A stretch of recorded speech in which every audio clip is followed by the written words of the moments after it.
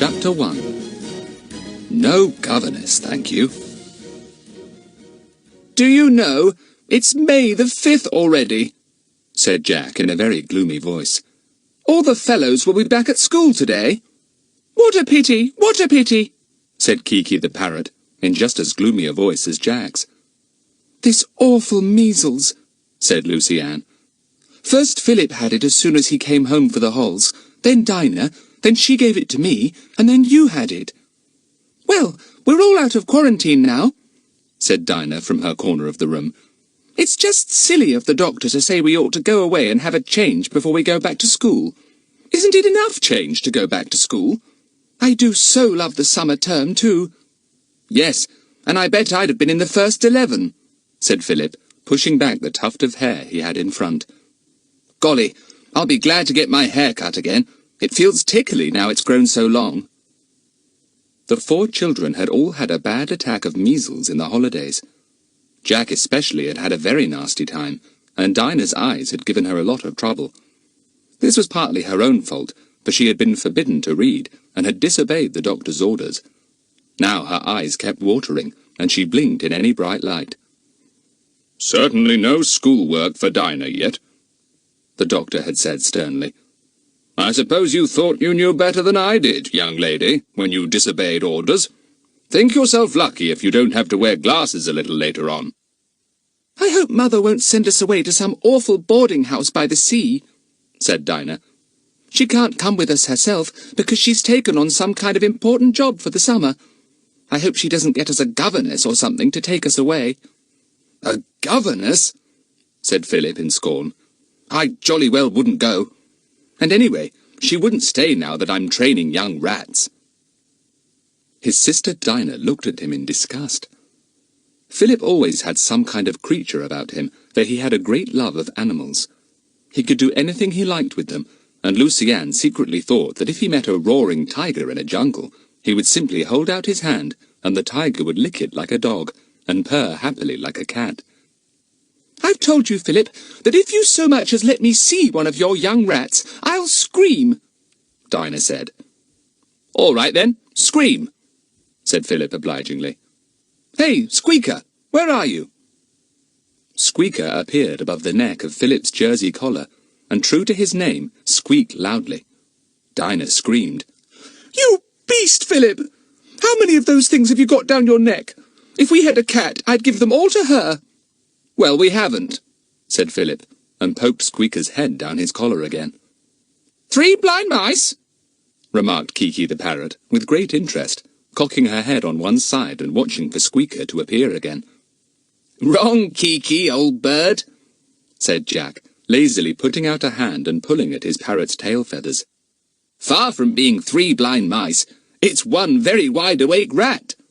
I say, Kiki, why didn't you catch measles from us? Kiki was quite prepared to have a conversation with Jack. She gave a loud cackle, and then put her head down to be scratched. How many times have I told you to shut the door? She cried. How many times have I told you to wipe your feet? Wipe the door, shut your feet, wipe the... Hey, you're getting muddled, said Jack, and the others laughed. It was always comical when Kiki mixed up the things she loved to say. The parrot liked to make people laugh. She raised her head, put up her crest, and made a noise like a mowing machine outside in the garden. That's enough, said Jack, tapping her on the beak. Now stop it, Kiki. But Kiki, pleased with the noise, flew up to the top of the curtains and went on being a mowing machine, one that wanted oiling. Mrs. Mannering put her head in at the door. Children, don't let Kiki make such a noise. I'm interviewing someone and it's very annoying. Who's come for an interview? Said Philip at once. Mother, you haven't gone and got a governess or something awful to take us away for a change, have you? Is she here? Yes, she is, said Mrs. Mannering. All the children groaned. Well, dears, you know I can't spare the time to take you myself, she went on. I've taken on this new job, though, of course, if I'd known you were going to be measly for so long, and then be so peaky afterwards. We're not peaky, said Philip indignantly. What an awful word! Peaky squeaky, said Kiki at once, and cackled with laughter. She loved putting the same-sounding words together. Peaky squeaky. "Shut up, Kiki," called Jack, and threw a cushion at her. Aunt Allie, we can quite well go away by ourselves. We're old enough to look after ourselves perfectly. Jack, as soon as I let you out of my sight in the holidays, you plunge into the middle of the most hair-raising adventures," said Mrs. Mannering. "I shan't forget what happened in the last summer holidays. Going off in the wrong aeroplane and being lost for ages in a strange valley." "Oh, that was a marvellous adventure," cried Philip. "I wish we could have another. I'm fed up with being measly so long. Do let us go away by ourselves, Mother. There's a darling." "No," said his mother. "You're going to a perfectly safe seaside spot with a perfectly safe governess for a perfectly safe holiday." "Safe, safe, safe!" shrieked Kiki. "Sound and safe, sound and safe." "Other way round, Kiki," said Jack. Mrs. Mannering put her fingers to her ears. "That bird! I suppose I'm tired with nursing you all, but honestly, Kiki gets dreadfully on my nerves just now. I shall be glad when she's gone with you." "I bet no governess will like Kiki," said Jack. "Aunt Allie, have you told her about Kiki?" "Not yet," admitted Mrs. Mannering. "But I suppose I'd better bring her in and introduce her to you all, and to Kiki too." She went out. The children scowled at one another. "I knew it would happen. Instead of having fun at school, we shall mope about with somebody we can't bear," said Dinah gloomily. "Phil, can't you do something with those awful rats of yours when she comes in? If she knew you were the kind of boy that likes mice and rats and beetles and hedgehogs living down his neck and in his pockets, she'd probably run for miles." "Jolly good idea, Dinah," said everyone at once, and Philip beamed at her. "It's not often you get a brainwave," he said, "but that one's all right. Hey, Squeaker, come along out. Waffles, where are you? Nosy, come out of my pocket." Dinah retreated to the furthest corner of the room, watching the young white rats in horror. However many had Philip got? She determined not to go near him if she could possibly help it. "I think Kiki might perform also," said Jack, grinning. "Kiki! Puff, puff, puff." That was the signal for the parrot to do her famous imitation of a railway engine screeching in a tunnel. She opened her beak and swelled out her throat in delight. It wasn't often that she was begged to make this fearful noise. Lucy Ann put her hands to her ears. The door opened, and Mrs. Mannering came in with a tall, rather stern-looking woman. It was quite plain that no adventure, nothing unusual, would ever be allowed to happen anywhere near Miss Lawson. "Perfectly safe" was written all over her. "Children, this is Miss Lawson," began Mrs. Mannering, and then her voice was drowned in Kiki's railway engine screech. It was an even better imitation than usual, and longer drawn out. Kiki was really letting herself go. Miss Lawson gave a gasp and took a step backwards. At first she did not see Kiki, but looked at the children, thinking that one of them must be making the terrible noise. "Kiki!" thundered Mrs. Mannering, really angry. "Children, how could you let her? I'm ashamed of you." Kiki stopped. She put her head on one side and looked cheekily at Miss Lawson. "Wipe your feet," she commanded. "Shut the door. Where's your handkerchief? How many times have I told you to—" "Take Kiki out, Jack," said Mrs. Mannering, red with annoyance. "I'm so sorry, Miss Lawson. Kiki belongs to Jack, and she isn't usually so badly behaved." "I see," said Miss Lawson, looking very doubtful. "I'm not very much used to parrots, Mrs. Mannering. I suppose, of course, that this bird will not come away with us. I could not be responsible for pets of that kind, and I don't think that a boarding house—" "Well, we can discuss that later," said Mrs. Mannering hastily. "Jack, did you hear what I said? Take Kiki out." "Polly, put the kettle on," said Kiki to Miss Lawson, who took absolutely no notice at all. Kiki growled like a very fierce dog, and Miss Lawson looked startled. Jack caught the parrot, winked at the others, and took Kiki out of the room. "What a pity! What a pity!" mourned Kiki as the door shut behind them. Mrs. Mannering gave a sigh of relief. "Jack and Lucy Ann Trent are not my own children. she said to Miss Lawson. "Lucy-Anne, shake hands with Miss Lawson. Lucy-Anne and her brother are great friends of my own children, and they live with us, and all go off to boarding school together," she explained. Miss Lawson looked at the green-eyed, red-haired little girl and liked her. She was very like her brother, she thought. Then she looked at Philip and Dinah, each dark-eyed and dark-haired, with a queer tuft that stuck up in front. She would make them brush it down properly, thought Miss Lawson. Dinah came forward politely and shook hands. She thought that Miss Lawson would be very proper, very strict, and very dull. But oh, so safe. Then Philip came forward, but before he could shake hands, he clutched at his neck. Then he clutched at one leg of his shorts. Then he clapped a hand over his middle. Miss Lawson stared at him in amazement. "Excuse me, it's only my rats," explained Philip. And to Miss Lawson's enormous horror, she saw Squeaker running round his collar, Nosy making a lump here and there over his tummy, and Waffles coming out of his sleeve.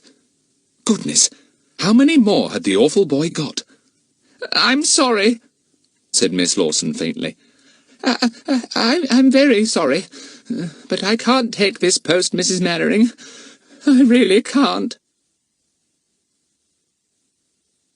Chapter 2. A Glorious Idea.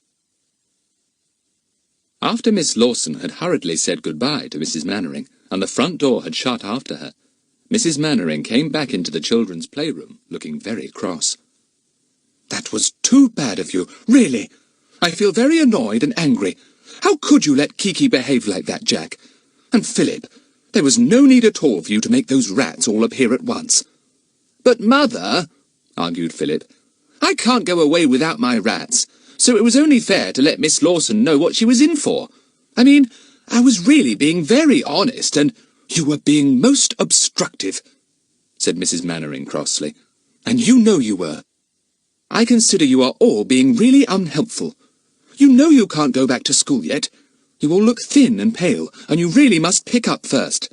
And I'm doing my best to give you a good holiday in the care of somebody responsible." "Sorry, Aunt Ally," said Jack, seeing that Mrs. Mannering really was upset. "You see, it's the kind of holiday we'd hate. We're too big to be chivied about by Miss Lawson. Now, if it was old Bill—" Old Bill! Everyone brightened up at the thought of old Bill Smuggs. His real name was Cunningham, but as he had introduced himself as Bill Smuggs in their very first adventure, Bill Smuggs he remained. What adventures they had had with him! "Golly, yes!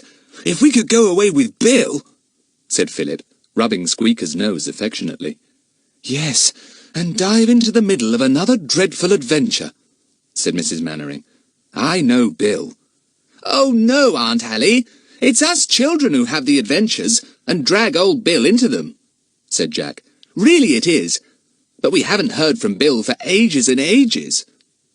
This was true. Bill seemed to have disappeared off the map. He hadn't answered the children's letters. Mrs. Mannering hadn't heard a word. He was not at his home, and hadn't been there for weeks. But nobody worried much about him. Bill was always on secret and dangerous missions, and disappeared for weeks at a time.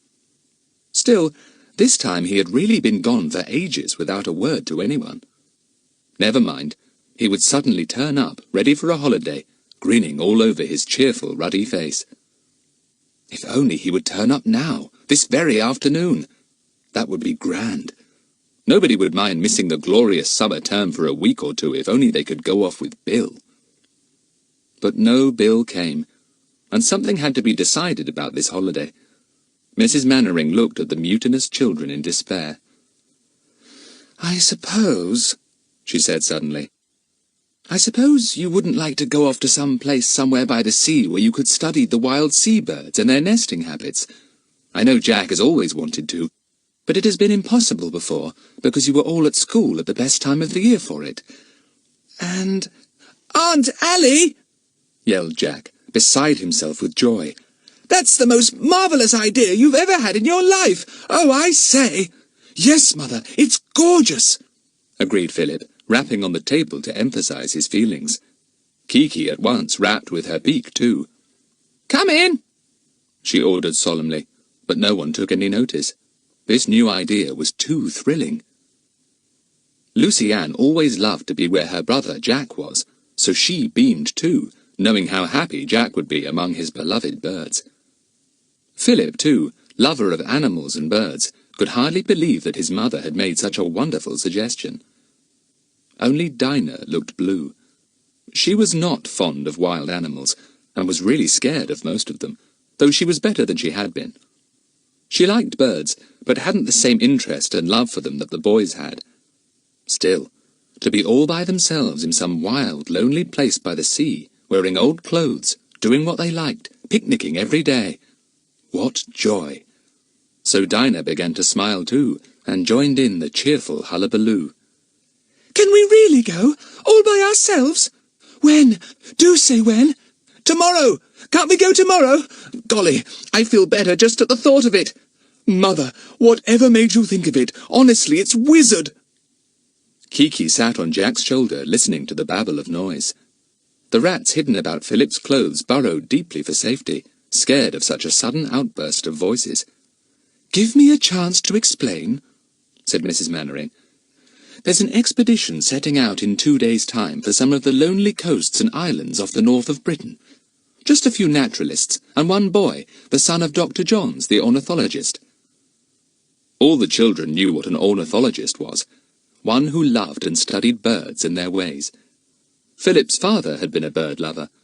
He was dead now, and the boy often wished he had known him, for he was very like him in his love for all wild creatures. "Dr. Johns?" said Philip. "Why, that was one of Daddy's best friends."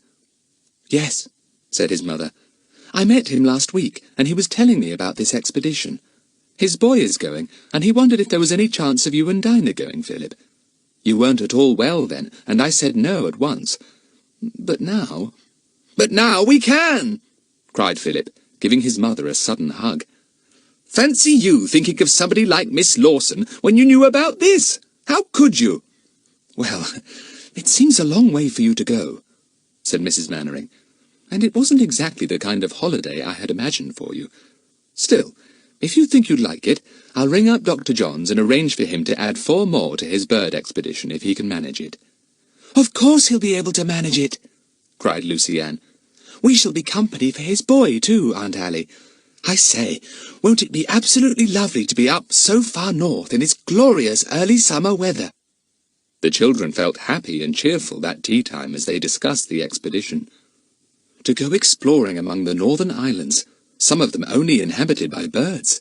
To swim and sail and walk, and watch hundreds, no, thousands of wild birds in their daily lives. "There'll be puffins up there," said Jack happily.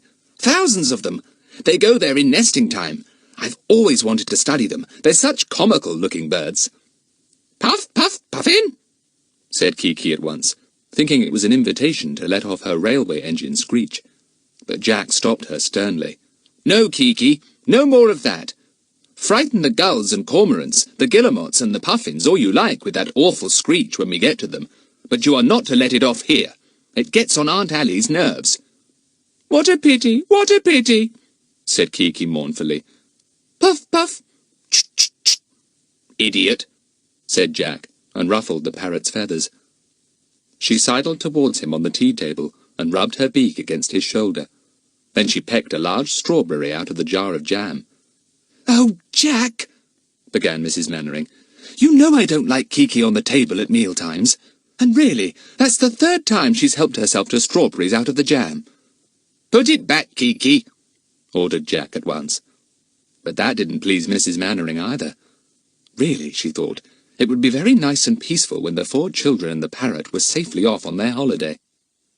The children spent a very happy evening talking about the coming holiday. The next day, Jack and Philip looked out of their field glasses and cleaned them up. Jack hunted for his camera, a very fine one indeed. "I shall take some unique pictures of the puffins," he told Lucy Ann. "I hope they'll be nesting when we get there, Lucy Ann, though I think we might be a bit too early to find eggs." "Do they nest in trees?" asked Lucy Ann. "Can you take pictures of their nests too, and the puffins sitting on them?" Jack smiled. "Puffins don't nest in trees," he explained. They nest in burrows underground." "Gracious," said Lucy-Anne.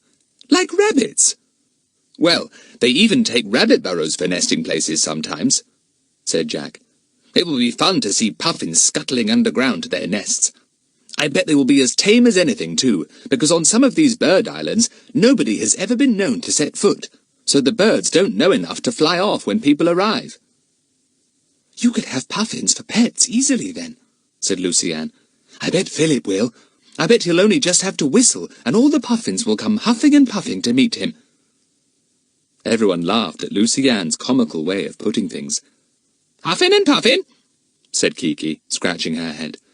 "Huffin' and puffin', poor little piggy-wiggy pig." "Now what's she talking about?" said Jack. "Kiki, you do talk a lot of rubbish." "Poor little piggy-wiggy pig," repeated Kiki solemnly. "Huffin' and puffin', huffin' and—" Philip gave a shout of laughter. "I know! She's remembered hearing the tale of the wolf and the 3 little pigs. Don't you remember how the wolf came huffing and puffing to blow their house down? Oh, Kiki, you're a marvel." "She'll give the puffins something to think about," said Dinah. "Won't you, Kiki? They'll wonder what sort of a freak has come to visit them. Hello, is that the telephone bell?" "Yes," said Jack, thrilled.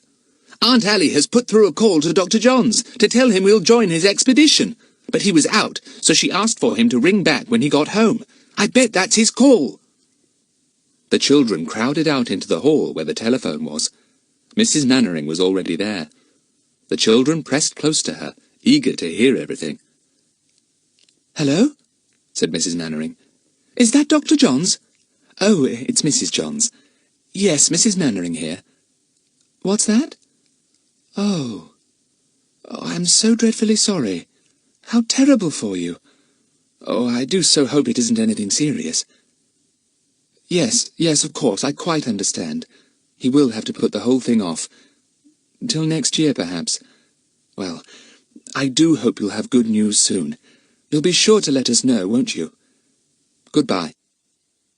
She hung up the receiver and turned to the children with a solemn face.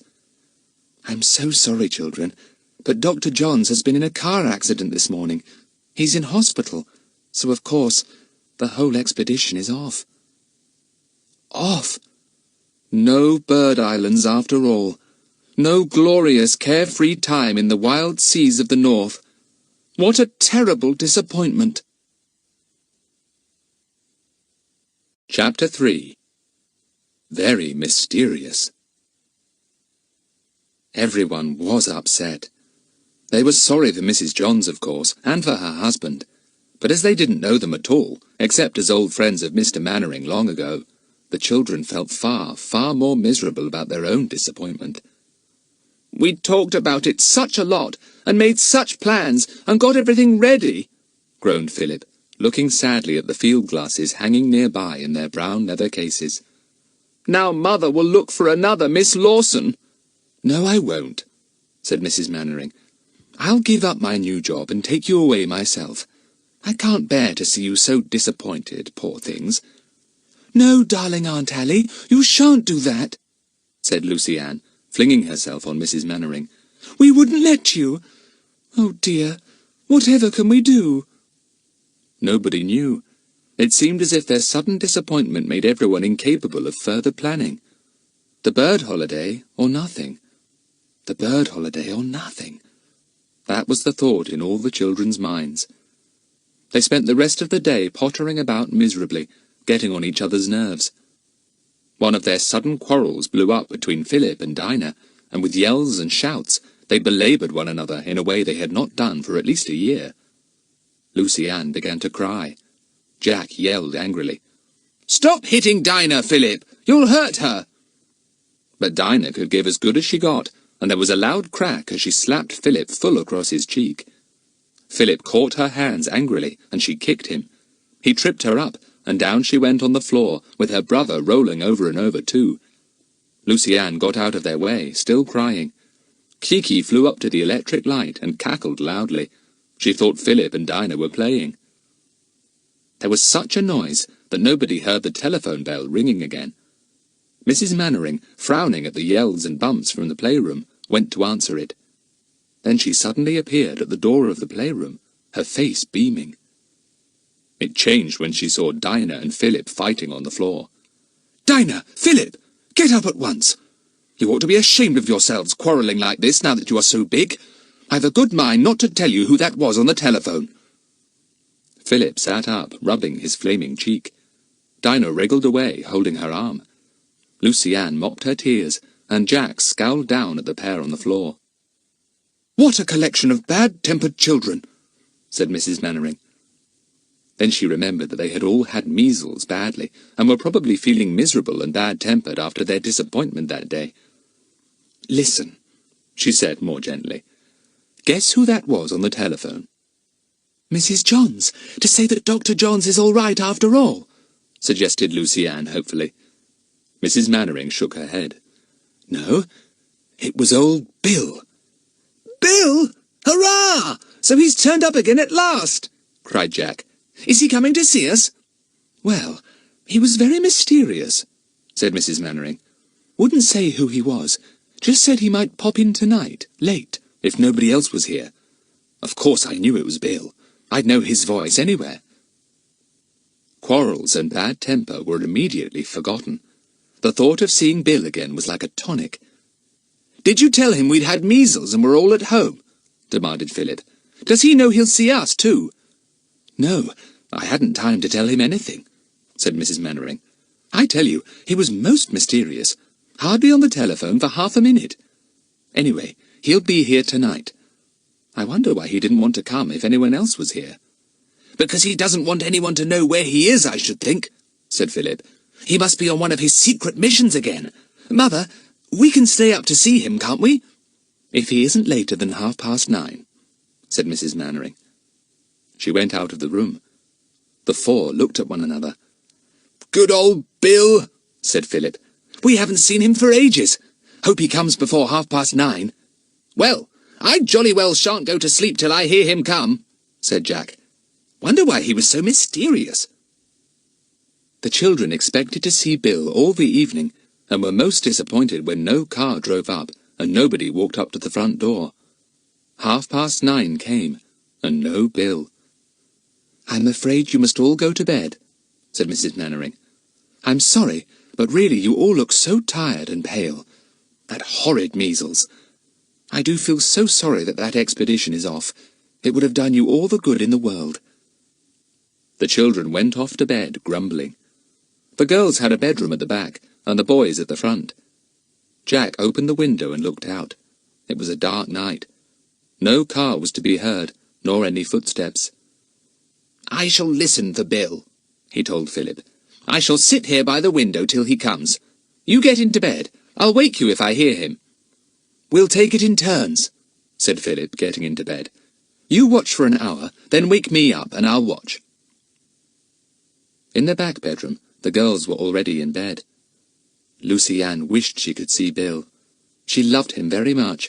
He was so safe and strong and wise. Lucy-Anne had no father or mother, and she often wished that Bill was her father. Aunt Allie was a lovely mother, and it was nice to share her with Philip and Dinah. She couldn't share their father because he was dead. "I hope I shall keep awake and hear Bill when he comes," she thought. But soon she was fast asleep, and so was Dinah. The clock struck 10:30, and then 11. Jack woke Philip. "Nobody has come yet," he said. "Your turn to watch, Tufty. Funny that he's so late, isn't it?" Philip sat down at the window. He yawned. He listened, but he could hear nothing. And then he suddenly saw a streak of bright light as his mother, downstairs, pulled back a curtain, and the light flooded into the garden. Philip knew what it was, of course, but he suddenly stiffened as the light struck on something pale, hidden in a bush by the front gate. The something was moved quickly back into the shadows, but Philip had guessed what it was. "That was someone's face I saw! Somebody is hiding in the bushes by the gate! Why? It can't be Bill. He'd come right in. Then it must be somebody waiting in ambush for him. Golly!" He slipped across to the bed and awoke Jack. He whispered to him what he had seen. Jack was out of bed and by the window at once. But he could see nothing, of course. Mrs. Mannering had drawn the curtain back over the window, and no light shone out now. The garden was in darkness. "We must do something quickly," said Jack. "If Bill comes, he'll be knocked out, if that's what that man there is waiting for. Can we warn Bill? It's plain he knows there's danger for himself, or he wouldn't have been so mysterious on the telephone, and insisted he couldn't come if anyone else was here. I wish Aunt Allie would go to bed. What's the time? The clock struck 11 some time ago, I know." There came the sound of somebody clicking off lights and a door closing. "It's Mother," said Philip. "She's not going to wait any longer. She's coming up to bed." "Good. Now the house will be in darkness, and maybe that fellow will go." "We'll have to see that he does," said Jack. "Do you suppose Bill will come now, Philip? It's getting very late." "If he says he will, said Philip. "Shh! Here's Mother." Both boys hopped into bed and pretended to be asleep. Mrs. Mannering switched the light on, and then, seeing that both boys were apparently sound asleep, she switched it off again quickly. She did the same in the girls' room, and then went to her own room. Philip was soon sitting by the window again, eyes and ears open for any sign of the hidden man in the bushes below. He thought he heard a faint cough. "He's still there," he said to Jack. "He must have got wind of Bill coming here tonight. Or more likely still, he knows that Bill is a great friend of ours, and whatever gang he belongs to has sent a man to watch in that bush every night," said Jack. "He's hoping that Bill will turn up sooner or later. Bill must have a lot of enemies. He's always tracking down crooks and criminals." "Listen," said Philip. "I'm going to creep out of the back door and get through the hedge of the next-door garden and out of their back gate so as not to let that hidden man hear me. And I'm going up to watch for old Bill and warn him. He'll come up the road, not down, because that's the way he always comes." "Good idea," said Jack. "I'll come too." "No, one of us must watch to see what the man down there does," said Philip. "We'll have to know if he's there or not." "I'll go. You stay at the window.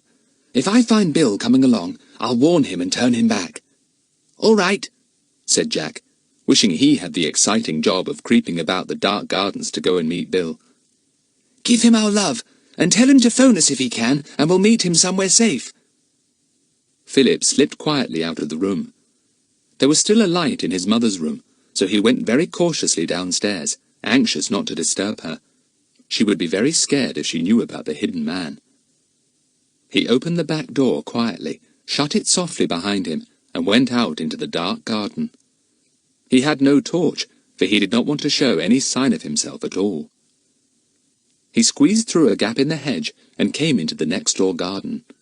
He knew it very well. He found the path and then made his way quietly along the grass at the edge of it, afraid of making the gravel crunch a little if he walked on it. Then he thought he heard a sound. He stopped dead and listened. Surely there wasn't another man hiding somewhere. Could they be burglars, not men waiting for Bill after all? Ought he to creep back and telephone to the police? He listened again, straining his ears, and he had a queer feeling that there was someone nearby, also listening. Listening for him, Philip, perhaps. It was not a nice thought, there in the darkness. He took a step forward, and then suddenly someone fell on him savagely, pinned his arms behind him, and forced him on his face to the ground. Philip bit deep into the soft earth of a flower-bed and choked. He could not even shout for help. Chapter 4. A Visit from Bill, and a Great Idea. Philip's captor was remarkably quiet in his movements.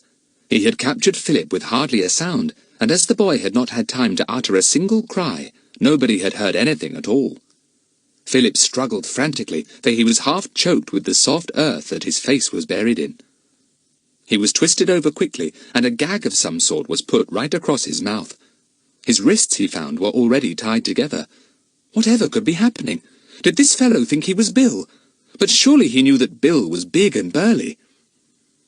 Trying to spit out the earth in his mouth behind the gag, Philip wriggled and struggled. But it was of no use, for his captor was strong and merciless. He was picked up and carried to a summer house, quite silently. "And now," hissed a voice close to his ear, "how many more of you are there here? Tell me that, or you'll be sorry. Grunt twice if there are more of you." Philip made no answer. He didn't know what to do, grunt or not grunt. Instead he groaned, for his mouth was still full of earth, and it did not taste at all nice. His captor ran his hands over him. Then he got out a small pocket torch and flashed it once, very quickly, on Philip's gagged face. He saw the tuft of hair standing straight up on Philip's forehead, and gave a gasp. "Philip! You little ass!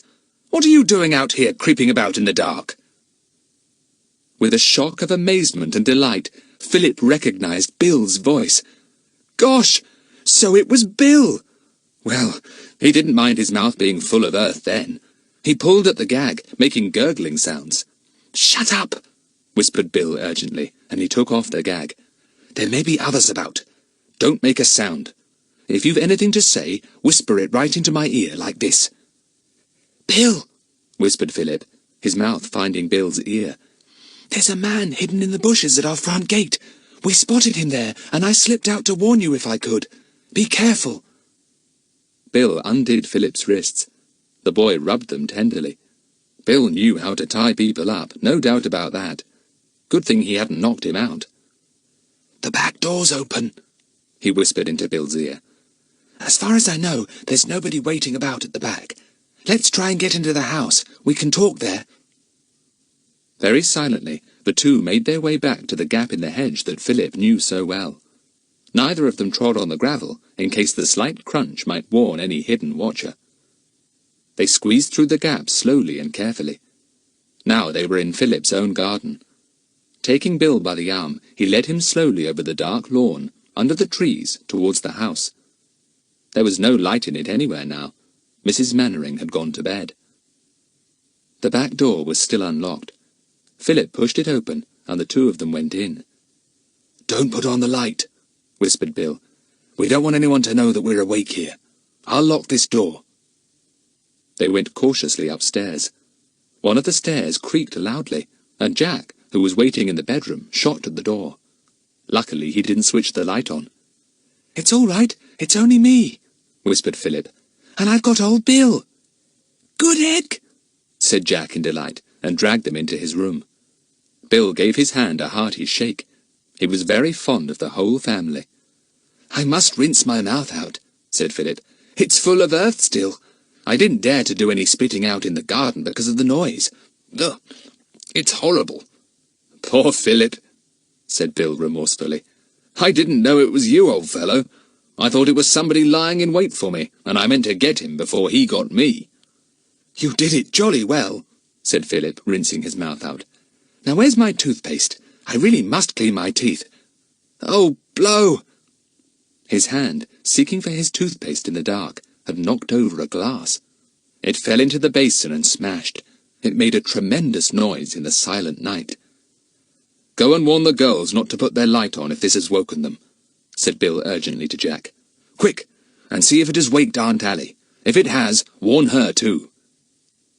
Lucy Ann was awake, and Jack just managed to stop her switching on the light. His mother did not stir. Her room was further away, and she had not heard the sound of breaking glass. Lucy Ann was astonished to hear Jack's urgent voice. "What's up?" she asked. "Anything gone wrong? Are you or Philip ill?"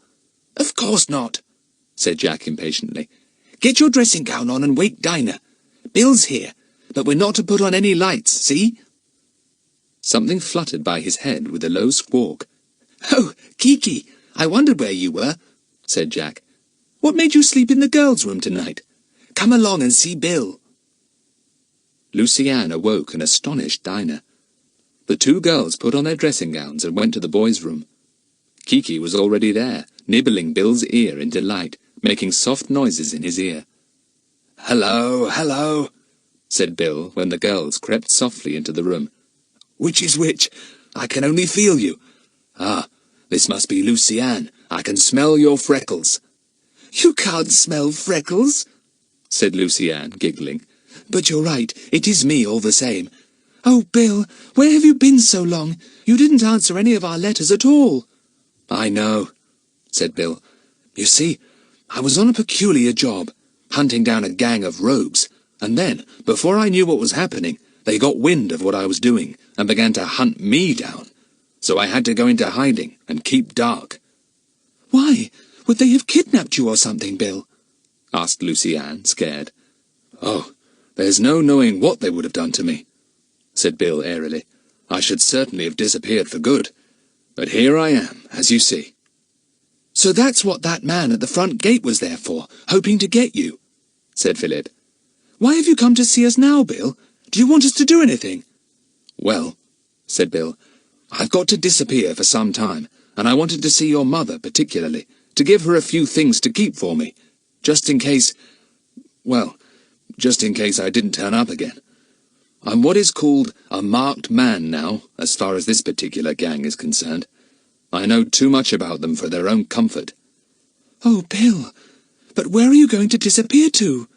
asked Lucy Ann forlornly. "I don't like you to disappear into the blue.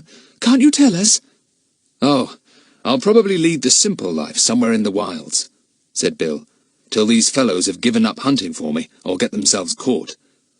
I don't want to disappear. Don't think that. I'm not afraid of any of them, but my chiefs can't afford to let anyone get hold of me.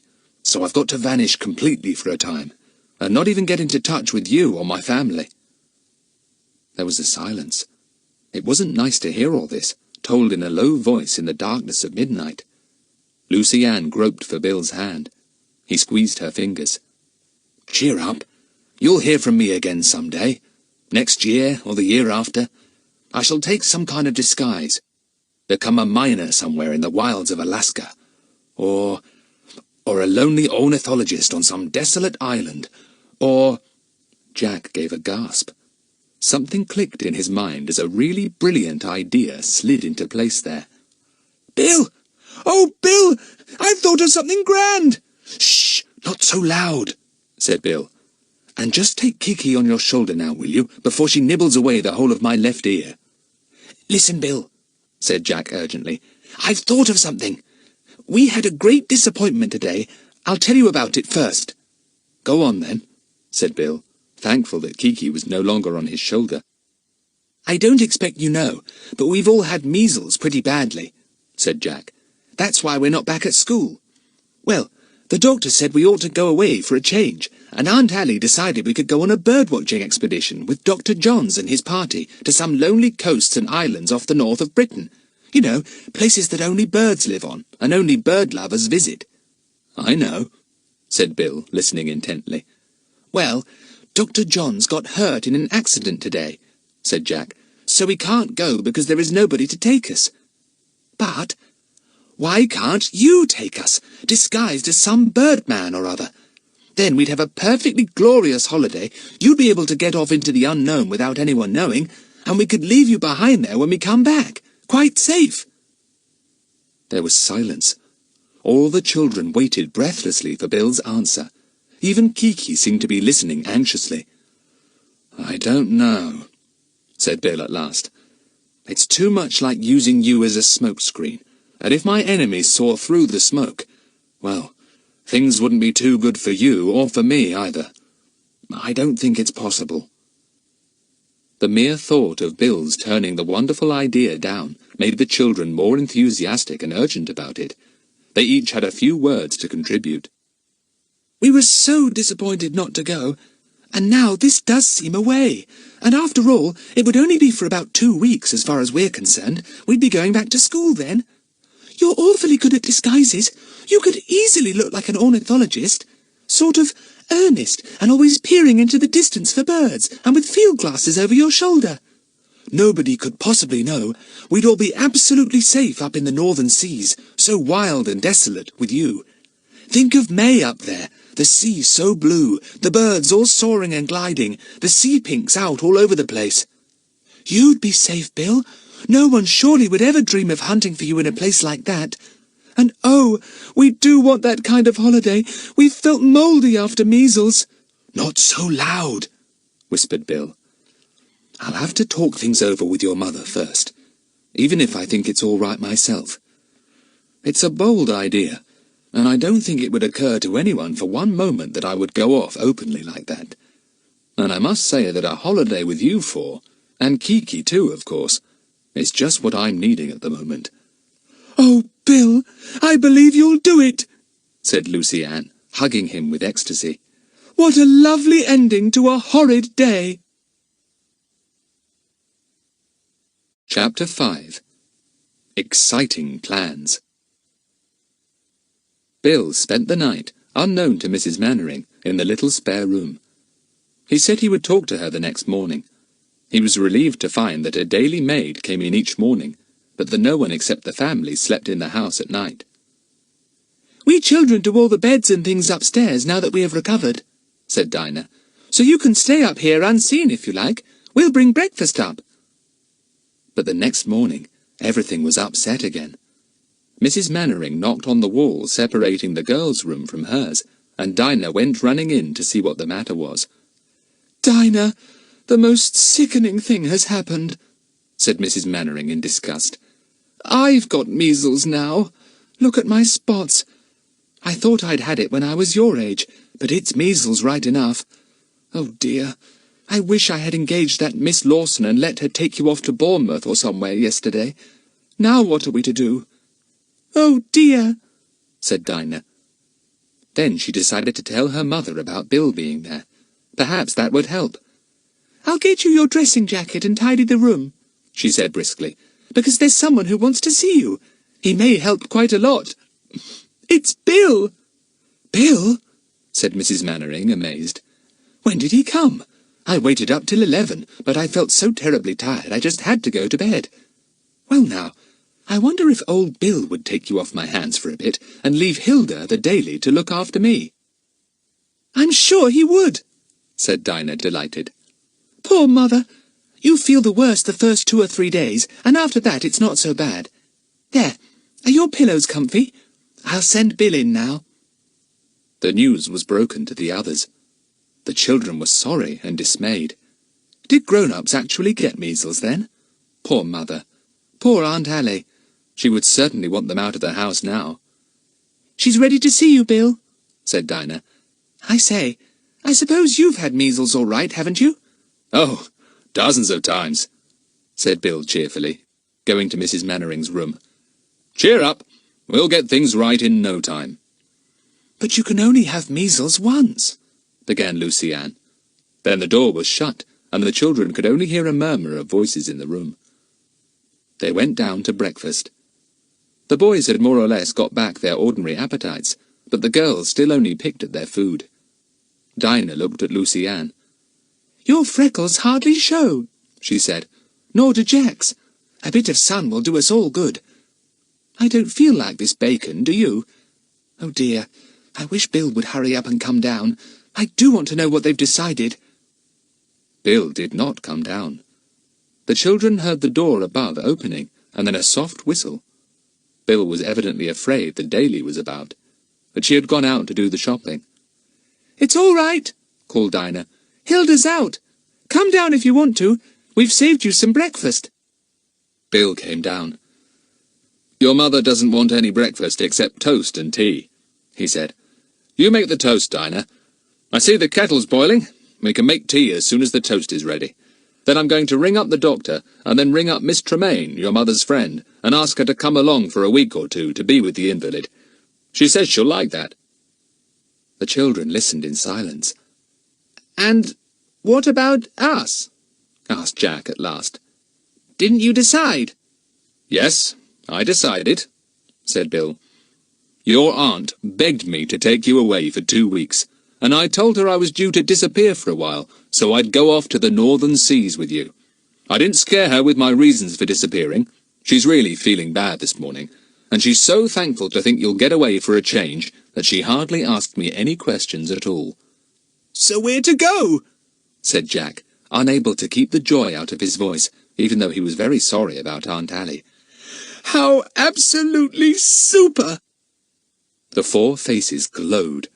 Kiki picked a piece of rind out of the marmalade, and, as nobody said anything, took a piece of lump sugar from the sugar basin. "Mother will be quite all right, won't she, with Miss Tremaine?" said Philip earnestly. "She wouldn't like one of us to stay with her, would she? I'll stay, if so." "She would be much better with you all out of the house," said Bill, helping himself to bacon. She's tired out and wants a really peaceful time. Measles is beastly, but at least it will make her rest in bed for a while.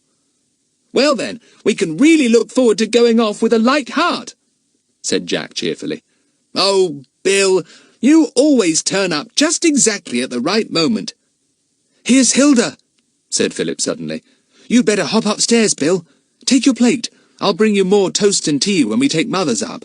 Isn't that toast finished yet, Dinah? Just, said Dinah, and put the last piece in the toast rack. No, Kiki, leave it alone. Oh, Jack, look at Kiki's beak, just dripping with marmalade.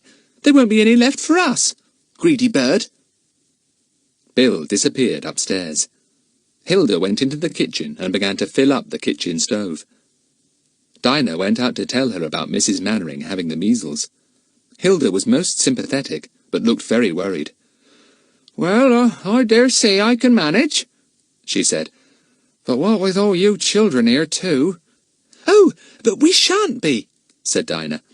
We're going off on a bird expedition as soon as we can, and Miss Tremaine is coming to see to Mother, so... Hilda! Hilda! Hilda! called a voice, and Hilda jumped. My, that's the missus calling, she said. And you told me she was in bed. Come in, madam. But it was only Kiki, of course, doing one of her imitations. She cackled with laughter when Hilda came running into the dining room. Wipe your feet, she ordered. Don't sniff. How many times have I told you to? Hilda went out and banged the door. I don't mind taking orders from them as has the right to give 'em, she said to a giggling Dinah. But take orders from that ridiculous bird I will not. I hope, miss, that you're taking that parrot with you. I don't want the minding of her whilst you're gone. Drive me crazy, she would. Oh, of course we'll take her, said Dinah. Jack would never dream of going without her. The doctor came. Miss Tremaine arrived. Hilda agreed to sleep in.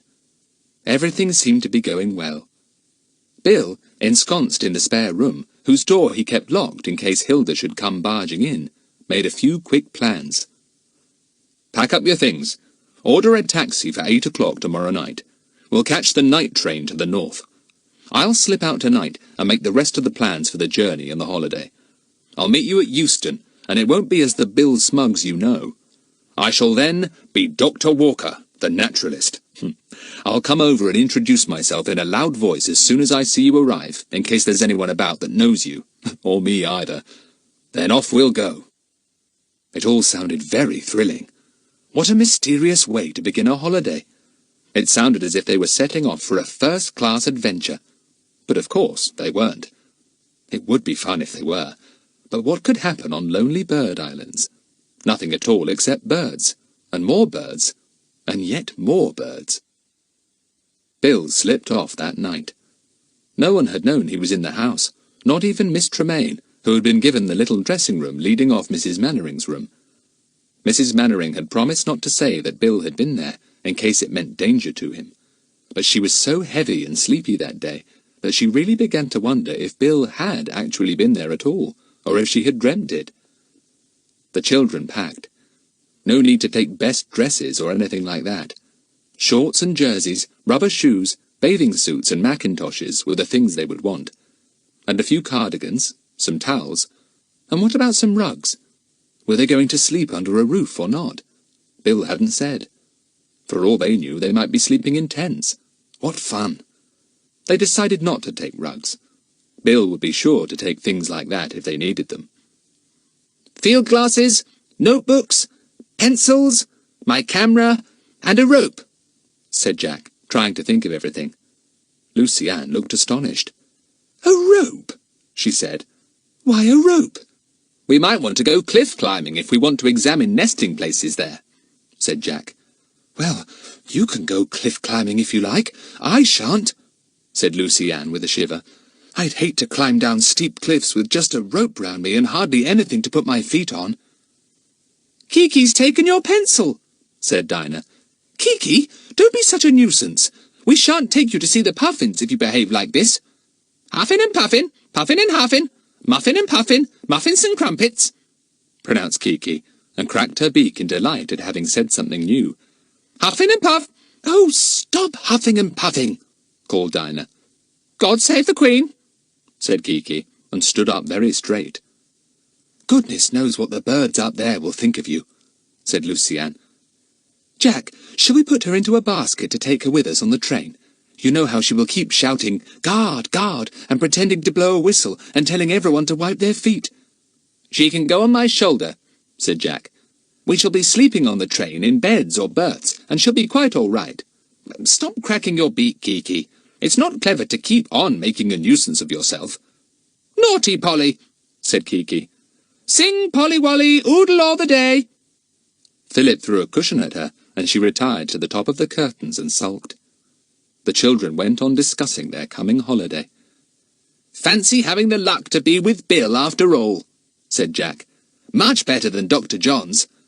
I wonder if he'll have a boat and go exploring round. Golly, I'm going to enjoy the next week or two. We might even see a great auk. You and your great auks, said Philip. You know quite well they're extinct. Don't start all that again, Jack. We might find little auks up there, though, and razorbills, and thousands of guillemots on the cliffs. The next day came at last, and then dragged on till the evening. Mrs. Mannering slept most of the time, and Miss Tremaine would not let them go in and wake her to say good-bye. "Better not," she said. "I'll say good-bye for you. Mind you write to her from wherever you're going. Is that the taxi I hear now? I'll come and see you off." It was the taxi.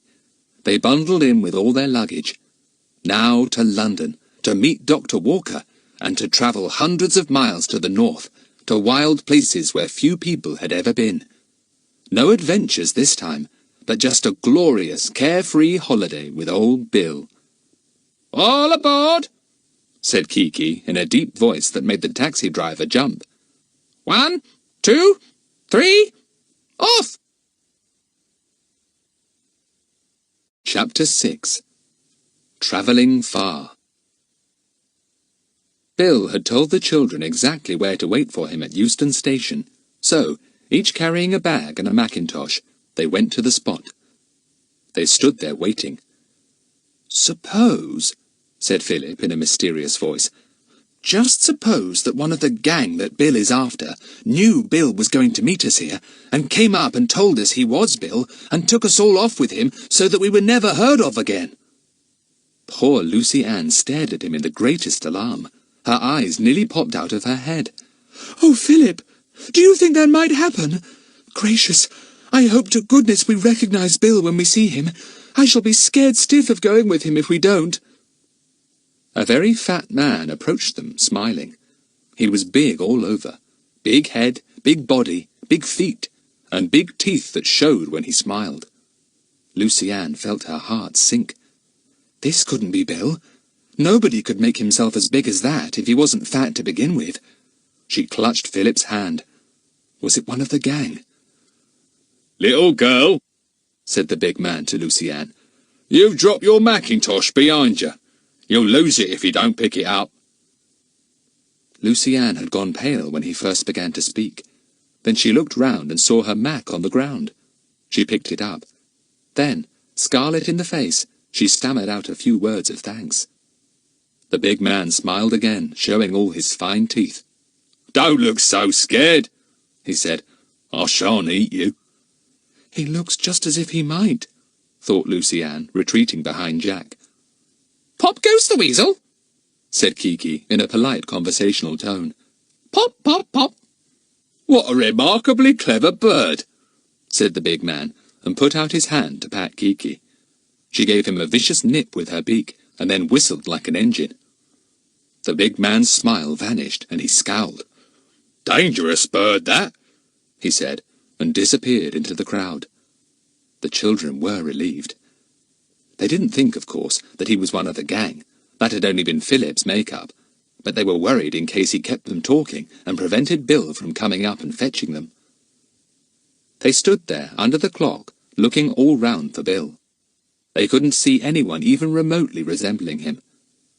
Then a rather shambling, round-shouldered man came up, wearing thick glasses through which his eyes peered sharply. He wore a thick, long coat, had field glasses slung across his back, and a curious black-checked cap. He also had a black beard. But he spoke in Bill's voice. "Good evening, children. I am glad to see you are punctual. Now at last we start on our little expedition." Lucy Ann beamed. That was Bill's nice warm voice all right, in spite of the beard and the strange get-up. She was just about to fling herself on him, crying, "Oh, Bill, it's good to see you," when Jack, feeling sure that Lucy Ann was going to do something impulsive like that, pushed her away and held out his hand politely. "Good evening, Dr. Walker. How are you?" The others took their cue from Jack, and anyone looking on would have thought that here were 4 children greeting a tutor or a guardian who was going to take them on a journey somewhere. "Come this way," said Dr. Walker. "I have a porter for your things. Hey, porter, put these bags on your barrow, will you, and find our reservations in the 10 o'clock train. Thank you." It wasn't long before they were all safely on the night train. The children were thrilled with their little bedrooms. Lucy Ann liked the way everything could fold down or fold back, or be somehow pushed out of the way. "Now, you must sleep all night," said Bill, his eyes smiling at them from behind his thick glasses. "Dr. Walker will see that you are awake in time for breakfast." "How do we get to the place we're going to, and where exactly is it?" asked Jack. "Well, we get there by this train and another, and then by motorboat," said Bill. The children looked thrilled. They loved travelling. "I've got a map here," said Bill, making sure that the door was shut.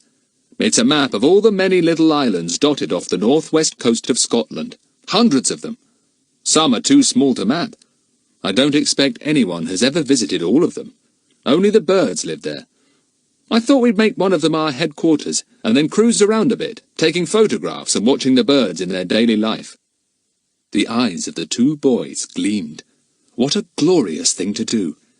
They visualized days of sunshine on the water, chugging to and from tiny islands inhabited by half-tame birds, picnicking hungrily in the breeze, sitting on rocks with their feet dangling in the clear water.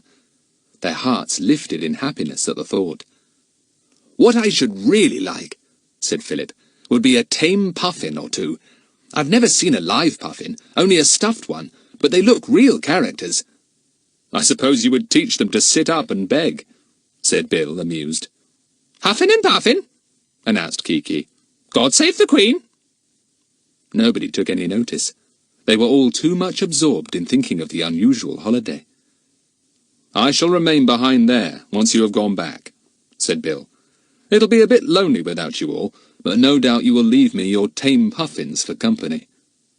"I shall hate leaving you," said Lucy Ann. "Will you have to be there all alone for long, Bill?" "A goodish time, I expect," said Bill.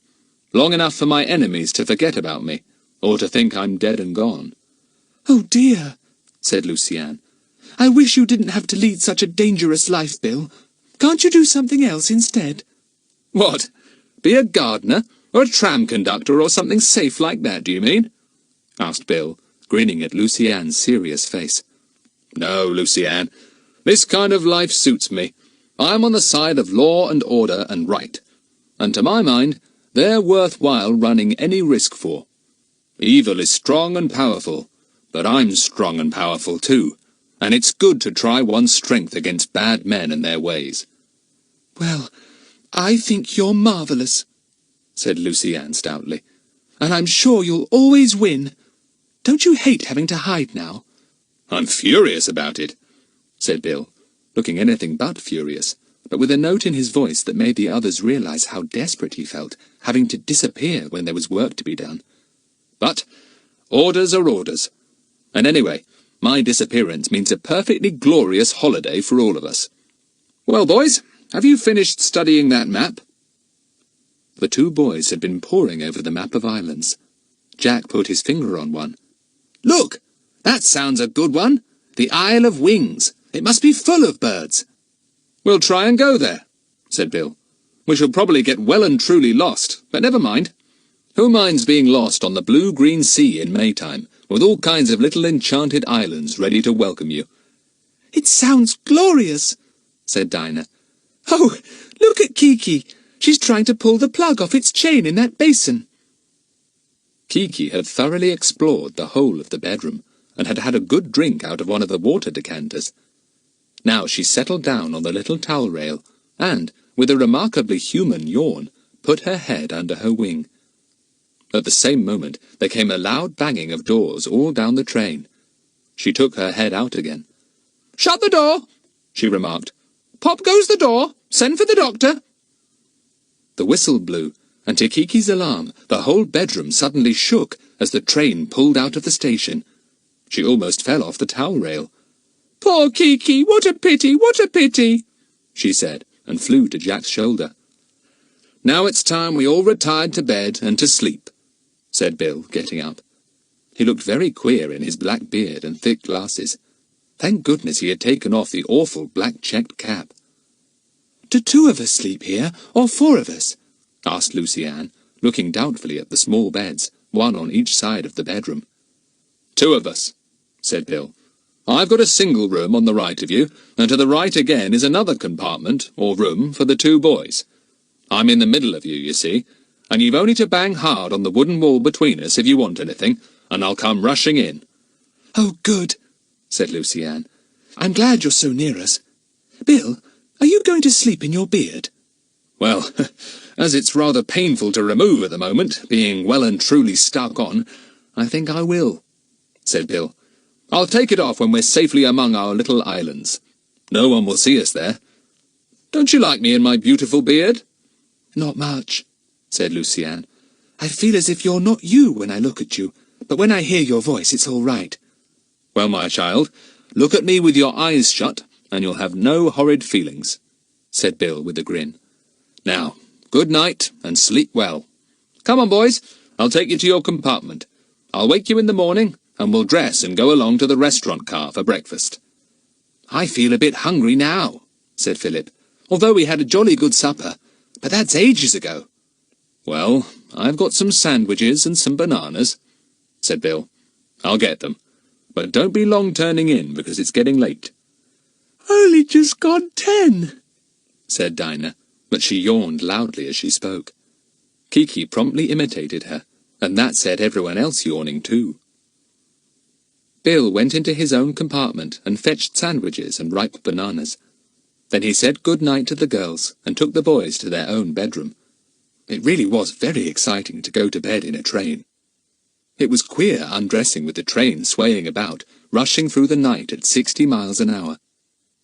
It was nice to be in bed, listening to the ta-ta-ta-ta, ta-ta-ta-ta of the train wheels turning rapidly over the rails. "Travelling far, travelling far, travelling far," said the wheels to Lucy Ann as her eyes closed, and her mind swung towards sleep. "Travelling far." In spite of all the excitement, the 4 children were soon fast asleep and dreaming. What were they dreaming of? That was easy to guess. Blue-green water, clear as crystal, enchanting little islands, big white clouds flying across an enormous blue sky, and birds, birds, birds. Travelling far, travelling far, travelling far. Chapter 7. On the Sea at Last. The journey was half over before the children awoke again. Bill banged on the walls, and they woke with a jump. They dressed and walked staggeringly along to the restaurant car, feeling very hungry. Lucy Ann didn't much like walking across the bits that joined 2 carriages together. She clutched Bill's hand then. "I'm always afraid the train might come in too, just when I'm walking through the bit where 2 carriages are joined," she explained. Bill quite understood, though the others were very scornful of Lucy Ann's extraordinary idea. Kiki behaved very badly at breakfast, throwing the toast about and squawking because she was not allowed any of the rather small helping of marmalade. She made rude noises at the sunflower seeds Jack offered her. The other passengers were amused at her and laughed, but that only made Kiki show off all the more. "Stop it, Kiki," said Bill, exasperated, and tapped her smartly on the beak. Kiki screeched and made a pounce at his beard. A vicious tug, and some of it came away. Kiki hadn't been able to understand why Bill had arrived with a strange mass of hair under his chin and round his cheeks. Now, having got some of it, she retired under the table and began to peck it gently, separating the hairs one by one and murmuring to herself all the time. "Let her be," said Bill. "She'll be happy pulling that bit of my beard to pieces." He rubbed his chin. "That hurt. I hope I don't look too peculiar now." "Oh, no, it doesn't really show much," Jack assured him. "Kiki always gets excited on a journey like this. She's awful when I bring her back from school. Whistles like the guard, and tells all the people in the carriage to blow their noses and wipe their feet, and screeches in the tunnels till we're almost deafened." "But she's a darling, really," said Lucy Ann loyally, and didn't say a word about Kiki undoing her shoelaces and pulling them out of her shoes at that very moment. The journey was a long one. There was a change to be made at a very big and noisy station. The next train was not quite so long as the first one, and did not go so fast. It took them to a place on the coast, and the children were delighted to see the blue sea shining like a thin bright line in the distance. Hurrah! They all loved the sea. "Now I feel that our holiday has really begun," said Lucy Ann. "Now that we've seen the sea, I mean. It gives me a proper holiday feeling." Everyone felt the same, even Kiki, who leapt about like a warrior doing a war dance on the luggage rack above the children's heads. She flew down to Jack's shoulder when they got out of the train at a big seaside town. The strong breeze blew in their faces, and the girl's hair streamed back. Bill's beard blew back too, and Kiki was careful to stand with her beak to the wind. She hated her feathers being ruffled the wrong way. They had a very good meal in a hotel, and then Bill went down to the harbour to see if his motorboat was there. It had just come in. The man who brought it knew Bill very well, and had been told in what disguise he was to be seen. "Morning, Dr. Walker, sir," he said in loud tones. "Fine weather for your expedition. Everything's ready, sir." "Plenty of provisions, Henty?" asked Dr. Walker, blinking through his thick glasses. "Enough to stand a siege, sir," said Henty. "I'm to pilot you out, sir. I've got a boat behind." Everyone went on board. It was a fine motorboat, with a little cabin in front. Jack's eyes gleamed when he saw the stock of food. Tins, tins, tins. The little refrigerator was full of stuff too. Good. There would be plenty to eat anyway, and that, in Jack's opinion, was one of the main things to be planned for on a holiday. People always got so terribly hungry when they were holidaying. Henty piloted them out of the harbour, his tiny boat bobbing about. When they were beyond the harbour, Henty saluted and got into his boat. "Well, good luck, sir," he said. "The wireless is okay, sir. We'll be expecting a message regularly to know you're all right. There are extra batteries and a repair set as well. Good luck, sir. I'll be here in 2 weeks' time to pick up the kids." He rowed off, his oars making a soft plash, plash, plash in the water. He soon looked very small indeed, as Bill's motorboat sped away. "Well, we're off," said Bill with great satisfaction. "And my beard can come off too. And my glasses, thank goodness. And my coat. Here, Philip, you know how to steer a motorboat, don't you? Take the wheel whilst I make myself presentable again. No one is likely to see me now. Keep her going north-northwest." Proudly, Philip took the wheel. The engine of the boat purred smoothly, and they sped fast over the blue water. It was a wonderful day, almost as hot as summer. The May sun shone down out of a sky flecked with tiny curly clouds, and little points of light danced on the waves. "Gorgeous," said Jack, sitting down with a grunt of joy near Philip. "Simply, absolutely, perfectly gorgeous." "I've got such a lovely feeling," said Lucy Ann, looking the picture of happiness. "You know, that feeling you get at the very beginning of a lovely holiday, when all the days spread out before you, sunny and lazy and sort of enchanted." "You'll end up by being a poet if you don't look out," said Philip from the wheel. "Well, if a poet feels like I feel just exactly at this moment, I wouldn't mind being one for the rest of my life, even if it meant having to write poetry," said Lucy Ann. "Three blind mice, see how they run," remarked Kiki. and for one moment everyone thought that Kiki was joining in the talk about poetry and giving what she thought was an example. But she was merely referring to the 3 tame rats that had suddenly appeared on Philip's shoulders. They stood there daintily, their pink noses raised, sniffing the salt sea air. "Oh, blow you, Philip!" said Dinah from her seat near Jack. "I was hoping against hope you hadn't brought those detestable little creatures. I only hope the gulls eat them." But even Dinah couldn't feel annoyed for long as they glided over the green waves, leaving a white wake behind them, like a long feathery tail. When Bill appeared from the little cabin, they all hailed him in delight.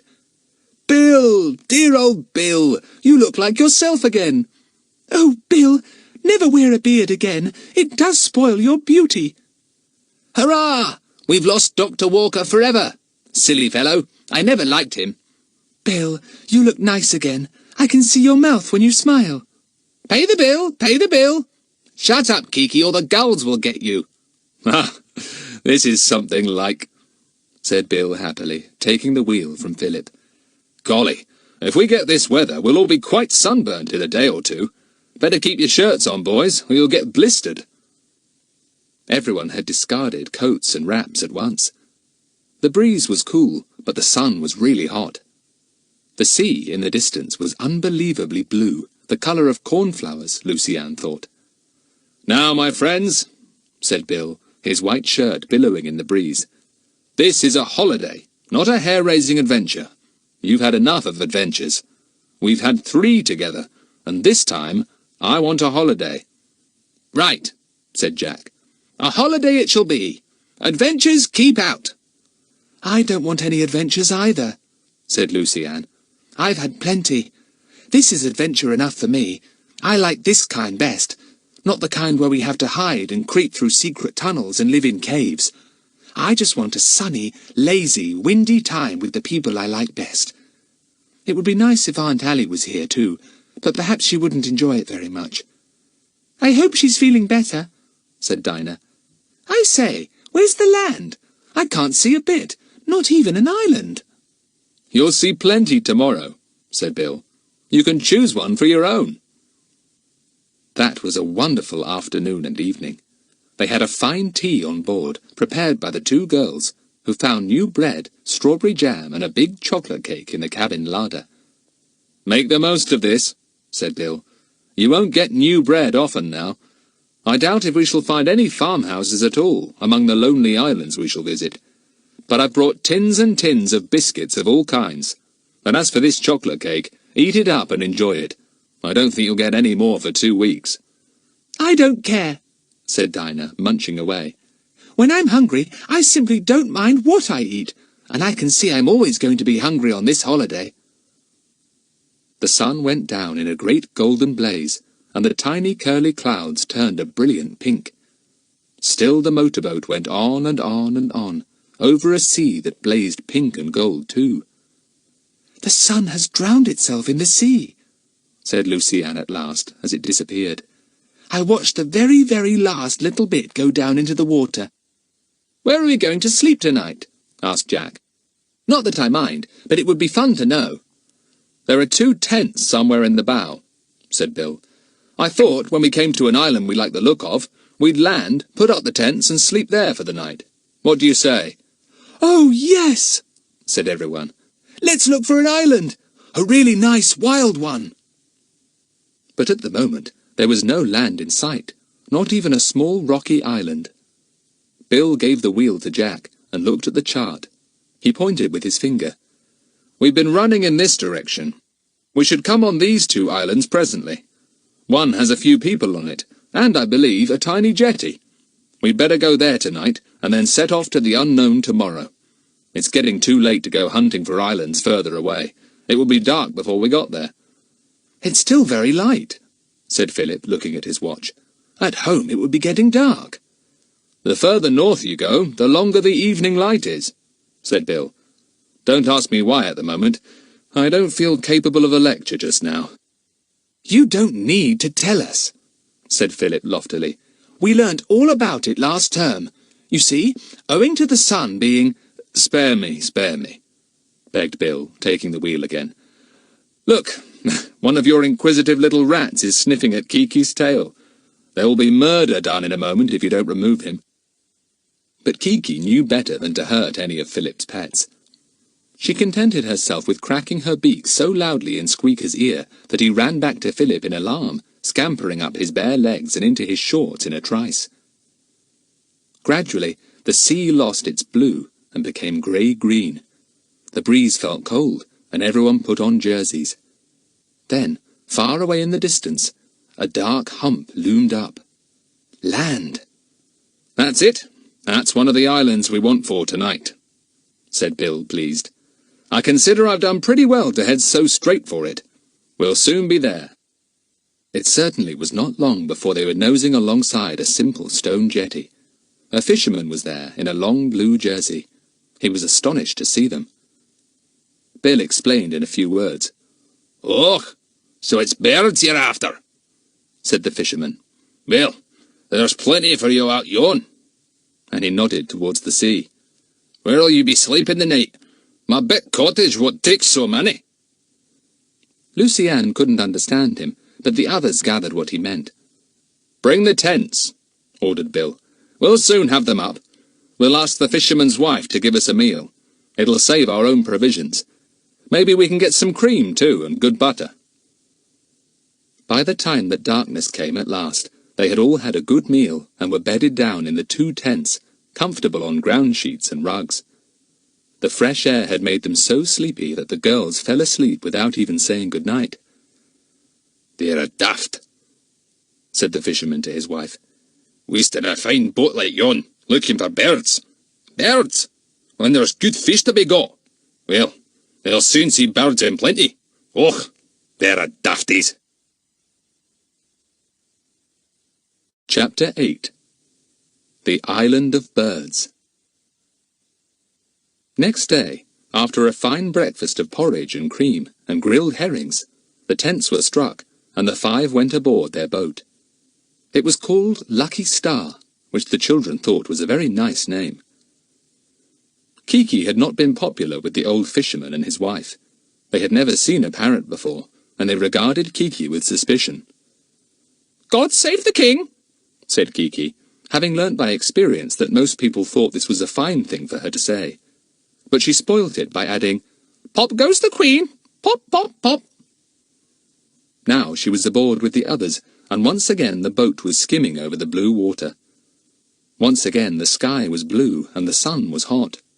True May weather that made the sea a clear, translucent blue and set thousands of little sparkles dancing over the water. "I've still got that lovely feeling," said Lucy-Anne happily, as she dangled her hand over the side of the boat and felt the cool, silky water catch hold of her fingers and trail them back. "Now to find some bird islands. We really are going to find some today, aren't we, Bill?" "We certainly are," said Bill, and gave the boat a little extra speed. Spray came up and fell lightly over everyone. "Oh, lovely," said Dinah. "I was so hot. That cooled me beautifully. Let her out again, Bill. I could do with some more of that." For 5 hours they sped over the water, and then Jack gave a shout. "The islands! Look, you can see little blobs here and there on the horizon. They must be the islands." And now the children began to see a great many different birds on the water and in the air. Jack called out their names excitedly. "There's a shearwater! Jolly good name for it. And look, Philip, that's a razorbill. And gosh, is that a little auk?" The boys, well versed in the appearance of the wild seabirds, almost fell overboard in their excitement. Many of the birds seemed to have no fear of the noisy boat at all, but went bobbing on their way, hardly bothering to swerve when it neared them. "There's a shag diving!" shouted Jack. "Look, you can see it swimming under water. It's caught a fish. Here it comes. It's clumsy getting out of the water to fly. Gosh, if only I'd got my camera ready." Kiki watched the many birds out of baleful eyes. She did not like the interest that Jack suddenly appeared to take in these other birds. When a great gull appeared, flying leisurely right over the boat, Kiki shot up underneath it, gave a fearful screech, and turned a somersault in the air. The gull, startled, rose vertically on its strong wings and let out an alarmed cry. Kiki imitated it perfectly, and the gull, thinking that Kiki must be some strange kind of relation, circled round. Then it made a pounce at the parrot, but Kiki flipped round and then dropped to Jack's shoulder. "Ew!" she called defiantly, and the gull, after a doubtful glance, went on its way, wondering, no doubt, what kind of a gull this was that behaved in such a peculiar manner. "You're an idiot, Kiki," said Jack. "One of these days a gull will eat you for his dinner." "Poor old Kiki," said the parrot, and gave a realistic groan. Bill laughed. "I can't imagine what Kiki will do when we see the puffins waddling about among the heather and sea pinks," he said. "I'm afraid she will give them an awful time." As they came nearer to the first island, more and more birds were to be seen on and above the water. They glided gracefully on the wind. They dived down for fish. They bobbed along like toy ducks. There was a chorus of different cries, some shrill, some guttural, some mournful and forlorn. They gave the children a wild, exultant kind of feeling. As they came near to the island, the children fell silent. A tall cliff towered in front of them, and it was covered from top to bottom with birds. The children stared in delight. Birds, birds, birds! On every ledge they stood or squatted, thousands of white gannets, myriads of the browner guillemots, and a mixture of other seabirds that the boys could hardly make out, though they glued their field glasses to their eyes for minutes on end. "What a coming and going!" said Bill, staring with fascinated eyes too. And it certainly was. Besides the birds that stood on the ledges, there were always others arriving and others leaving. That way and this went the busy birds, with a chorus of excited cries. "They're not very careful with their eggs," said Lucy-Anne in distress, when she looked through Jack's glasses in her turn. The careless birds took off and knocked their precious eggs over the ledge and down the cliff, to be smashed on the rocks below. "They can lay plenty more," said Jack. "Come on, Lucy-Anne, give me back my glasses. Golly, what a wonderful sight! I shall write this all up in my notes tonight." The motorboat nosed carefully round the rocky cliffs. Bill stopped looking at the birds and kept a sharp lookout instead for rocks. Once round the steep cliffs, the land sloped downwards, and Bill spotted a place that seemed suitable for the boat. It was a little sheltered sandy cove. He ran the boat in, and it grounded softly. He sprang out with the boys and made it safe by running the anchor well up the beach and digging it in. "Is this going to be our headquarters?" asked Dinah, looking round. "Oh, no," said Jack at once. "We want to cruise round a bit, don't we, Bill, and find a puffin island. I'd really like to be in the midst of the bird islands and be able to go from one to the other as we pleased. But we could stay here for tonight, couldn't we?" That was a wonderful day for the 4 children, and for Bill too. With thousands of birds screaming round their heads, but apparently not in the least afraid of them, the children made their way to the steep cliffs they had seen from the other side of the island. Birds were nesting on the ground, and it was difficult to tread sometimes without disturbing sitting birds or squashing eggs. Some of the birds made vicious jabs at the children's legs, but nobody was touched. It was just a threatening gesture, nothing more. Kiki was rather silent. She sat on Jack's shoulder, her head hunched into her neck. So many birds at once seemed to overwhelm her. But Jack knew that she would soon recover, and startle the surrounding birds by telling them to wipe their feet and shut the door. They reached the top of the cliffs, and were almost deafened by the cries and calls around them. Birds rose and fell in the air, glided and soared, weaving endless patterns in the blue sky. "It's funny they never bump into one another," said Lucy-Anne, astonished. "There's never a single collision. I've been watching." "Probably got a traffic policeman," said Philip solemnly. "For all you know, some of them may have licenses under their wings." "Don't be silly," said Lucy-Anne. "All the same, it is clever of them not to collide, when there's so many thousands. What a row! I can hardly hear myself speak." They came to the very edge of the cliff. Bill took Lucy-Anne's arm. "Not too near," he said. "The cliffs are almost sheer here." They were. When the children lay down on their tummies and looked cautiously over, It gave them a queer feeling to see the sea so very, very far below, moving slowly in and out, with only a far-off rumble to mark the breaking of the waves. Lucy-Anne found herself clutching the cushions of sea-pink beside her. "I somehow feel I'm not safe on the ground," she said with a laugh. "I feel as if I've got to hold on. I feel sort of upside down." Bill held on to her tightly after that speech. He knew that she felt giddy, and he wasn't going to risk anything with little Lucy-Anne. He liked all the children very much, but Lucy-Anne was his favourite. The children watched the birds going and coming endlessly to and from the narrow cliff ledges. It was a marvellous sight. Jack looked through his glasses and chuckled at the squabbling and pushing that was going on some of the narrower shelves. "Just like naughty children," he said, "telling each other to move up and make room, or I'll push you off. And off somebody goes, sure enough. But it doesn't matter, because out go their wings, and they have a lovely glide through the air. My word, I wouldn't mind being a seabird, able to stride along on the seashore, or bob on the sea, or dive for fish, or glide for miles on the strong breeze. I shouldn't mind being—" "What's that?" said Philip suddenly, hearing a noise that wasn't made by seabirds. "Listen! An aeroplane, surely!" They all listened, straining their eyes through the sun-washed air. And, far away, they saw a speck, steadily moving through the sky, and heard the roar of an engine.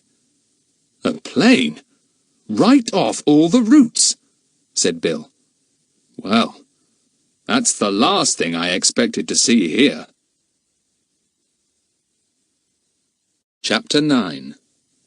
Hurrah for Puffin Island. Bill seemed so astonished that the children stared at him. Surely it wasn't so surprising to see an aeroplane, even near these desolate bird islands. Bill took Jack's glasses and looked through them, but it was too late to make out anything. "I wonder if it was a seaplane or an ordinary plane," he said, half to himself. "How strange." "Why is it strange?" asked Dinah. "Aeroplanes go everywhere now." Bill said no more. He handed back the glasses to Jack. "I think we'd better have a meal and then put up our tents," he said. "What about putting them by that little stream we saw on our way here, about 1/4 of a mile from the shore? It wouldn't be too far to carry everything if we all give a hand." The tents were set up. The ground sheets were put down and the rugs tumbled over them. Then, sitting on a slight slope, looking out to the blue sea, the 5 of them had a glorious meal. "I always think," began Lucy-Anne, munching a couple of biscuits with butter and cream cheese between them. "I always think—" "You needn't go on," said Jack. "We know what you're going to say, and we quite agree with you." "You don't know what I'm going to say," said Lucy-Anne indignantly. "We do," said Philip. "You say it every holiday when we have a meal out of doors." "You're going to say, I always think food tastes much nicer when it's eaten out of doors," said Dinah. "Aren't you?" "Well, I was," said Lucy-Anne. "Do I really always say it? Anyway, it's quite true. I do think—" "Yes, we know," said Jack. "You're an awful repeater, Lucy-Anne. You tell us the same things over and over again. Never mind. We think the same, even if we don't keep on saying it. Kiki, take your fat beak out of the cream cheese." "Kiki's awful," said Dinah. "She really is. She's pinched 3 biscuits already. I don't think you give her enough sunflower seeds, Jack." "Golly, I like that," said Jack. "She won't even look at sunflower seeds when there's a spread like this. Anyway, Philip, your rats can always eat them. I found Squeaker in my pocket a little while ago, nibbling one of them as fast as he could." "I hope it won't make him ill," said Philip in alarm. "I say, look, here comes a gull, tame as anything. It wants a biscuit too, I should think." It did. It had watched Kiki pecking at a biscuit and enjoying it, and it didn't see why it shouldn't have a share. Kiki saw the gull out of the corner of her eye and sidled away. The gull made a pounce, got the biscuit, and rose into the air, making a loud laughing noise. Kiki flew up angrily, calling out all kinds of things to the gull. They were meant to be very rude, but unfortunately the gull didn't understand. Kiki could not catch the strong-winged bird, and flew disconsolately back to the children. "You can't complain, Kiki," said Jack. "You shouldn't have pinched that biscuit out of the tin, and the gull shouldn't have pinched it from you. It's 6 of one and half a dozen of the other." "What a pity, what a pity," said Kiki, and sidled near the biscuit tin again. "That bird is a real clown," said Bill, shaking the crumbs off his jersey. "Now, who's coming back to the boat with me to hear the news on the radio? Also, I must send out a few messages, especially one for your mother, Philip, who will be sure to want to know if we've got here safely." They all wanted to stretch their legs, so they walked back over the soft cushions of the sea pinks, whose bold little pink heads nodded everywhere in the wind. They watched Bill as he put up his little radio mast and fiddled about with the set. It was a transmitter as well as a receiver. "I suppose if you send messages home every night, we shan't need to post letters off to Aunt Allie," said Lucy-Anne. Everyone roared. "And where would you post a letter, pray?" asked Jack. "I haven't seen a pillar box anywhere about. Lucy-Anne, you're an idiot." "Yes, I am," said Lucy-Anne, going red. "Of course we can't post anything here. How useful that you can send messages, Bill. Then if any of us wanted help, you could get it." "Quite so," said Bill. "But I hope if you wanted help I could whiz you off in the motorboat. Anyway, I wouldn't have consented to bring you all the way into the wilds like this if I hadn't a transmitter with me, so that I could send messages every night. I send them to headquarters, and they telephone them to your aunt. So she'll follow our travels and adventures each night." They watched for a while, and then listened to part of the program. Then Lucy-Anne yawned, and Kiki imitated her. "Blow, you make me feel sleepy," said Dinah, rubbing her eyes. "Look, it's getting dark." So back they went to their tents, and were soon cuddled into their rugs. The birds called incessantly from the cliffs and the sea. "I believe they keep awake all night," thought Dinah. But they didn't. They slept too when the darkness came at last. The next day was very warm and close. "Looks to me like a storm blowing up sooner or later," said Bill, screwing up his eyes and looking into the bright sky. "I almost think we'd better try and find our headquarters today, so that we have some shelter if a storm does blow up. This sort of holiday needs fine weather if it's going to be successful. A storm wouldn't be at all pleasant, with only tents to sleep in. We'd be blown to bits." "I just want to take a few photographs of these cliffs and the birds on them," said Jack. "I'll do that whilst you're getting down the tents, if you don't mind my not helping you." So off he went with Kiki towards the steep cliffs. Bill called after him that he was not to try any climbing down the cliffs, and he shouted back that he wouldn't. Soon everything was packed away again on the motorboat, which was just being floated by the rising tide, and they waited patiently for Jack. He soon appeared, his glasses and his camera slung round his neck, and his face beaming. "Got some beauties," he said. "Kiki was awfully useful to me. I got her to parade up and down so that all the birds stayed still in amazement watching her. And then, click, I got them beautifully. I ought to have some fine pictures." "Good," said Bill, smiling at the enthusiastic boy. "You'll have to have a book of bird photographs published. Masterpieces by Jack Trent. Price 30 shillings. "I'd like that," said Jack, his face shining. "Not the 30 shillings, I mean, but having a book about birds with my name on it." "Come on in," said Philip impatiently, for Jack was still outside the boat. "We want to be off.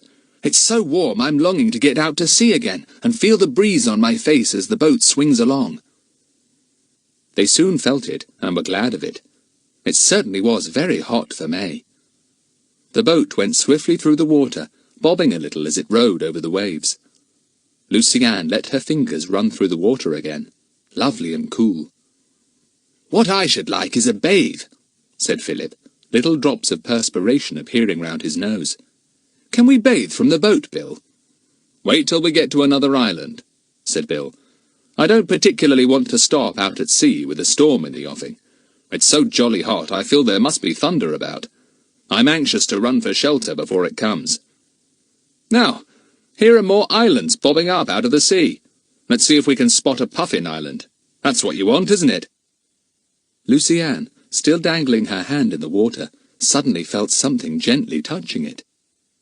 In surprise, she looked down, withdrawing her hand at once, afraid of a jellyfish.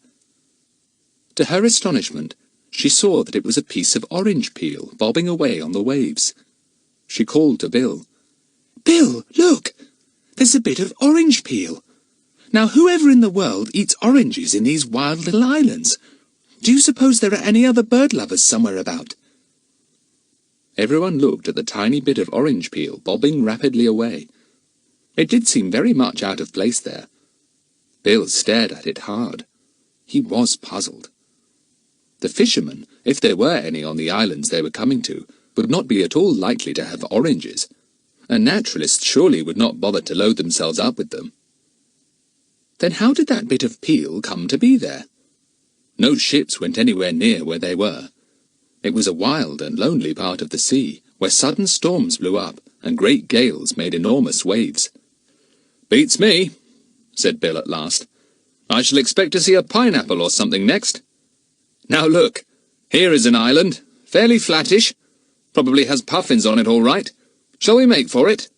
"No, cruise round a bit," begged Jack. "Let's have a look at a few of the islands here. There is quite a colony of them round about." They cruised round, looking at first this island and then that. They came to one that had steep cliffs at the east side, then ran down into a kind of valley, then up again into cliffs. Jack put his glasses to his eyes and yelled out excitedly. "Puffins! Plenty of them! Can you see them, Philip? I bet the island is full of their burrows. Let's land here, Bill. There'll be masses of birds on the cliffs and hundreds of puffins inland. It's quite a big island. We could probably find good shelter here and water, too. The cliffs would protect us from both the east and west. What ho for Puffin Island!"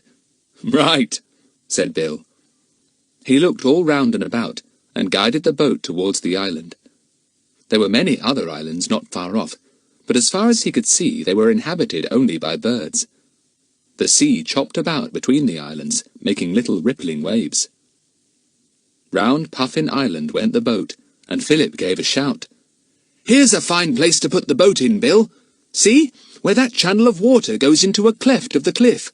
It'll be deep there, and we can just tie the boat up to a rock. We'll put out the fenders so that she doesn't bump against the rock sides." The boat nosed into the channel. As Philip said, the water was deep there.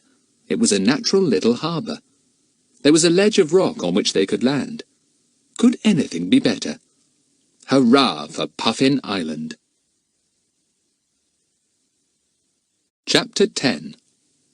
A Little Exploring. "Isn't this a gorgeous place?" said Jack, as the boat glided gently into the little channel. There was just room for it. "It might be a boathouse made specially for the lucky star." Bill leapt out onto the rocky ledge, which did very well for a landing stage. Sheer above them on each side rose rocky cliffs. Rows and rows of birds sat on the ledges, and there was a continual dropping of eggs, knocked off by the careless birds. One broke near Bill, and splashed its yellow yolk over his foot. "Good shot!" he yelled up to the circling birds, and the children roared. They made the boat fast by tying the mooring rope round a convenient rock.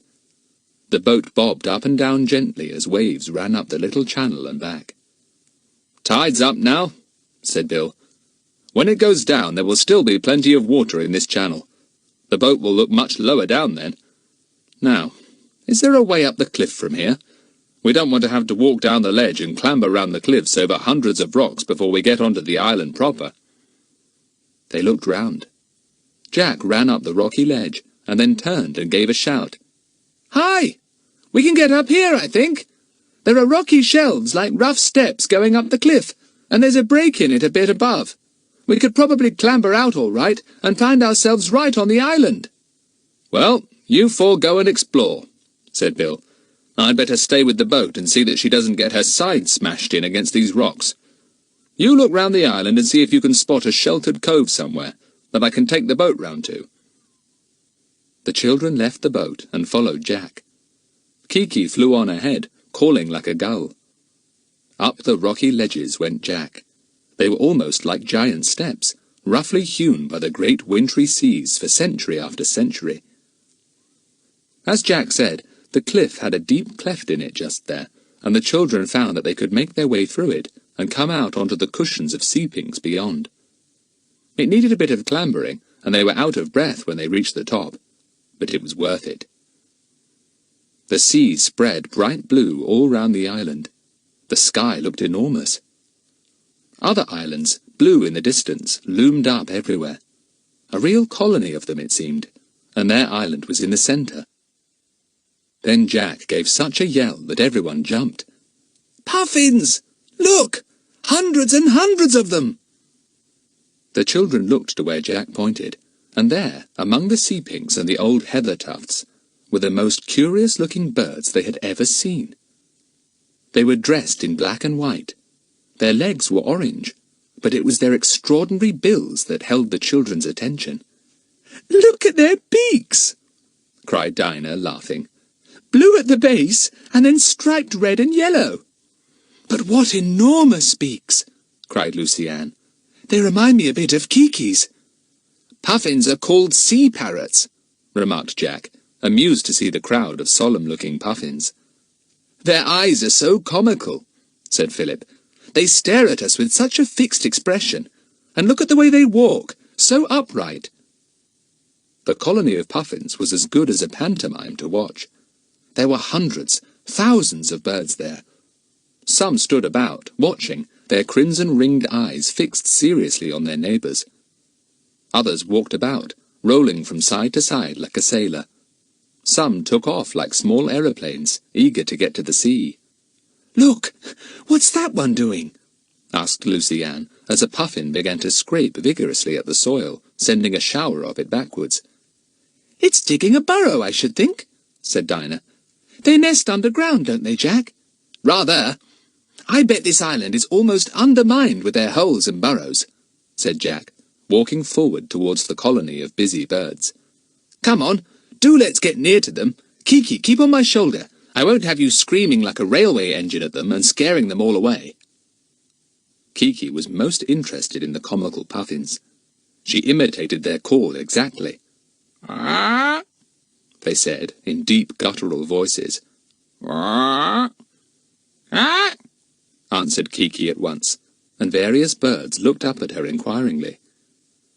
To the children's huge delight, the puffins were not in the least afraid of them. They did not even walk away when the children went near.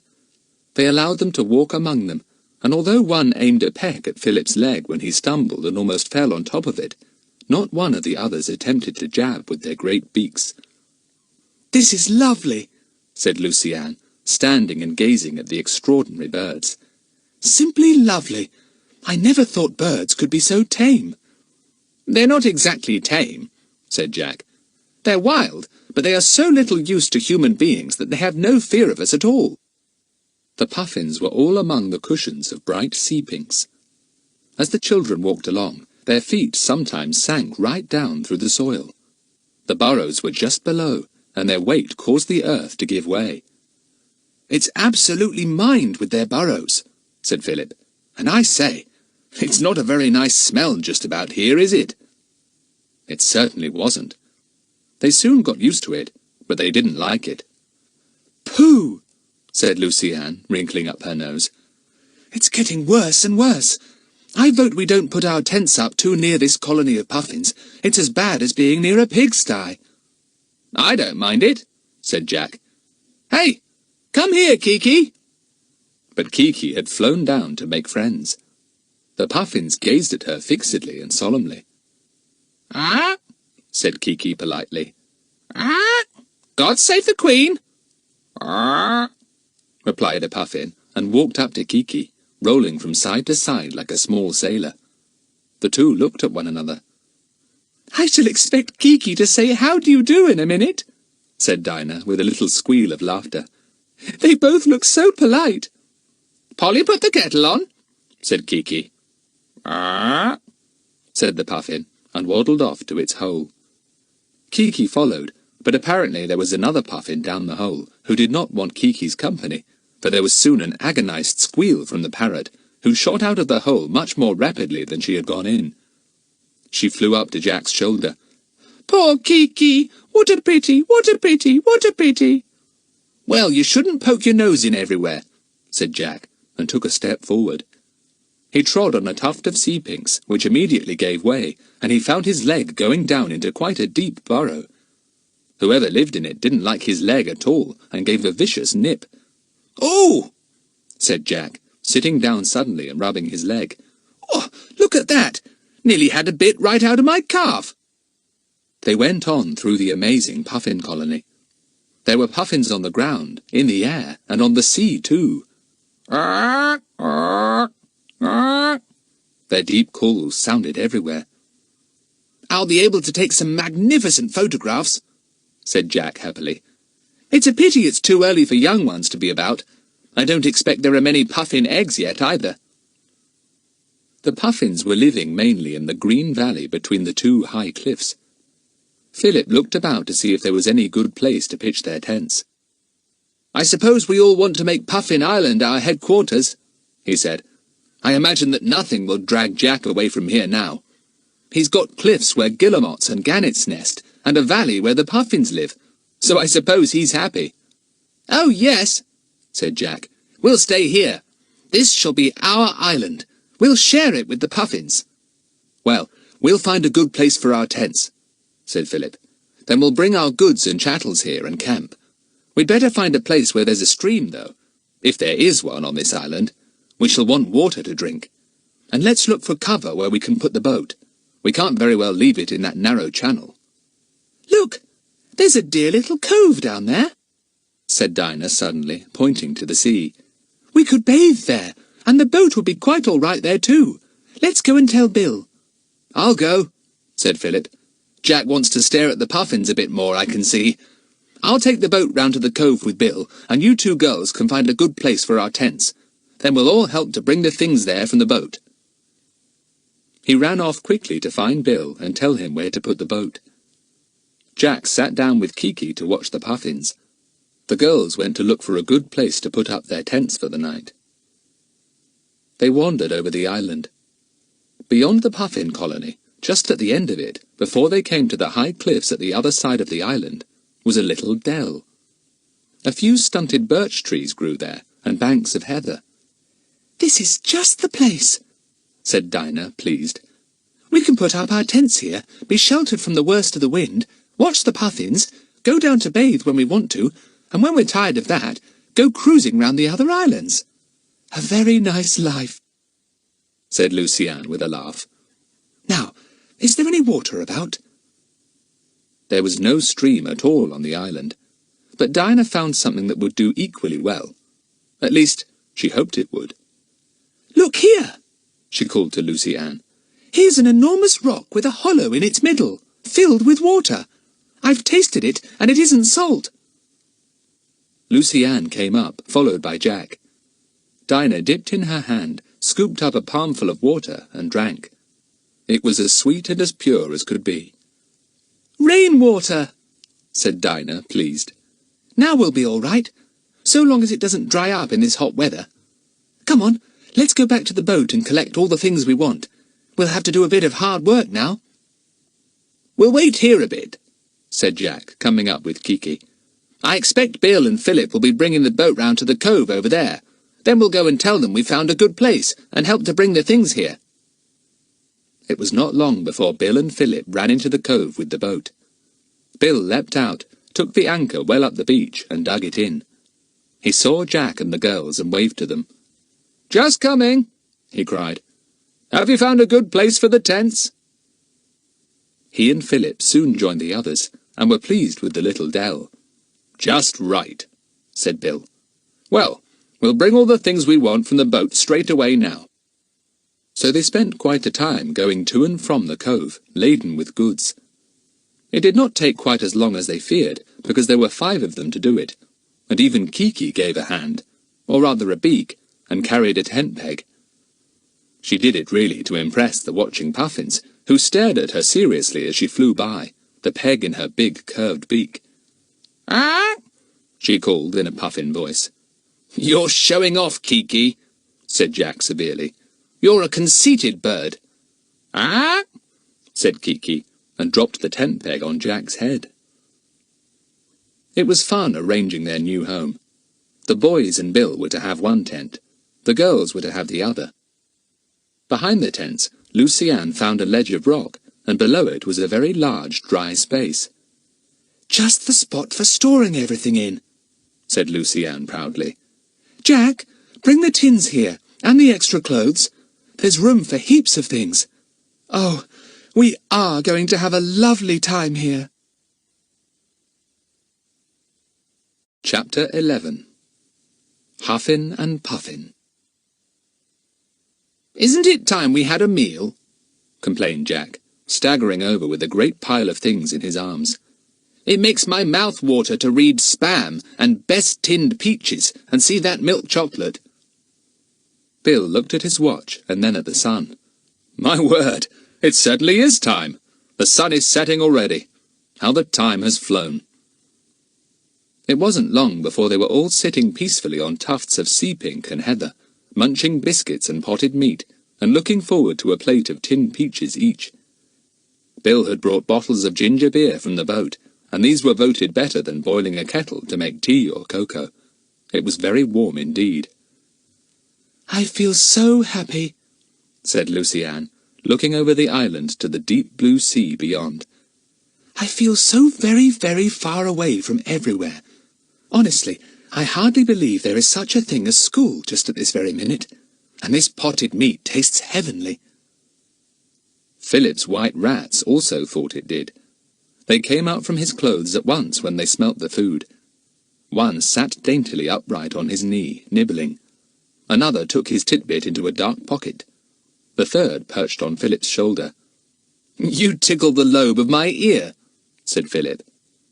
Dinah moved as far from him as she could, but, like Lucy-Anne, she was too happy to find fault with anything just then.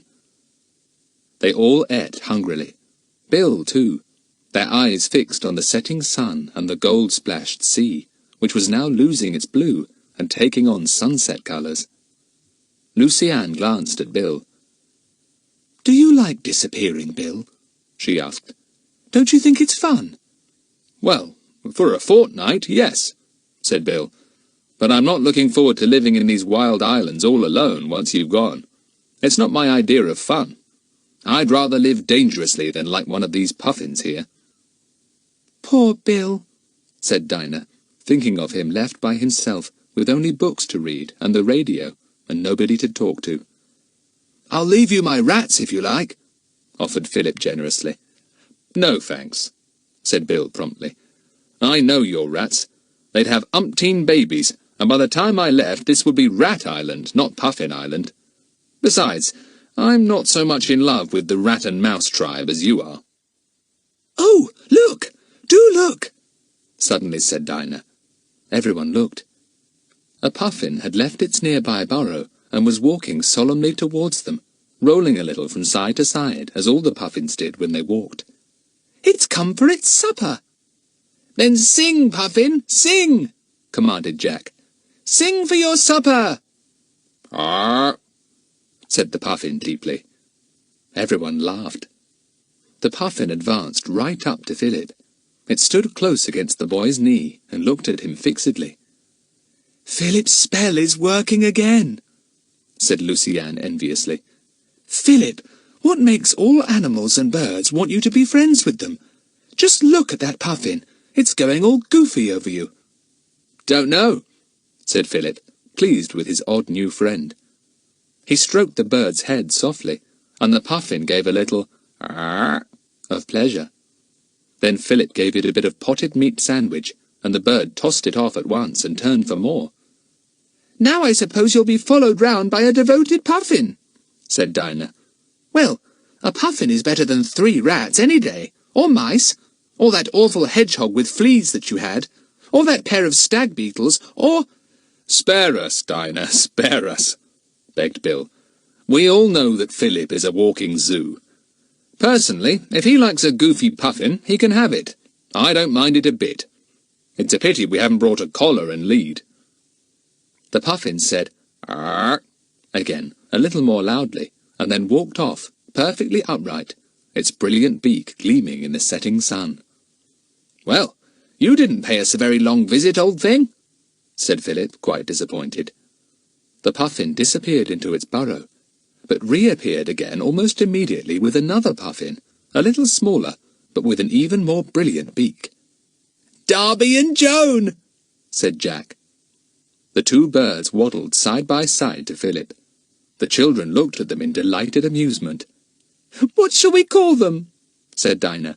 "If they are going to join our little company, they'll have to have names. Funny little puffins." "Huffin and Puffin, Huffin and Puffin," remarked Kiki, remembering the words suddenly. "Huffin and—" "Yes, of course. Huffin and Puffin," cried Lucy Ann in delight. "Clever old bird, Kiki. You've been talking about Huffin and Puffin ever since we started out on our holiday. And here they are, Huffin and Puffin, as large as life." Everyone laughed. Huffin and Puffin did seem to be perfectly lovely names for the two birds. They came close to Philip, and, to the boys' amusement, squatted down by him contentedly.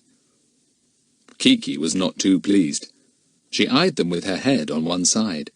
They stared back at her with their crimson-ringed eyes.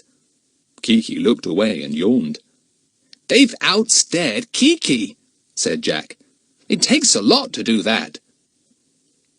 The three rats had prudently decided that it was best to keep as far away from Huffin and Puffin as possible.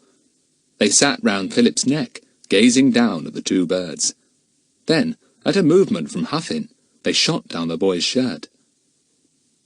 Bill stretched himself. "Well, I don't know about you kids, but I'm tired," he said. "The sun is already dipping itself into the west. Let's clear up and turn in. We'll have a lovely day tomorrow, bathing and sunning ourselves and watching the birds. I'm getting used to their eternal chorus of cries now. At first I was almost deafened." The girls cleared up. Lucy Ann dipped a bowl into the clear pool of water and handed it round for washing in. "We oughtn't to wash in that pool, ought we, Bill?" she said seriously. "Good gracious, no," said Bill. "It would be absolutely black after the boys had gone in. We'll keep it for drinking water only, or just take our water from it when we want it for boiling or washing." "I think I'll go and have a dip now," said Jack, getting up. "No, not in the rock pool, Lucy Ann, so don't look so upset. I'll go down to the little cove where the boat is. Coming, Philip." "Right," said Philip, and pushed Huffin and Puffin away from his knees. "Move up, you! I'm not growing here." "I'll come too," said Bill, and knocked out the pipe he had been smoking. "I feel dirty. You girls want to come?" "No," said Lucy Ann. "I'll get the rugs and things ready for you in the tents." Dinah didn't want to go either, for she felt very tired. Measles had certainly taken some of the energy out of the two girls. They stayed behind whilst the others set off to the cove to bathe. The valley sloped right down to the sea just there, and the small sandy cove was just right for bathing. The boys and Bill threw off their things and plunged into the sea. It felt lovely and warm, and rippled over their limbs like silk. "Lovely," said Bill, and began to chase the boys. With howls and yells and splashings they eluded him, making such a terrific noise that Huffin and Puffin, who had solemnly accompanied Philip all the way, half walking and half flying, retreated a little way up the beach. They stared at the boys fixedly and thoughtfully. Philip saw them and was pleased. Surely nobody had ever had two puffins for pets before. The girls were setting out ground sheets and rugs neatly in the two tents, when Dinah suddenly stopped and listened. Lucy Ann listened too. "What is it?" she whispered, and then she heard the noise herself. An aeroplane again, surely. The girls went out of the tent and looked all over the sky, trying to locate the sound. "There! There, look!" cried Lucy Ann excitedly, and she pointed westwards. "Can't you see it? Oh, Dinah, what's it doing?" Dinah couldn't spot the plane. She tried and tried, but she could not see the point in the sky where the aeroplane flew. "Something's falling out of it," said Lucy Ann, straining her eyes. "Oh, where are the boys' field glasses? Quick, get them, Dinah!" Dinah couldn't find them.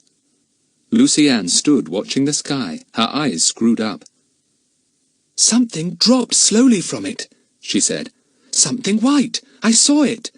Whatever could it have been? I hope the aeroplane wasn't in any trouble." "Bill will know," said Dinah. "I expect he and the boys saw it all right. Maybe they took the glasses with them. I couldn't find them anywhere." Soon there was no more to be seen or heard of the plane, and the girls went on with their work. The tents looked very comfortable with the piles of rugs. It was such a hot night that Dinah fastened the tent flaps right back in order to get some air. "That storm doesn't seem to have come," she said, looking at the western sky to see if any big clouds were sweeping up. "But it feels very thundery." "Here are the others," said Lucy Ann, as she saw Jack, Philip and Bill coming up from the shore. "And Huffin and Puffin are still with them. Oh, Di, won't it be fun if we have 2 pet puffins?" "I wouldn't mind puffins," said Dinah, "but I can't bear those rats." "Hello, Bill.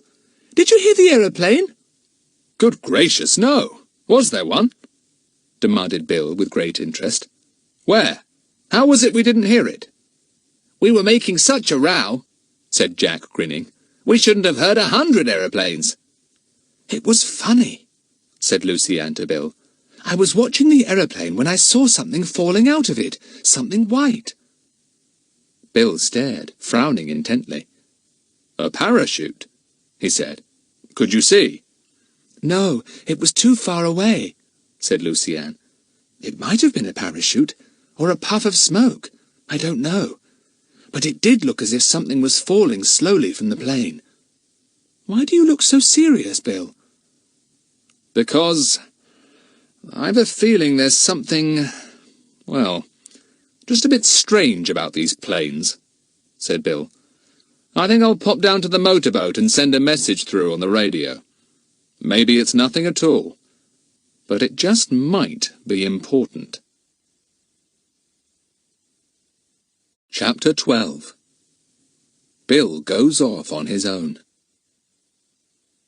Bill went off down the valley to the cove where the motorboat was moored. His feet sank deeply into the soft earth. The children stared after him. Lucy looked solemn, as solemn as Huffin and Puffin, who were leaning against Philip, standing upright, their big beaks looking heavy and clumsy. "Oh dear, what does Bill mean? Surely we're not going to tumble into an adventure again? Up here, where there's nothing but the sea, the wind, and the birds. What could happen, I wonder?" "Well, Bill isn't likely to tell us much," said Philip, "so don't bother him with questions. I'm going to turn in. Oh, it's getting a bit cold now. Me for that big pile of rugs. Huffin and Puffin, you'd better keep outside for the night. There'll be little enough room in this tent for you, as well as us three, Kiki and the rats." Huffin and Puffin looked at one another. Then, with one accord, they began to scrape the earth just outside the tent, sending the soil up behind them. Lucy Ann giggled. "They're going to make a burrow as near you as possible, Philip. Oh, aren't they funny?" Kiki walked round to examine what the two Puffins were doing. She got a shower of earth all over her and was very indignant. "Ah!" she growled, and the two Puffins agreed politely. "Ah!" Bill came back in about half an hour. All the children were cuddled up in their rugs, and Lucy Ann was asleep. Dinah called out to him. "Everything all right, Bill?" "Yes. I got a message from London to tell me that your mother is getting on as well as can be expected," said Bill. "But she's got measles pretty badly, apparently. Good thing you're all off her hands." "What about your own message, Bill? About the aeroplane?" said Dinah, who was very curious over Bill's great interest in it. "Did that get through?" "Yes," said Bill shortly. "It did. It's nothing to worry your head about. Good night, Dinah." In 2 minutes' time, everyone was asleep. Squeaker and his relations were only to be seen as bumps about Philip's person. Kiki was sitting on Jack's tummy, though he had already pushed her off several times. Huffin and Puffin were squatting in their new-made tunnel, their big coloured beaks touching. Everything was very peaceful as the moon slid across the sky, making a silvery path on the restless waters. The morning dawned bright and beautiful, and it seemed as if the storm was not coming, for there was no longer any closeness in the air. Instead, it was fresh and invigorating. The children ran down to the shore to bathe as soon as they got up. They ran so fast that Huffin and Puffin could not keep up, but had to fly. They went into the water with the children, and bobbed up and down, looking quite ridiculous. Then they dived for fish, swimming with their wings under the water. They were very quick indeed, and soon came up with fish in their enormous beaks. "What about giving us one for breakfast, Huffin?" called Philip, and tried to take a fish from the nearest Puffin's beak, but it held onto it, and then swallowed it whole. "You ought to teach them to catch fish for us," said Jack, giggling. "We could have grilled fish for breakfast then." "Hey, get away, Puffin! That's my foot, not a fish!" At breakfast, they discussed their plans for the day. "What shall we do? Let's explore the whole island and give bits of it proper names. This glen, where we are now, is Sleepy Hollow, because it's where we sleep," said Lucy-Anne. "And the shore where we bathe is Splash Cove," said Dinah. "And where we first moored our motorboat is Hidden Harbour." Bill had been rather silent at breakfast. Jack turned to him. "Bill, what do you want to do? Will you come and explore the island with us?" "Well," said Bill very surprisingly, "if you don't mind, as you'll be very busy and happy on your own, I'll take the motorboat and go cruising about a bit, round all these islands, you know." "What? Without us?" said Dinah in astonishment. "We'll come with you then, if you want to do that." "I'm going alone this first time," said Bill. "Take you another time, old thing. But today I'll go alone." Is there anything up?" asked Jack, feeling that something wasn't quite right. "Has something happened, Bill?" "Not that I know of," said Bill cheerfully. "I just want to go off on my own a bit, that's all. And if I do a bit of exploring round on my own account, I shall know the best places to take you to, shan't I?" "All right, Bill," said Jack, still puzzled. "You do what you want. It's your holiday too, even if it is a disappearing one." So Bill went off on his own that day, and the children heard the purr of the motorboat as it went out to sea, and then set off apparently to explore all the islands round about. "Bill's up to something," said Philip, "and I bet it's to do with those aeroplanes. I wish he'd tell us, but he never will talk." "I hope he comes back safely," said Lucy-Anne anxiously. "It would be awful to be stranded here on a bird island and nobody knowing where we were." "Gosh, so it would," said Jack. "I never thought of that." "Cheer up, Lucy-Anne. Bill isn't likely to run into danger. He's got his head screwed on all right." The day passed happily. The children went to the cliffs and watched the great companies of seabirds there. They sat down in the midst of the puffin colony and watched the colourful, big-beaked birds going about their daily business. Lucy-Anne wore a hanky tied round her nose. She couldn't bear the smell of the colony, but the others soon got used to the heavy sourness of the air, and anyway, the wind blew strongly. Huffin and Puffin did not leave them. They walked or ran with the children. They flew round them, and they went to bathe with them. Kiki was half jealous, but having had one hard jab from Huffin's multicoloured beak, she kept at a safe distance, and contented herself with making rude remarks. "Blow your nose! How many times have I told you to wipe your feet? You bad boy! Huffin and Puffin all the time. Pop goes Huffin!" The children sat in Sleepy Hollow after their tea and watched for Bill to come back. The sun began to set. Lucy-Anne looked pale and worried. Where was Bill? "He'll be along soon, don't worry," said Philip. "We'll hear his boat presently." But the sun went right down into the sea, and still there was no Bill. The darkness closed down on the island, and there was no longer any point in sitting up and waiting. It was 4 anxious children who went into their tents and lay down to sleep, but none of them could sleep a wink. In the end, the girls went into the boys' tent and sat there talking. Then suddenly they heard a welcome sound. They all leapt up at once and rushed from the tent. "That's Bill! It must be! Where's the torch? Come on down the cove! They stumbled through the puffin colony, waking up many a furious bird. They got to the beach just as Bill came walking up. They flung themselves on him in delight. Bill! Dear Bill! What happened to you? We honestly thought you'd got lost. Oh, Bill, we shan't let you go off alone again. Sorry to have worried you so, said Bill, but I didn't want to return in the daylight in case I was spotted by an aeroplane. I had to wait till it was dark, though I knew you'd be worried. Still, here I am. But, Bill, aren't you going to tell us anything? Cried Dinah. Why didn't you want to come back in daylight? Who would see you, and why would it matter? Well, said Bill slowly, there's something peculiar going on up here in these lonely waters. I don't know quite what. I'd like to find out. I didn't see a soul today, anywhere, though I nosed round umpteen islands. Not that I really expected to, because nobody would be fool enough to come up here for something secret and let anything of it be seen. Still, I thought I might find some sign. I suppose that bit of orange peel was a sign that someone's here besides ourselves, on some other island, said Lucy-Anne, remembering the piece that had bobbed against her fingers. But what are they doing? Surely they can't do much in this desolate stretch of waters, with nothing but islands of birds around. That's what I'm puzzled about, said Bill. Can't be smuggling, because the coasts of the mainland are very well patrolled at the moment, and nothing could get through. Then what is it? Bill, you're sure nobody saw you? Asked Dinah anxiously.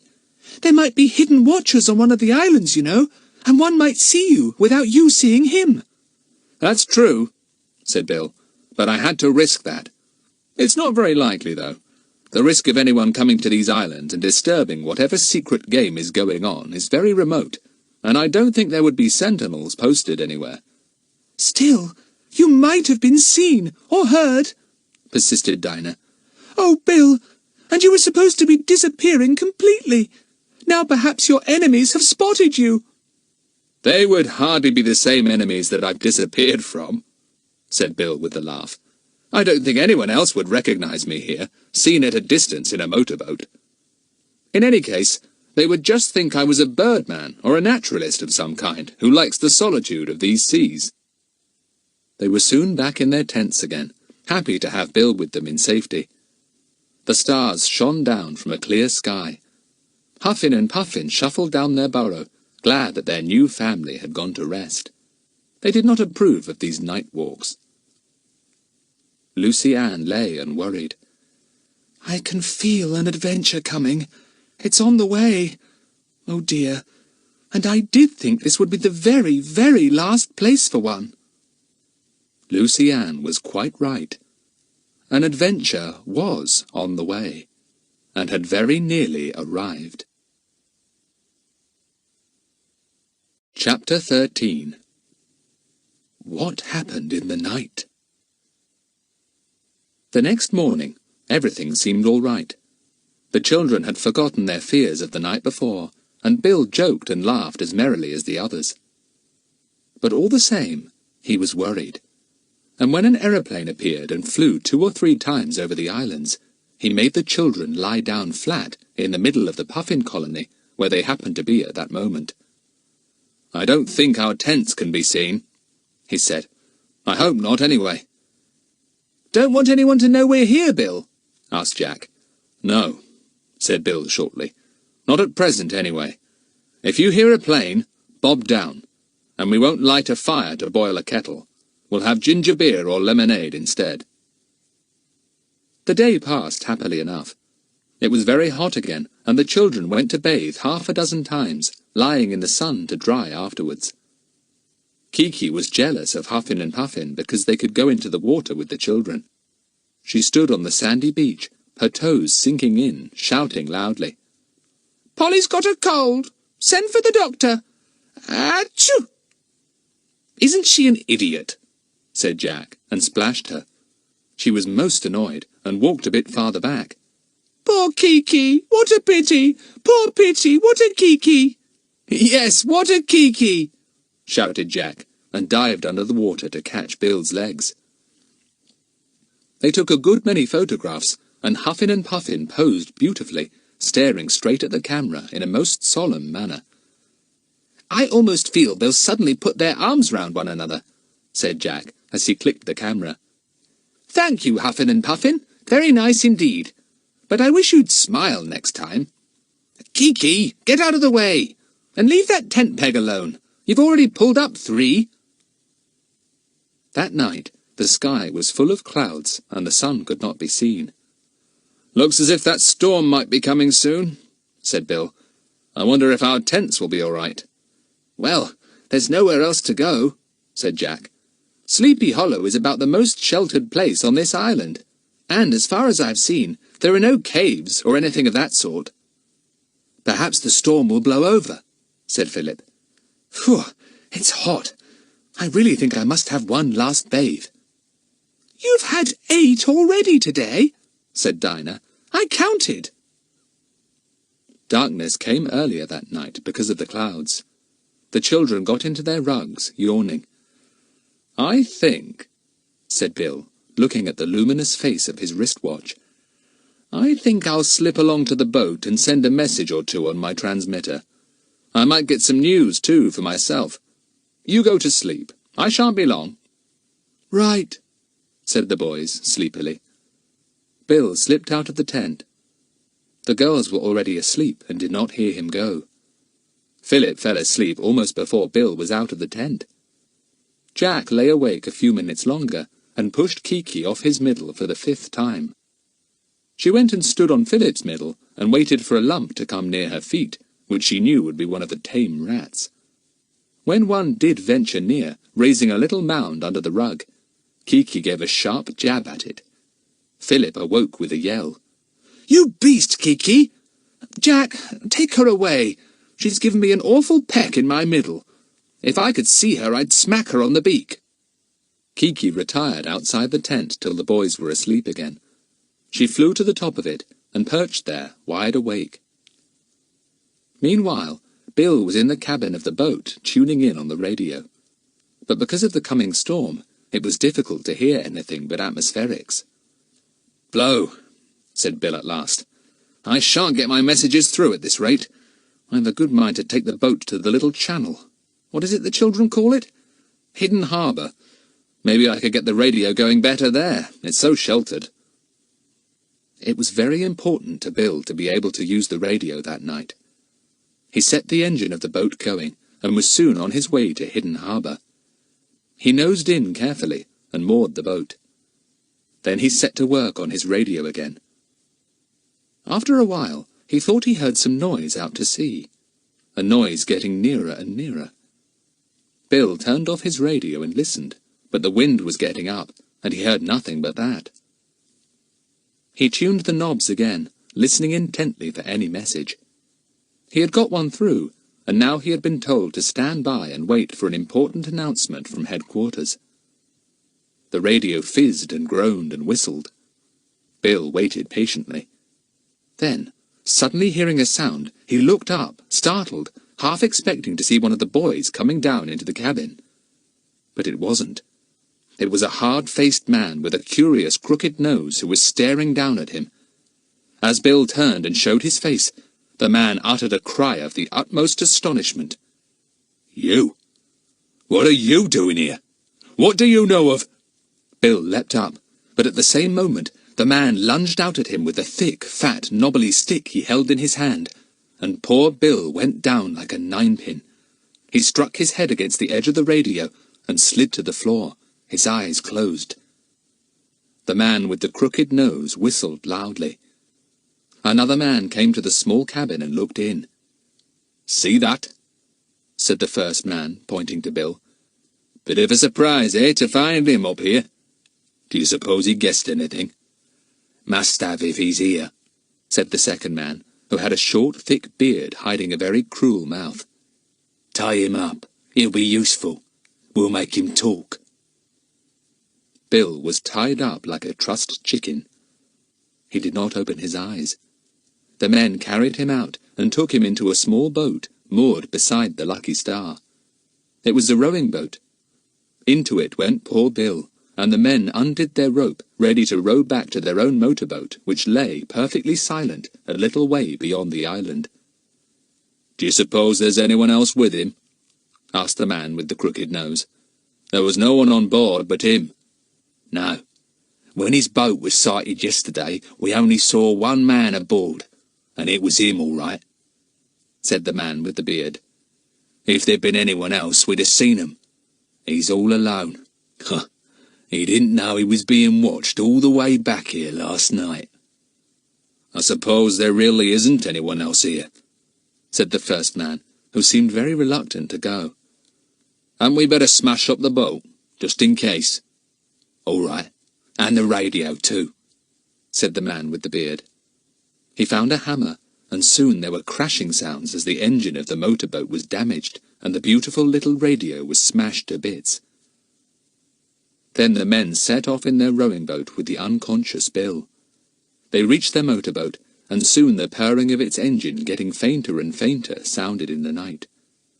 But nobody on Puffin Island heard it except Kiki and the seabirds.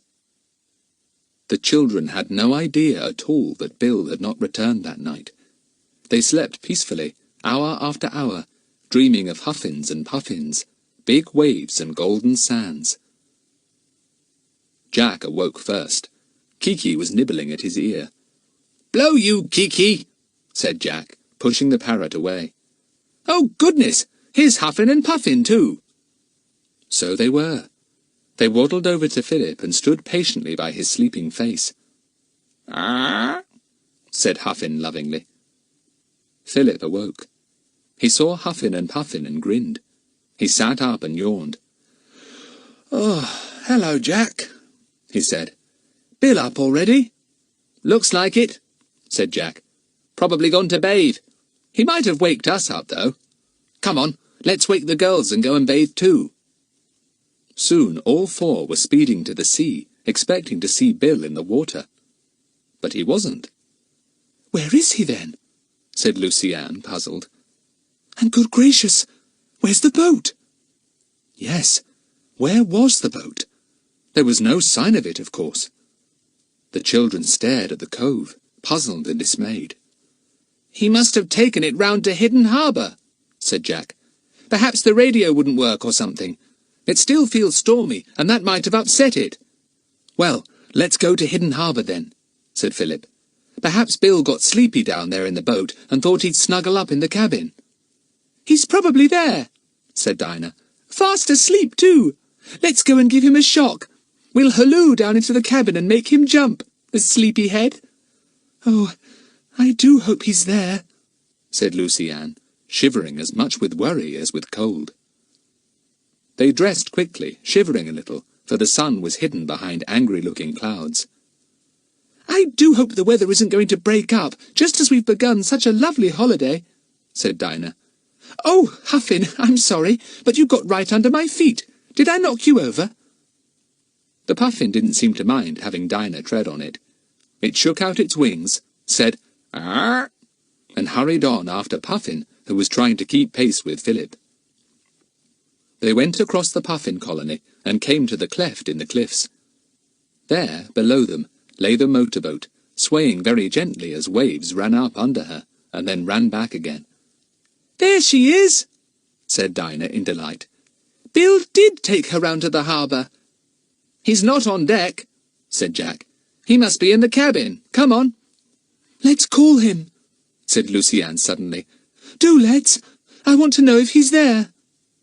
And before the others could stop her, she shouted at the top of her voice, "Bill! Oh, Bill! Are you there?" No Bill came out from the cabin, and for the first time a little uneasiness crept into the children's minds. "Bill!" yelled Jack, making everyone jump violently. "Bill! Come on out!" No sound from the boat.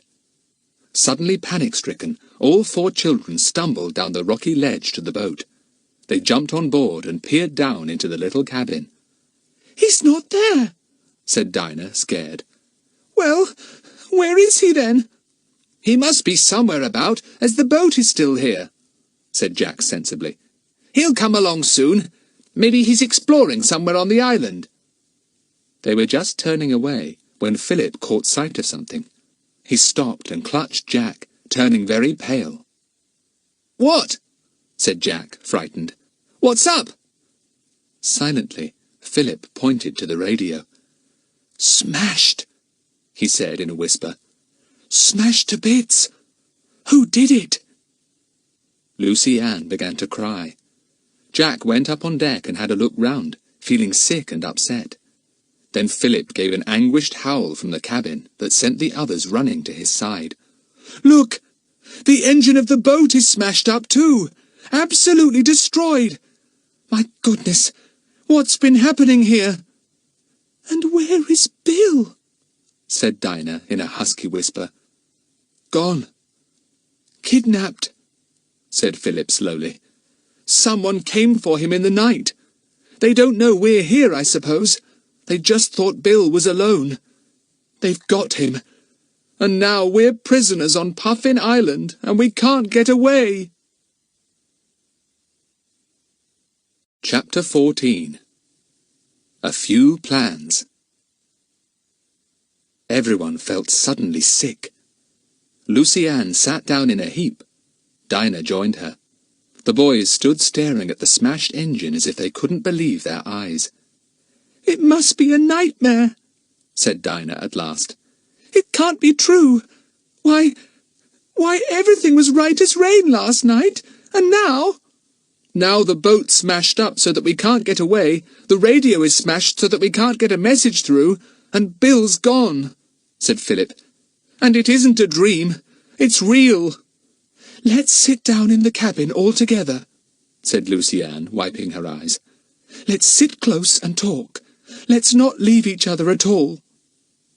"Poor Lucy Ann," said Philip, putting his arm round her as she sat down unsteadily. "Don't worry. We've been in worse fixes than this." "We haven't," said Dinah. "This is the worst fix we've ever been in." Kiki felt the tenseness of all the children. She sat quietly on Jack's shoulder, making little comforting noises. Huffin and Puffin sat solemnly on the deck, staring fixedly in front of them. Even they seemed to feel that something awful had happened. In the cabin, sitting close together, the children felt a little better. Jack rummaged in a tiny cupboard beside him and brought out some bars of chocolate. The children had had no breakfast, and although the shock they had had seemed to have taken their appetites away, they thankfully took the chocolate to nibble. "Let's try and think out carefully exactly what must have happened," said Jack, giving a bit of his chocolate to Kiki. "Well, we know that Bill was worried about something," said Philip. "Those planes, for instance. He felt certain something peculiar was going on up here, and that's why he went out by himself in the boat. He must have been seen." "Yes, and maybe in some way his enemies got to know he was here," said Dinah. "They could have followed him a long way back, using field glasses to keep him in sight. Anyway, it's quite clear that they came looking for him here." "And found him," said Jack. "What a pity he went off to tinker with the radio last night." "Well, if he hadn't, the enemy, whoever they are, would probably have searched the island and found us too," said Dinah. "As it is, they probably don't know we're here." "It wouldn't matter if they did know," said Lucy Ann. "They'd be quite sure we couldn't do any harm, living on an island we can't get off." "They got here, in a motorboat probably," went on Jack. "Left the motorboat out beyond somewhere, and slipped inshore quietly in a rowing boat. They must know this little channel, or maybe they saw a light from the boat. Bill would be sure to have the cabin light on, and it's a pretty bright one." "Yes, and they surprised him and knocked him out, I suppose," said Philip gloomily. "They've taken him away. Goodness knows what'll happen to him." They won't hurt him, will they?" said Lucy Ann in a rather trembly voice. Nobody answered. "Cheer up, Lucy Ann," said Philip. "We've been in worse scrapes before, whatever Dinah says. We'll get out of this one all right." "How?" asked Lucy Ann. "I don't see how we can. You don't either." Philip didn't. He scratched his head and looked at Jack. "Well, we've got to make some kind of plan," said Jack. "I mean, we must make up our minds what we are going to do to try and escape, and what we are going to do till we escape."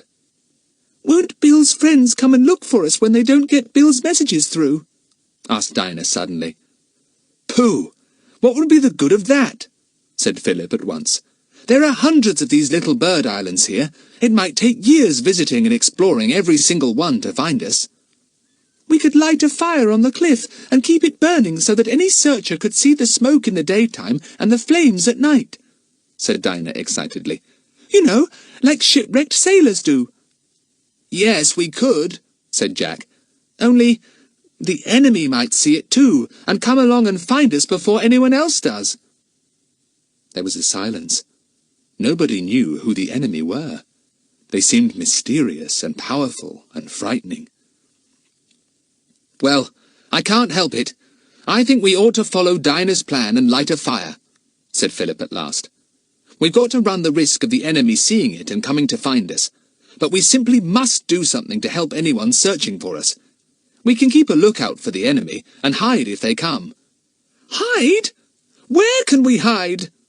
asked Dinah scornfully. "There isn't a single place on this island for anyone to hide." "No, that's true," said Jack. "No caves, no trees, except for those few little birches, and the cliff's too steep to explore. We really are in a fix." "Can't we do anything to help Bill?" asked Lucy Ann dolefully. "I keep on and on thinking of him." "So do I," said Jack. "But I don't see that we can do much to help ourselves, let alone Bill. Now, if we could escape from here, or radio for help and get some of Bill's friends along, it would be something. But there doesn't seem anything at all to do except stay here and wait." "There's plenty of food anyway," said Dinah. "Stacks of tin stuff, and biscuits and potted meat, and Nestlé's milk and sardines." "I think we'd better strip the boat of them," said Jack. "I'm surprised the enemy didn't take what they could with them. Maybe they'll come back for them, so we'll take them first. We can hide them down some of the puffin burrows." "Let's have a bit of breakfast now," said Philip, feeling better now that they had all talked the matter over and made a few plans. "Open some tins and get some ginger beer. Come on." They all felt better still when they had had something to eat and drink. They had put a cover over the poor smashed radio. They couldn't bear to look at it.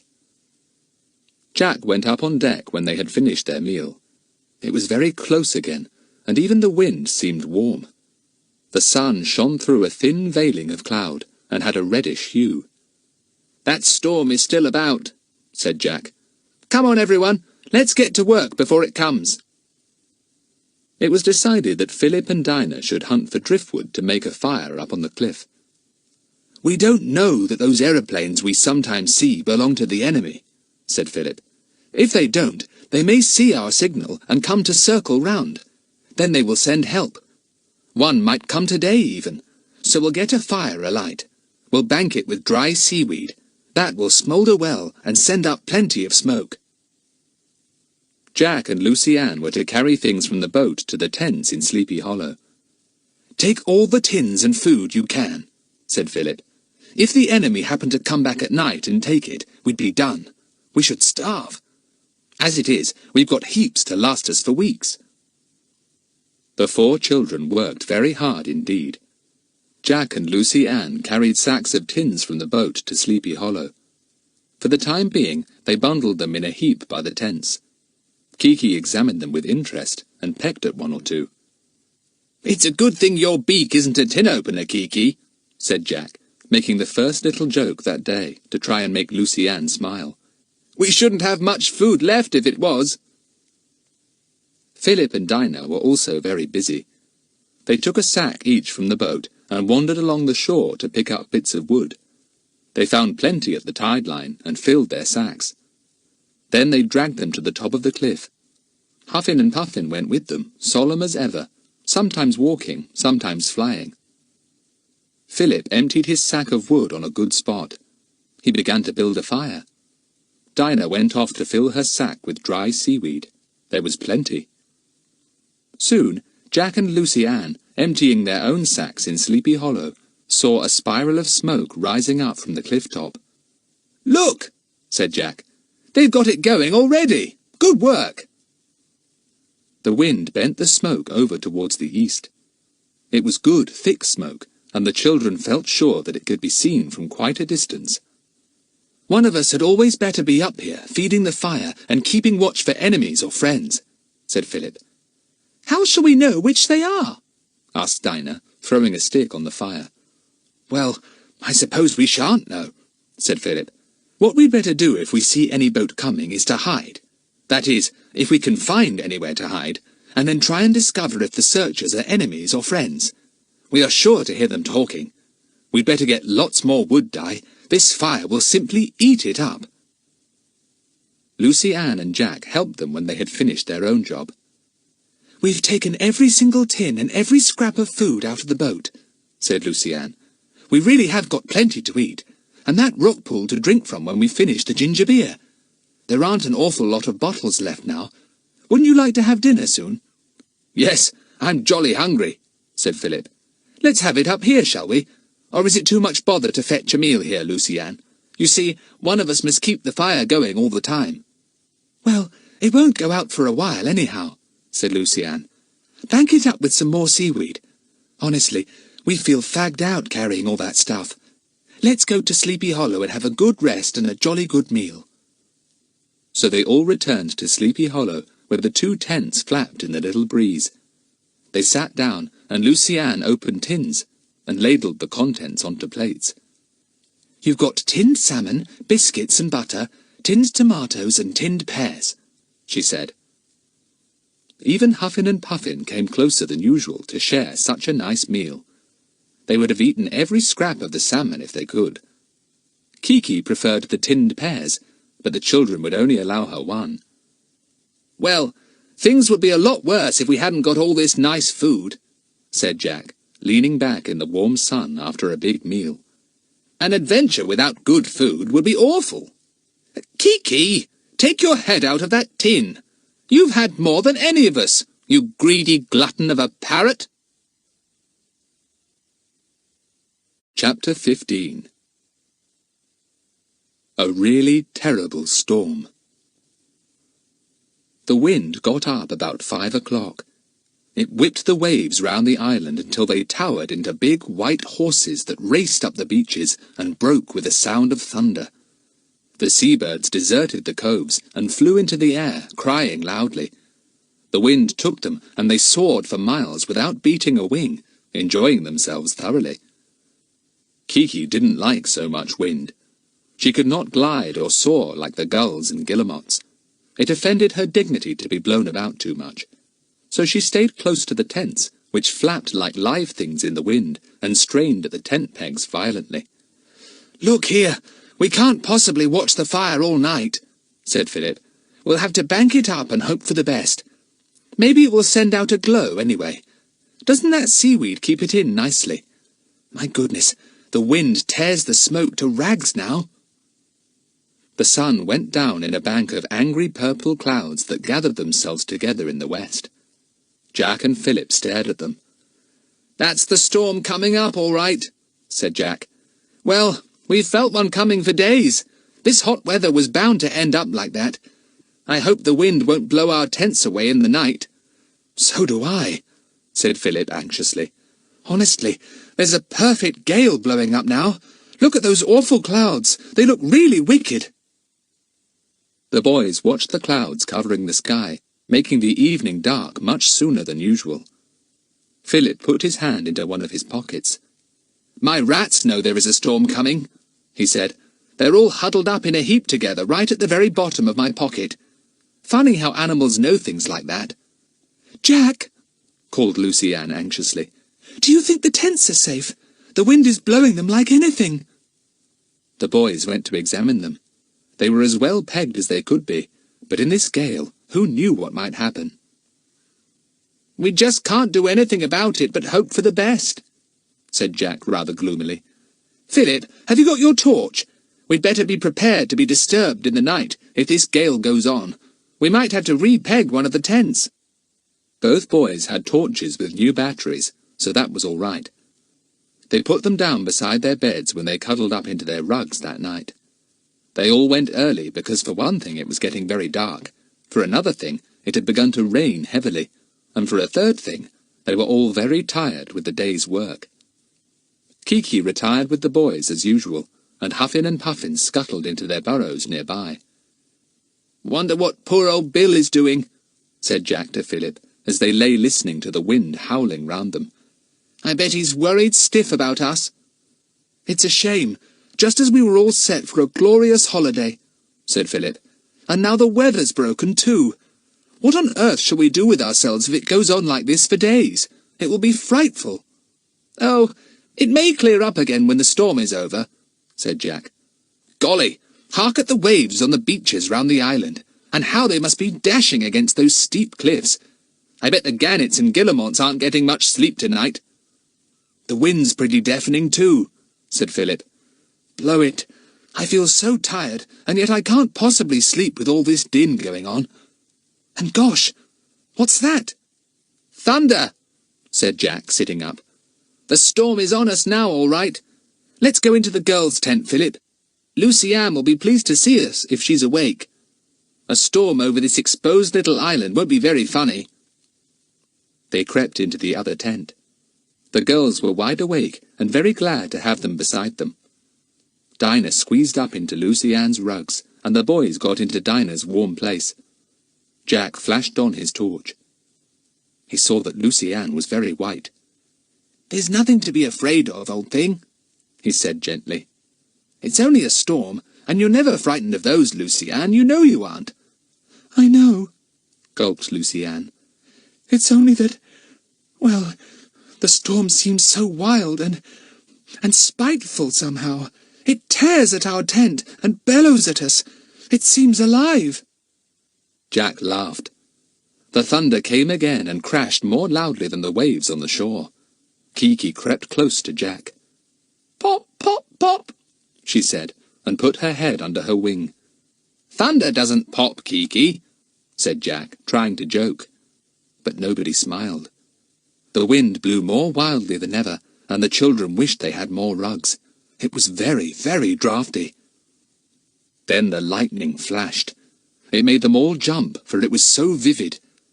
For an instant, the steep cliffs and the raging sea showed vividly. Then the picture was gone. Crash! The thunder came again, this time sounding overhead. Then the lightning split the sky open again, and once more the children saw the cliffs and the sea. They didn't seem quite real somehow. "Sort of unearthly," said Philip. "Gosh, hark at the rain! I'm getting spattered all over with it, though goodness knows how it's getting in here." "The wind's getting worse," said Lucy Ann fearfully. "Our tents will blow away. They will, they will." "No, they won't," said Jack stoutly, taking Lucy Ann's cold hand in his. "They can't. They—" But at that very moment there came a rending sound, a great flap, flap, flap. Something hit Jack across the face, and their tent was gone. The 4 children were struck dumb for a moment. The wind howled round them, the rain soaked them. They had nothing over them to protect them. Their tent had vanished with the wild wind in the darkness of the night. Lucy Ann screamed and clutched Jack.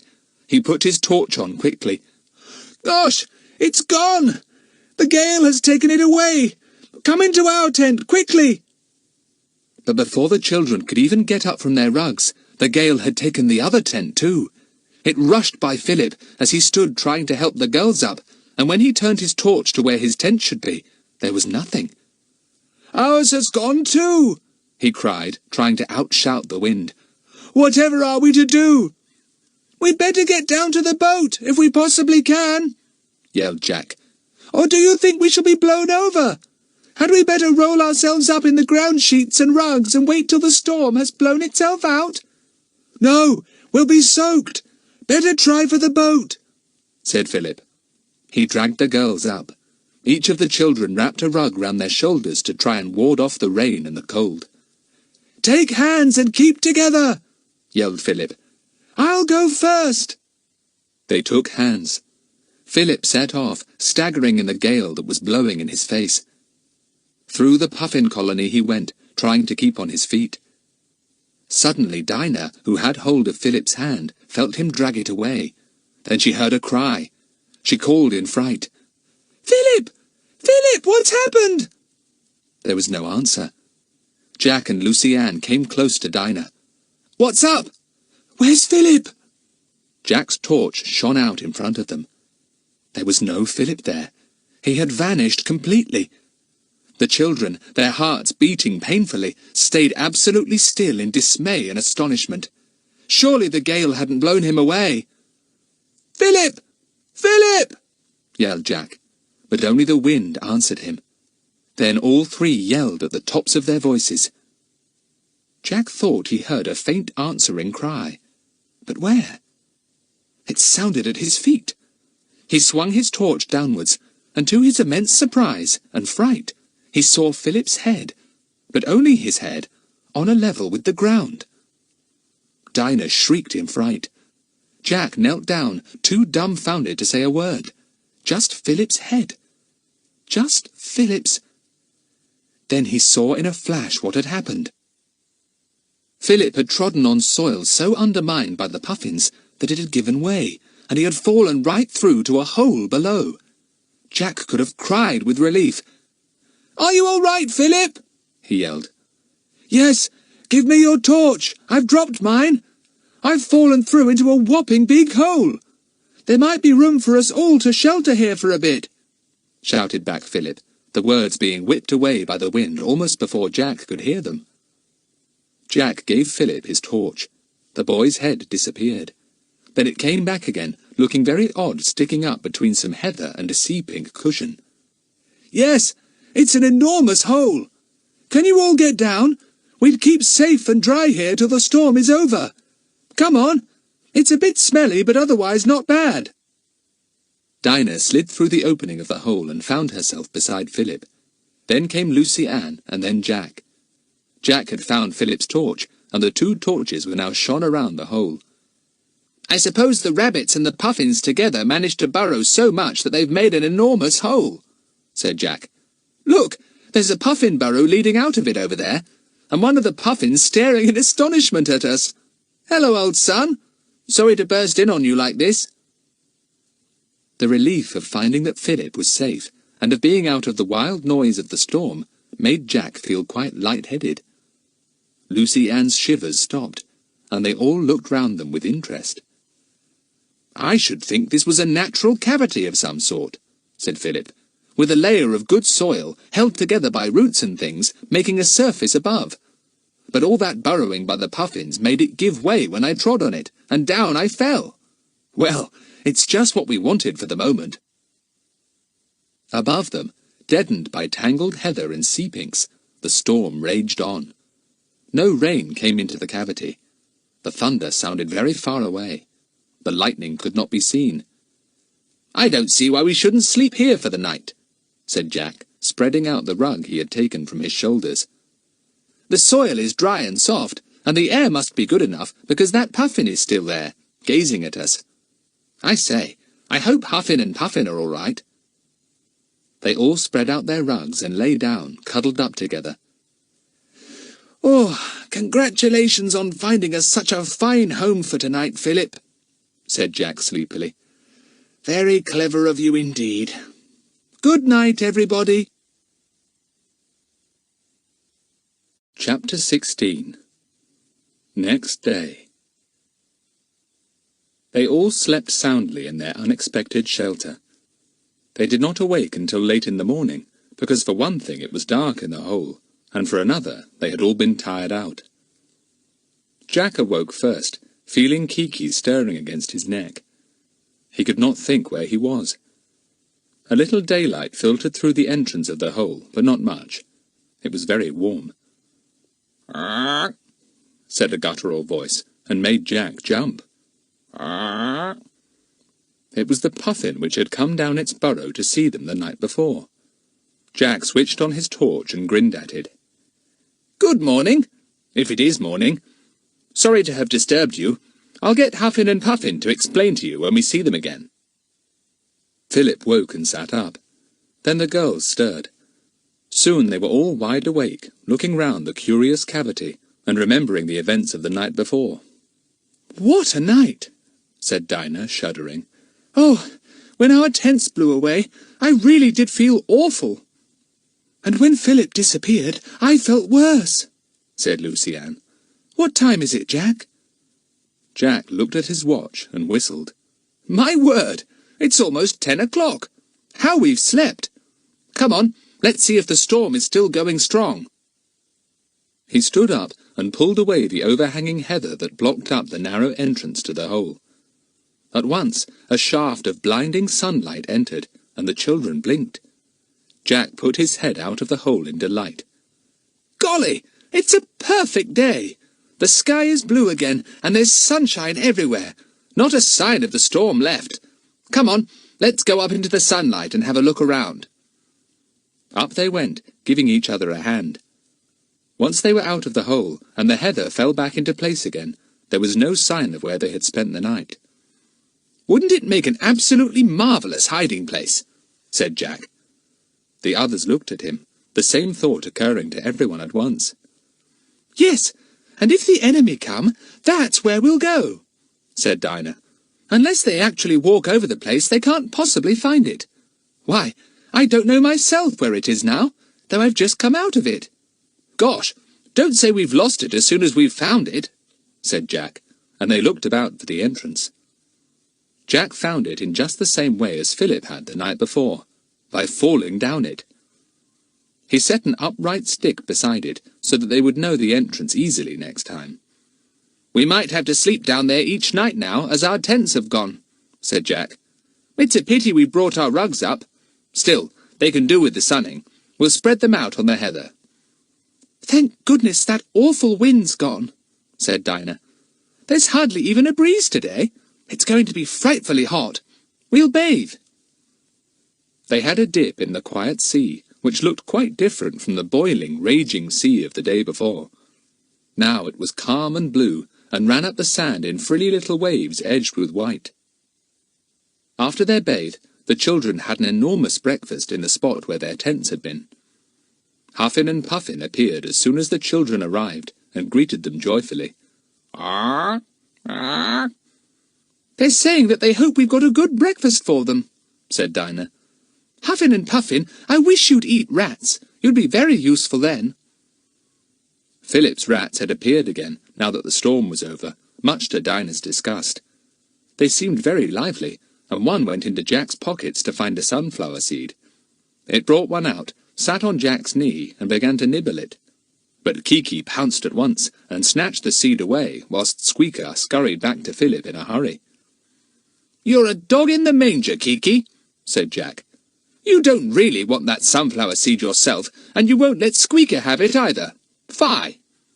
"Fie-fo-fum," said Kiki promptly, and went off into a screech of laughter, right in Jack's ear. He pushed her off his shoulder. "I shall be deaf for the rest of the day. Lucy Ann, look out for that potted meat. Huffin is much too interested in it."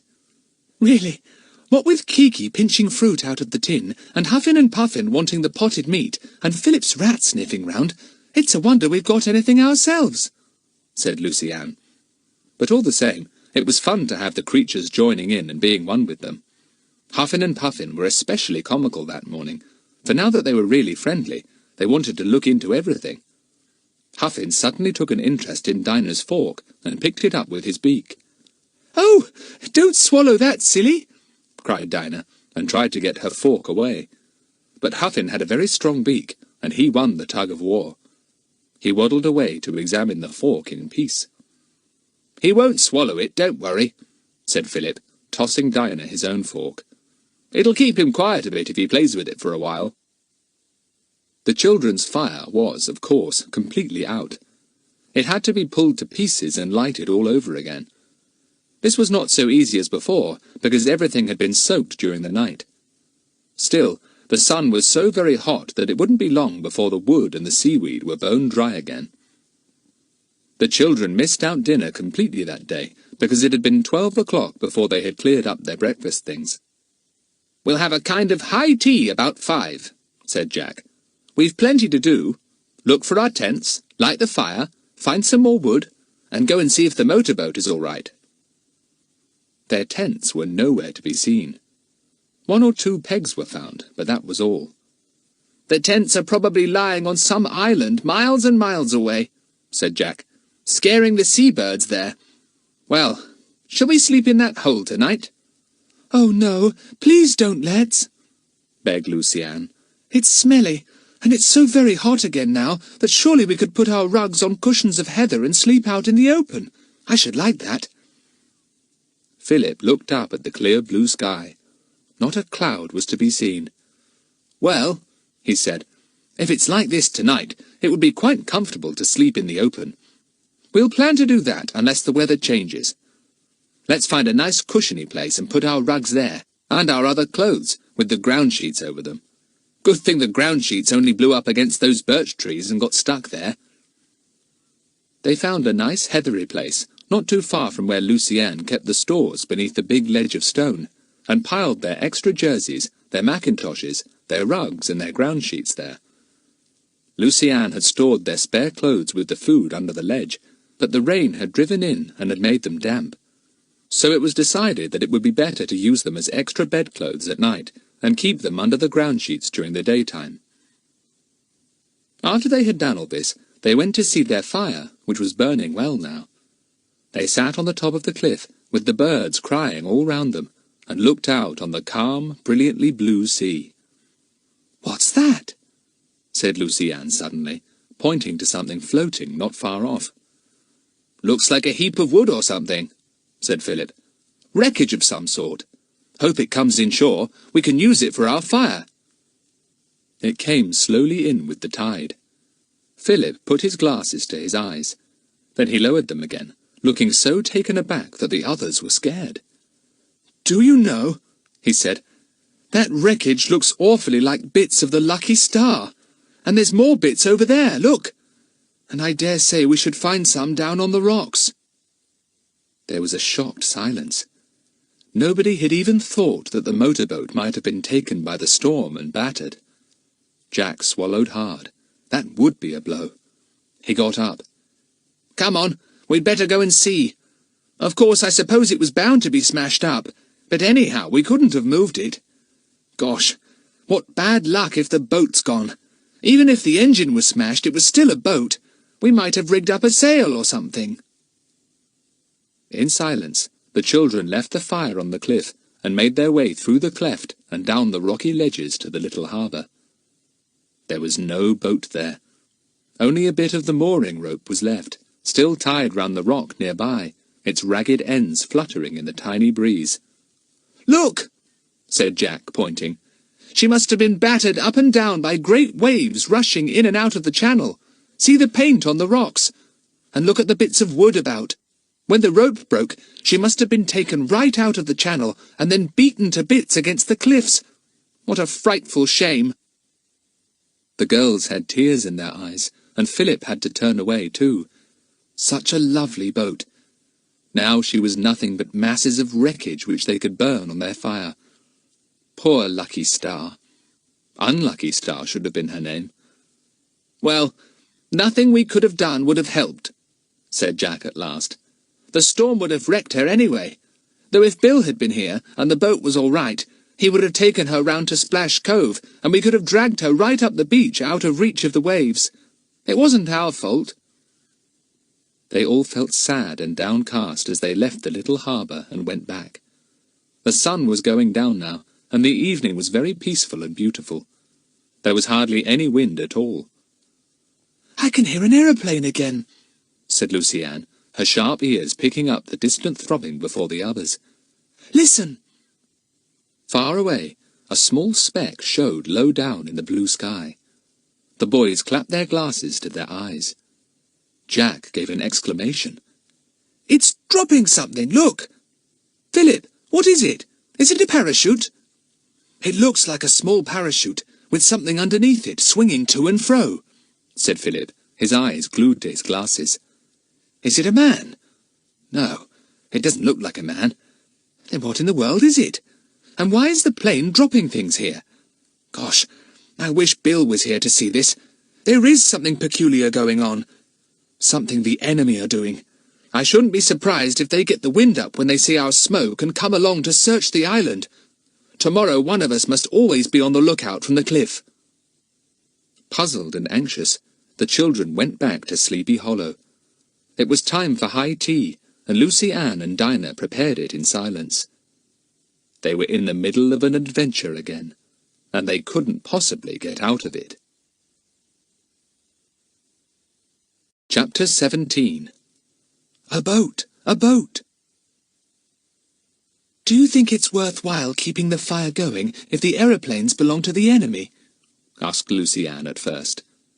"Well, if we're ever to be rescued, we shall have to show some kind of signal," said Jack.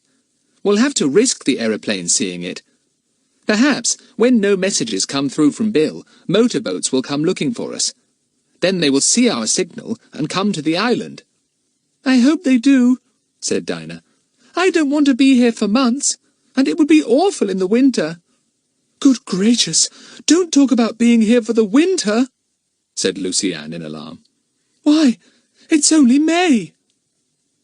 "Dinah's looking on the black side of things as usual," said Philip. Dinah flared up. "I'm not. I'm being sensible. You always call being sensible looking on the black side of things." "Oh, don't quarrel just now when we all ought to stick by each other," begged Lucy Ann. "And don't put those rats near Dinah, Philip. Don't be mean just now." Philip snapped his fingers, and the rats scurried back to his pockets. Kiki snorted. "3 blind mice. See how they run. Pop goes Kiki." "Ah," said Huffin, agreeing politely. It was really very comical the way he and Puffin seemed to talk to Kiki. They never said anything but "ah," but they said it in many different tones and sounded quite conversational at times. That night the children slept out in the open. It was a beautiful, calm night, and the stars hung in the sky, big and bright. Lucy Ann tried to keep awake to watch for shooting stars, which she loved, but she didn't see any. Her bed was very comfortable. The children had chosen thick heather to put their ground sheets and rugs on, and had used their extra clothes for pillows. A tiny breeze blew against their cheeks and hair. It was lovely lying there with the stars shining peacefully above, and the sound of the sea in the distance. "It's like the wind in the trees," thought Lucy Ann sleepily. "And the wind in the trees is like the sound of the sea. Oh dear, I'm getting muddled. The weather was still lovely the next day, and the spiral of smoke from the signal fire went almost straight up in the air, there was so little wind. Jack and Philip took a good many bird photographs, and Jack looked longingly over the steep bird cliff, wishing he could climb down a little way and take some photographs of the birds there.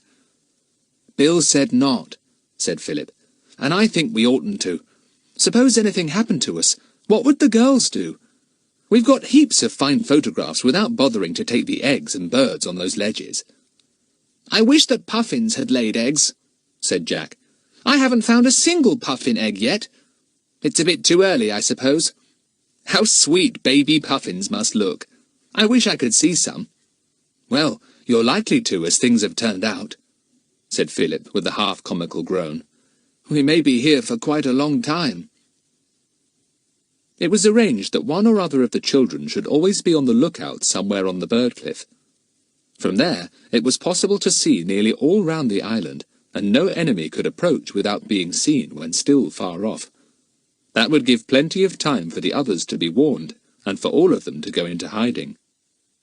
"We'd really better hide all the tins and things that are under our ledge down in that hole, hadn't we?" said Lucy Ann when the plans were made. "They might easily be found." "We'll stuff heather round them," said Jack. "It would be an awful bore to have to keep going down into the hole to fetch all the food each time we wanted something to eat." So clumps of heather were most realistically tucked under the rocky ledge where Lucy Ann kept the tins. Nobody would guess it wasn't growing, it looked so natural there. "We'd have plenty of time to chuck our clothes and things down into the hidey hole if we saw anyone coming," said Jack. "I'll take first watch. I shan't be a bit bored, because there are so many birds up there, and Kiki is such a clown with them. It's as good as a pantomime to watch her."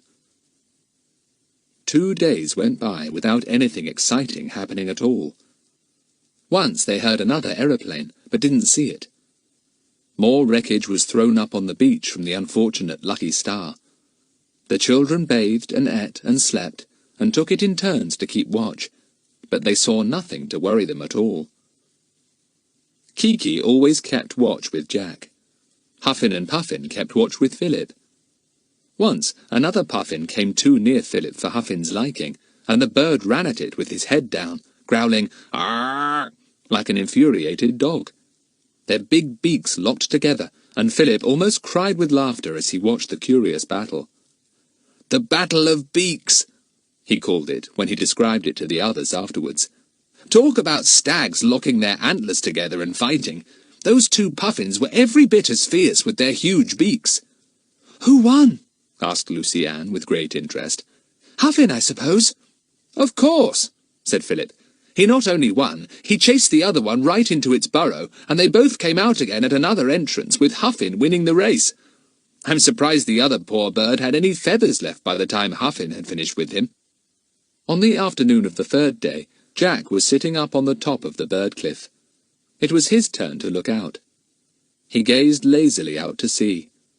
There was just a little more breeze that day, and the waves had frills of white as they came in to shore. Jack was thinking about Bill. Where was he? What had happened to him? Had he been able to escape? And if so, would he come quickly to rescue the 4 children? And what was Aunt Allie thinking? Had she heard that there was no word from Bill, and was she worried? Jack thought deeply about all these things, listening to the different cries of the seabirds about him, and watching their graceful flight over the sea. Then his eyes suddenly picked out something far off on the water. He stiffened like a dog that suddenly sees something unusual. He reached down for his field glasses and put them to his eyes. He had soon got the something out there into focus, and he saw that it was a small motorboat. "Enemies!" he thought, and was about to leap to his feet when he remembered that whoever was in the boat might also have glasses and might see him. So he wriggled away on his tummy, and not until he was well down into the little valley did he jump up and run to the others. "Hi!" he called breathlessly as he tore down to Sleepy Hollow where the others were having a laze. "There's a boat coming!" They all sat up at once. Lucy Ann's green eyes were wide with excitement and fright. "Where? How far away?" "Quite a way off. It'll take them about 10 minutes to come in and tie up. We'd better chuck everything down into the hole at once." "What about the fire?" said Dinah, grabbing her pile of jerseys and coats. "Have to leave that. They've already seen the smoke anyway," said Jack. "Come on, quick! Get a move on, Lucy Ann!" It didn't take long to part the heather over the narrow entrance to the hole and hurl everything down. Jack removed the stick he had put there to mark the place. "No good leaving a signpost for them," he said, trying to make Lucy Ann smile. She gave him a watery grin. "No, everything cleared up," said Philip, looking round. He pulled at the clumps of heather they had been lying on, which had got rather flattened, but the springy plants were already getting back into position themselves. Philip picked up a spoon that someone had left lying there and popped it into his pocket. There really did seem to be nothing left now that would show that the children had been there a few minutes before.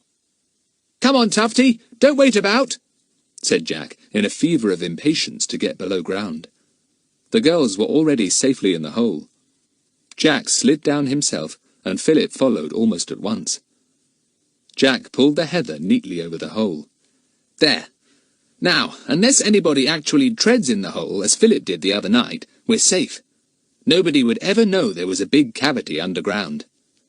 "I feel like a puffin," said Philip. "I feel I'd like to burrow. What about digging a nice little burrow for each of us to lie in?" "Oh, don't make jokes now," begged Lucy Ann. "I don't feel like jokes. I feel all sort of tight and breathless, and my heart simply couldn't beat any louder. Can you hear it?" Nobody could. But then their own hearts were beating so fast and so loudly that it was no wonder they could not hear anybody else's. "Can we whisper?" asked Dinah, in a loud whisper that made everyone jump. "I should think so. But don't talk out loud," said Jack, and if we hear anyone coming, listen with all your might, so that we shall know if it's friends or enemies. It would be too awful if it was friends, and we let them go away without finding us." That was indeed an awful thought, almost worse than the thought of being found by an enemy. Everyone sat quietly, holding their breaths, listening with all their might. "Friend or enemy, friend or enemy, friend or enemy," said a voice in Lucian's mind, and she couldn't stop it saying the words over and over again. "Friend or—" "Shh!" came Jack's whisper suddenly. "I can hear something." But it was only Huffin and Puffin arriving in the hole. They pushed the heather aside and flopped in, giving the children a terrible shock. The heather swung back, and the Puffin stared in the darkness, trying to find Philip. "You wretched birds!" scolded Philip. "You might have shown them our hiding place. Don't you dare to say a word." "Arr," said Huffin deeply. Philip gave him an angry push, and the bird walked away in astonishment. It was the first time he had ever had an angry word or gesture from his beloved Philip. He hopped up to the beginning of a nearby burrow, followed by Puffin, and began to walk up it, very much offended. The children were glad to hear them go. "Shh!" came Jack's whisper again, and the others clutched one another. "They're really coming now. Shh!" Chapter 18. The Enemy and Kiki. The thud of footsteps could be felt in the dark hole below ground. Then came the sound of voices. "We'll search the whole place. Somebody must be keeping that fire going." "There's nowhere much to hide on this small island," said another voice. "Nobody could get down those sheer cliffs, so that rules them out. And there's obviously nobody in this valley, except these ridiculous birds." There came the sound of a match being struck. One of the men was evidently lighting a cigarette. He tossed the match away, and it came trickling through the heather into the hole where the trembling children crouched. It fell onto Dinah's knee, and she almost squealed. "They're dreadfully near," everyone was thinking. "Dreadfully, dreadfully near." "Look here," said one of the men's voices suddenly. "What's this? A bit of chocolate wrapping paper? I bet the hiding place isn't far off." The children's hearts almost stopped beating. Philip remembered that a bit of his chocolate paper had blown away on the wind, and he hadn't bothered to go and pick it up. Blow, blow, blow! Jack felt about for Kiki. Where was she? She had slid off his shoulder, but he couldn't feel her anywhere near. He did hope she wouldn't suddenly make one of her loud remarks just under the very feet of the men. Kiki had gone up the burrow after Huffin and Puffin. The two Puffins were now staring at the men who had come to hunt. They stood at the entrance of a burrow, looking fixedly with their crimson-circled eyes. "Look at those silly chaps," said one man. "Whatever are these ridiculous birds with beaks like fireworks about to go off?" "Don't know. Puffins or sea parrots or something," said the other man. "Huffin and Puffin," said Kiki in a loud, conversational sort of voice. The men jumped violently and looked all round. Kiki was in the burrow behind Huffin and Puffin and could not be seen. She did not want to push past them in case they nipped her. "Did you hear that?" said the first man. "Well, I thought I heard something," said the other. "But these birds all round make such a racket." "Yes, a frightful din," said the first man.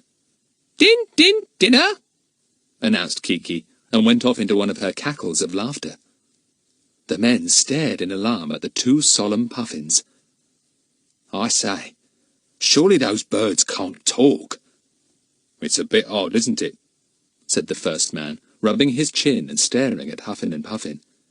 It seemed as if it really must be the two Puffins who were talking and coughing. Kiki could not be seen. Huffin opened his beak. "Arr," he said solemnly. "There," said the man. "I saw him that time. They are talking birds. Sea parrots, perhaps. And parrots talk, don't they?" "Yes, but they have to be taught," said the other. "And who taught these two? Oh, come on. Don't let's waste any time on the ridiculous creatures, said the first man, turning to go. We'll go down to the shore and walk along it to make sure there's no one there. Pity the boat's been smashed up in the gale. We could have taken off some of the food in it. Kiki gave an imitation of a motorbike in the distance, and the men stopped suddenly in astonishment. I could have sworn that was a motorbike, said one with a half-ashamed laugh. Come on, we're hearing things. Wait till I get hold of whoever's on this island, making us waste time hunting like this. To the children's enormous relief, the men's voices got fainter and fainter, and at last could not be heard at all. Kiki came back into the cave. What a pity! What a pity! She said in a whisper, cracking her beak. Kiki, you awful idiot! You nearly gave the game away, whispered Jack. Get on my shoulder, and I warn you, if you say just one more word, I'll tie your beak up with my hanky. Ah, said Kiki, and settled down with her head under her wing. She was offended. For what seemed like hours, the children sat silently in the hole underground. They heard no more voices, and no more footsteps shook the ground nearby. How long have we got to stay here like this? Whispered Dinah at last. She was always the first to get impatient. I'm cramped. I don't know, said Jack, in a whisper that seemed to fill the underground cavity. It would be dangerous to pop my head out and take a look-see. I'm hungry, said Luciane. I wish we'd brought something to eat down with us, and I'm thirsty too. Jack wondered whether or not to risk sticking his head out. Just as he was making up his mind that he would, everyone in the hole heard a far-off, very welcome noise. It's the engine of their motorboat being started up, said Jack in relief. They must have given up the hunt, thank goodness. We'll give them a few minutes, then I'll hop out. They waited for 5 minutes. The motorboat's engine sounded for a little while, then grew fainter, and finally could not be heard at all. Jack cautiously put his head out. He could see and hear nothing but puffins. Huffin and Puffin were squatting nearby, and got up politely when they saw his head. "Ah," they said. Jack got right out of the hole. He lay down flat, put his field glasses to his eyes, and swept the sea around. At last he spotted what he was looking for, the motorboat going away at top speed, getting smaller and smaller in the distance. "It's all right," he called down to the others. "They're almost out of sight. Come on out." Soon they were all sitting in Sleepy Hollow, with the girls getting a meal ready, for by this time they were once again ravenous. The ginger beer had now all been drunk, so they drank the water from the rock pool, which was rather warm from the sun, but tasted very sweet. The rain from the storm had swelled it considerably. "Well, that was a jolly narrow escape," said Philip, his spirits rising as he tucked into slices of spam. "I really did think one of them would tumble in on top of us." "Well, what do you suppose I felt like when the match one of them used fell through the hole and bounced on my knee?" said Dinah. "I nearly let out a yell." "Kiki almost gave the game away too," said Jack, putting potted meat on a biscuit. "Calling out, 'Din, din, dinner' like that. I'm ashamed of you, Kiki." "She's sulking," said Dinah, laughing. "Look at her, standing with her back to you, pretending not to take any notice. That's because you were cross with her." Jack grinned. He called to Huffin and Puffin, who were, as usual, standing patiently beside Philip. "Hey, Huff and Puff, come and have a titbit. Nice birds. Good birds, dear Huff and Puff." Huffin and Puffin walked over to Jack, doing their sailor roll from side to side. They solemnly took a bit of biscuit from Jack's fingers. But that was more than Kiki could stand. She whisked round and screeched at the top of her voice. "Naughty boy! Naughty boy! Naughty boy! Poor Polly! Poor Polly! Polly's got a cold! Put the kettle on! Naughty boy! Naughty boy!" She rushed at the startled Puffins and gave them a sharp jab with her curved beak. Huffin retaliated at once, and Kiki stepped back. She began to screech like a railway train, and the two Puffins hurriedly returned to Philip's knees, where they stood and stared in alarm at Kiki, ready to dart down a burrow at a moment's notice. The children roared with laughter at this little pantomime. Kiki went to Jack, sidling along in a comical manner. Poor Kiki, naughty boy, naughty boy. Jack gave her a titbit, and she sat on his shoulder to eat it, looking triumphantly at Huffin and Puffin. Ah! She said to them, sounding like a snarling dog. Ah! All right, Kiki, don't any more just by my ear, said Jack. And I should advise you not to go too near Huffin for a bit. He won't forget that jab of yours. Do you think it'll be safe to sleep out of doors again tonight? Asked Dinah, clearing up the meal. I don't fancy sleeping down that hole again somehow. Oh, I should think it would be all right, said Jack. I don't somehow think those fellows, whoever they were, will come along in the dark of night. Pity we didn't catch a glimpse of them. I didn't like their voices, said Lucy-Anne. They sounded hard and horrid. What a good thing that storm blew our tents away the other night, said Dinah suddenly. If it hadn't, we wouldn't have stumbled on that hole and been able to use it as a hiding place. We wouldn't have known where to go but for that. That's true, said Philip. I wonder if those men will come back again. We'll go on keeping watch anyway, and keep the fire going. It's our only hope of rescue, and Bill's only hope too, I should think. Because if nobody comes to rescue us, certainly nobody will rescue Bill. Poor Bill, said Lucy-Anne. He wanted to disappear, and he has. Those men must have put our fire out, said Jack, suddenly noticing that there was no smoke. The wretches! I suppose they thought they'd put it out, and then, if it was lighted again, and the smoke rose up, they'd know for certain that somebody was here. Well, jolly well go and light it again, said Philip at once. We'll show them we're going to have our fire going if we want to.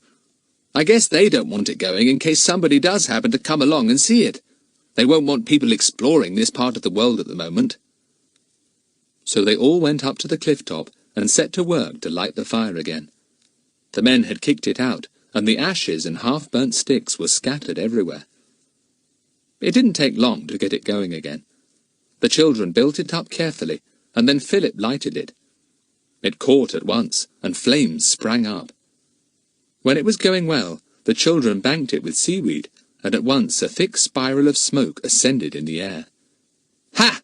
You men! I hope you have caught sight of our signal again!" cried Jack, facing out to sea. "You can't beat us! We'll get the better of you yet, you'll see!" Chapter 19. Someone else comes to the island. The children were now very brown with the sun. "If Mother could see us now, she wouldn't call us peaky," said Philip. "And you've got back all your freckles, Jack and Lucy-Anne, and a few hundreds more." "Oh dear," said Lucy-Anne, rubbing her brown freckled face. "What a pity.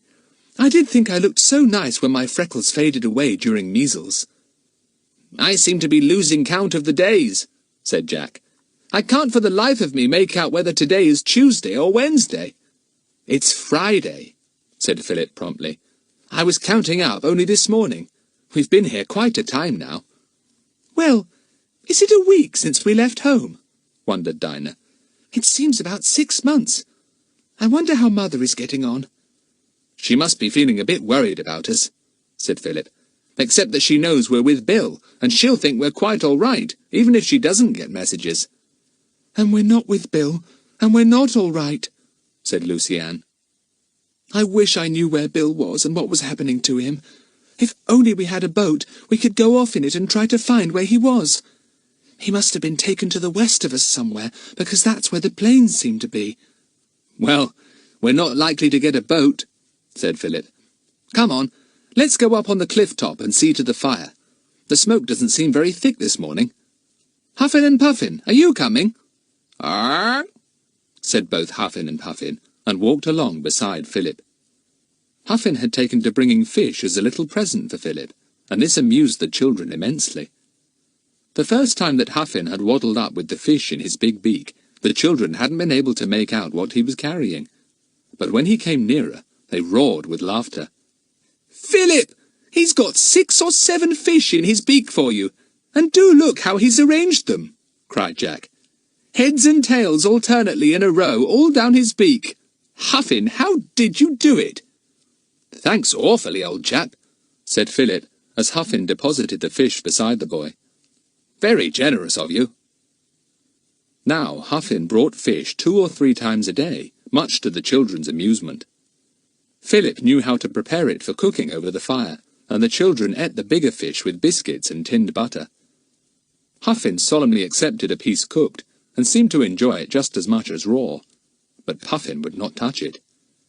"Well, as long as we've got Huffin to provide us with fish, we shan't starve," said Jack. "Kiki, don't be so jealous. If Huffin wants to be generous, let him."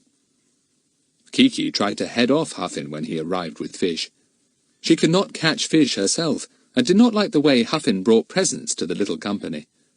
"Naughty, naughty, naughty boy!" she screeched, but Huffin took no notice at all. The children were sitting by the fire, idly throwing sticks on it, and stirring it now and again to make it flare up a little. A spiral of smoke rose up, bent northwards. Jack took up his field glasses and swept the lonely sea with them. You never know when friends, or enemies, might turn up. "Hello! There's a boat again!" cried Jack suddenly, his glasses focused on something small far away. "Philip, get your glasses!" The boys gazed through them, whilst the girls waited impatiently. They could see nothing with their bare eyes, not even a speck on the sea. "Is it the same boat as before?" said Philip. "It's getting nearer. We shall soon be able to find out." "It looks a different one to me," said Jack. "Smaller, and it's coming from a different direction. That might just be a trick, though, to make us think it was a friend." "How shall we know?" said Lucienne. "Have we got to go and hide again?" Jack gave his glasses to her to look through. He turned to Philip, a gleam in his eye. "Philip, there's only one man this time. He'll have to leave his boat moored somewhere if he's come to look for us. What about capturing it?" "Golly, if only we could," said Philip, his face glowing. "It's a motorboat, a small one, but big enough to take us all easily." "Capture it? But how?" demanded Dinah, her eyes glued on the approaching boat. "The man would see us easily, come running up and capture us." "Here, let me have my glasses back," said Philip, tugging them away from Dinah. "That's the worst of you, Di. You will always make your turns so long." "Now, let's think a bit," said Jack, his eyes bright. "That fellow can't be coming to rescue us, because anyone knowing we were here all alone would send a bigger boat, and probably more men, in case they had to tackle our enemy. If Bill had managed to get word to anyone, that's what they would do. Therefore, it seems to me that this boat is not one sent to rescue, so it's probably a trick of the enemies," continued Philip. "They may or may not know there are only children here. It depends on how much Bill has told them. But they might quite easily send someone who would pretend not to be an enemy so as to take us in, and then we would be persuaded to get into his boat to go to safety, and he'd take us off somewhere to join Bill as prisoners." "Oh," said Lucienne, who didn't like the sound of this at all. "Well, I certainly shan't get into his boat. Jack, what are we going to do?" "Now listen," said Jack. "I really have got a good idea, but it needs all of us to carry it out. You girls, too." "Well, what have we got to do?" said Dinah impatiently. "Well, find out where he's going to moor his boat," said Jack. "He'll either go into that little channel where the Lucky Star was, or pull her up on a sandy beach. We shall soon know, because we shall watch." "Yes? What then?" asked Lucienne, beginning to feel excited. "Well, Dinah and I will hide nearby," said Jack. "The man will walk up onto the island to look for us, and you and Lucienne, Philip, must go and meet him." "Oh, I couldn't," said Lucienne in alarm. "All right, then. You stay put somewhere," said Jack, "and Philip can meet him. And Philip, somehow or other, you've got to get this fellow into that underground hole.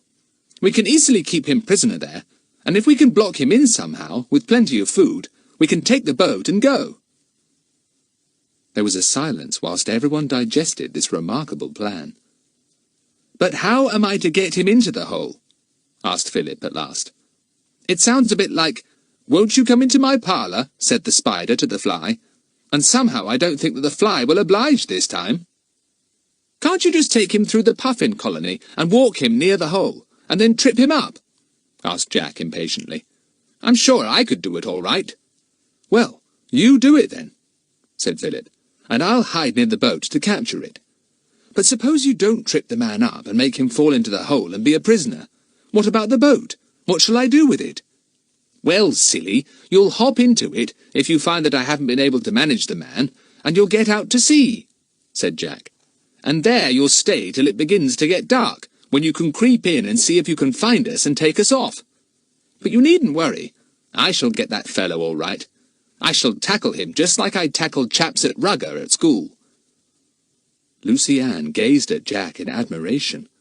She thought her brother was very clever. "Well, I'll help too," she said. "I'll go and meet him with you." "We shall have to pretend to believe all he says," said Jack. "Every word. It'll be funny, him trying to take us in with a cock and bull story, and us doing the same." "I hope he won't be very fierce," said Lucy Ann. "He'll pretend to be quite harmless, I expect," said Jack. "Probably say he's a naturalist or something, and look very simple and friendly. Well, so shall I." "The boat's getting quite near," said Philip. "There is only one man. He's wearing dark glasses because of the sun." "To hide his fierce eyes, I expect," said Lucy Ann fearfully. "Not because of the sun. Do we show ourselves?" "Only two of us," said Jack. "You and I will get up, Lucy Ann, and wave like mad, standing beside the fire. And mind, whatever story I tell, you've got to back me up. Philip, you and Dinah mustn't show yourselves." "Where's he going to park his boat?" wondered Dinah. "Oh, he's making straight for the channel. He knows it then." "There you are, you see," said Jack. "Nobody would make straight for that hidden channel unless he had been here before. He's quite probably one of the men who came in that bigger boat." This did seem very likely indeed, for the boatman made straight for the little channel as if he had been there before. Just as he came near the cliffs, Jack and Lucy Ann stood up and waved. The man waved back. "Now, Dinah, you and Philip get down among the rocks that lead to the little harbour," said Jack. "There are some big ones there you can crouch behind till he's moored his boat and comes up to find us here. Then down you must go and hop into the boat, ready to go out to sea if we fail in our part. If we don't fail, things will be fine. We shall have a prisoner we can hold as hostage, and a boat to escape in." "Hooray!" said Philip, feeling suddenly excited. "Hip, hip, hip!" said Kiki, flying down to Jack's shoulder. She had been on an expedition of her own somewhere, probably chivying the gulls around, Jack thought. "You can join in the fun, Kiki," said Jack. "And mind you say all the right things." "Send for the doctor," answered Kiki solemnly. "Pop goes the doctor." "He's going into the channel," said Philip. "Come on, Dinah. Time we hid. Good luck, Jack and Lucy Ann." Chapter 20. Mr. Horace Tipperlong Gets a Shock. The man guided the motorboat expertly into the narrow channel of water where the Lucky Star had been battered to pieces. He saw the bit of broken rope still round one of the rocks, and looked at it, puzzled. Dinah and Philip were crouching behind 2 or 3 large rocks further up the cliff. They could not see what the man was doing, for they were afraid of being spotted if they peeped out. Jack and Lucy Ann were waiting on the cliff top. Lucy Ann was nervous. "My knees feel funny," she complained to Jack. He laughed. "Don't worry. Buck up, knees. Now, here he comes.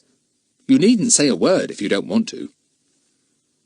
The man came up the rocky steps that led to the top of the cleft in the cliff. He was a thin fellow, rather weedy, with skinny legs. He wore shorts and a pullover. He had been burnt by the sun, and his skin was blistered.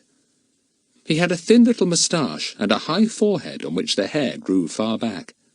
He wore very dark glasses indeed, so that it was quite impossible to see his eyes. He did not look anybody to be very much feared, Jack thought. "Hello, hello, hello," said the man, as he and the children met. "I was astonished to know there were people on this island." "Who told you?" asked Jack at once. "Oh, nobody," said the man. "I saw your spire of smoke. Whatever are you doing here? Is there a camp of you or something?" "There might be," said Jack airily. "Why have you come here?" "I'm an ornithologist," said the man very earnestly. "You won't know what that means, of course." Jack grinned to himself. Considering that he and Philip thought themselves very fine ornithologists, this amused him. But he wasn't going to let this man know that. Ornithologist? He said innocently. "What's that?" "Well, my lad, it's a student of bird life," said the man. "A bird lover. One who wants to know all that he can about birds and their ways." "Is that why you've come here, then, to study birds?" asked Lucy Ann, thinking she ought to say something. Her knees had stopped shaking and feeling funny, now that she saw the man was not at all fearsome. "Yes, I've been to this island before, years and years ago, when I was a lad," said the man. "And I wanted to come again, though I had a job finding it. I was surprised to see your smoke going up. What's it for? Playing at shipwrecked sailors or something? I know what children are." It was plain that the man knew very little about children, and thought the two to be much younger than they were. "He'll be reciting Humpty Dumpty to us in a moment," thought Jack, with a secret grin. "Do you know a lot about birds?" said Jack, not answering the man's question. "Well, I don't know a great deal about sea-birds," said the man. "That's why I've come to these islands again. I know more about ordinary birds." "Aha!" thought Jack. "He says that because he is afraid I'll ask him a few questions about the birds here." "We've got 2 tame puffins," said Lucy Ann suddenly. "Would you like to see them?" "Oh, very much, my dear, very much," said the man, beaming at her. "By the way, my name is Tipalong, Horace Tipalong." "Tripalong?" said Lucy Ann with a giggle, thinking it was a very good name for this man, who walked with curious mincing steps. Jack wanted to laugh. No, Tipalong," said Horace, and smiled all over his face at Lucy Ann. "What is your name?" "My name's Lucy Ann," she said, "and my brother's name is Jack. Are you coming to see the puffins? It's this way." "I should also like to meet whoever is in charge of you," said Mr. Horace Tipalong. "And, where is your boat?" "It was smashed up in a storm," said Jack solemnly. Mr. Tipalong tut-tutted with sympathy. "Oh, how dreadful! Then how are you going to get back home?" "Look out!" said Jack, just saving Horace as he was about to plunge down a puffin's burrow. "This place is undermined by the puffins. Mind where you go." "My word! What a lot of birds!" said Horace Tipalong, standing still. He had been so engrossed in polite talk that he did not seem to have noticed the amazing colony of puffins. Another black mark against him. Jack could not believe that a real ornithologist would walk halfway through the puffins without exclaiming at them. "Extraordinary! Most astonishing! I don't remember ever seeing so many birds together before," said Horace. "And all those thousands on the cliffs, too. Well. And do you mean to say you really have got 2 tame puffins? I can hardly believe it." "They're Philip's," said Lucy Ann, and she could have bitten out her tongue. "I thought you said your brother's name was Jack," said Horace inquiringly. "She must have made a mistake," said Jack, saying the first thing he could think of. They were getting very near the entrance of the underground hole now. Look out, Mr. Horace Tipalong. Lucy Ann began to feel nervous. Suppose this man Tripalong, or whatever his name was, didn't fall into the hole when Jack tripped him. Suppose instead he went for Jack. Suppose he had a revolver. He didn't look a desperate sort of a man, but you never knew. Lucy Ann looked at the pockets of his shorts to see if she could spy anything like a lump in the shape of a revolver there. But his pockets were so bulged out with dozens of things that it was impossible to tell. Jack nudged her. "Keep out of the way now," he said in a very low voice. Lucy Ann obediently slipped behind, her heart beating fast. Jack came to the entrance of the hole. A stick marked it as usual, for it really was almost impossible to find without some sort of signpost. Horace tripped along, looking short-sightedly through his dark glasses. And then, to his enormous astonishment, Jack put out a leg, pushed him, and tripped him right over. He fell at the side of the hole, but before he could get up, Jack had given him a shove, and right into the hole he went. Crash! Jack had a stout stick in his hand, which he had picked from the pile beside the bonfire. He parted the heather and looked into the hole. In the dim light, he could see Horace Tippalong sitting up, and he heard him groaning. Tippalong looked up and saw Jack. "You wicked boy!" he said angrily. "What do you mean by this?" His glasses had fallen off in his headlong dive. His eyes certainly did not look very fierce. They looked rather weak and watery. He held his head as if he had hurt it. "Sorry," said Jack, "but it had to be done. Either you caught us, or we caught you. We didn't need to go on pretending any more. We know quite well what gang you belong to." "What are you talking about?" cried the man, and he stood up. His head popped out of the hole. Jack raised his stick at once. "Get back!" he said fiercely. "You're our prisoner. You took Bill, didn't you? Well, now we've taken you. If you attempt to clamber out, I shall hit you on the head with this. You just try it." Horace hastily retreated. Lucy Ann looked white and scared. "Oh, Jack, is he hurt? Jack, you won't really hit him, will you?" "I jolly well will," said Jack. "Think of Bill, Lucy Ann, and our poor lucky star, and us stranded here because of this fellow and his precious friends. Don't you realise that if he gets out and back to his boat, they'll send heaps more, and won't rest till they've got us? Don't be feeble." "Well, I don't want to see you hit him," said Lucy Ann. "Dinah wouldn't mind a bit, but I'm not like Dinah." "Look here! Will you kindly tell me what all this nonsense is about?" shouted Horace. "I never heard of such a thing. Here I come to a bird island, which as far as I know certainly isn't a crime, and you two kids leave me here, trip me up and shove me down this hole. I've hurt my head badly, and now you say if I try to get out you'll brain me. You nasty little creatures." "I'm really very sorry about it," said Jack again.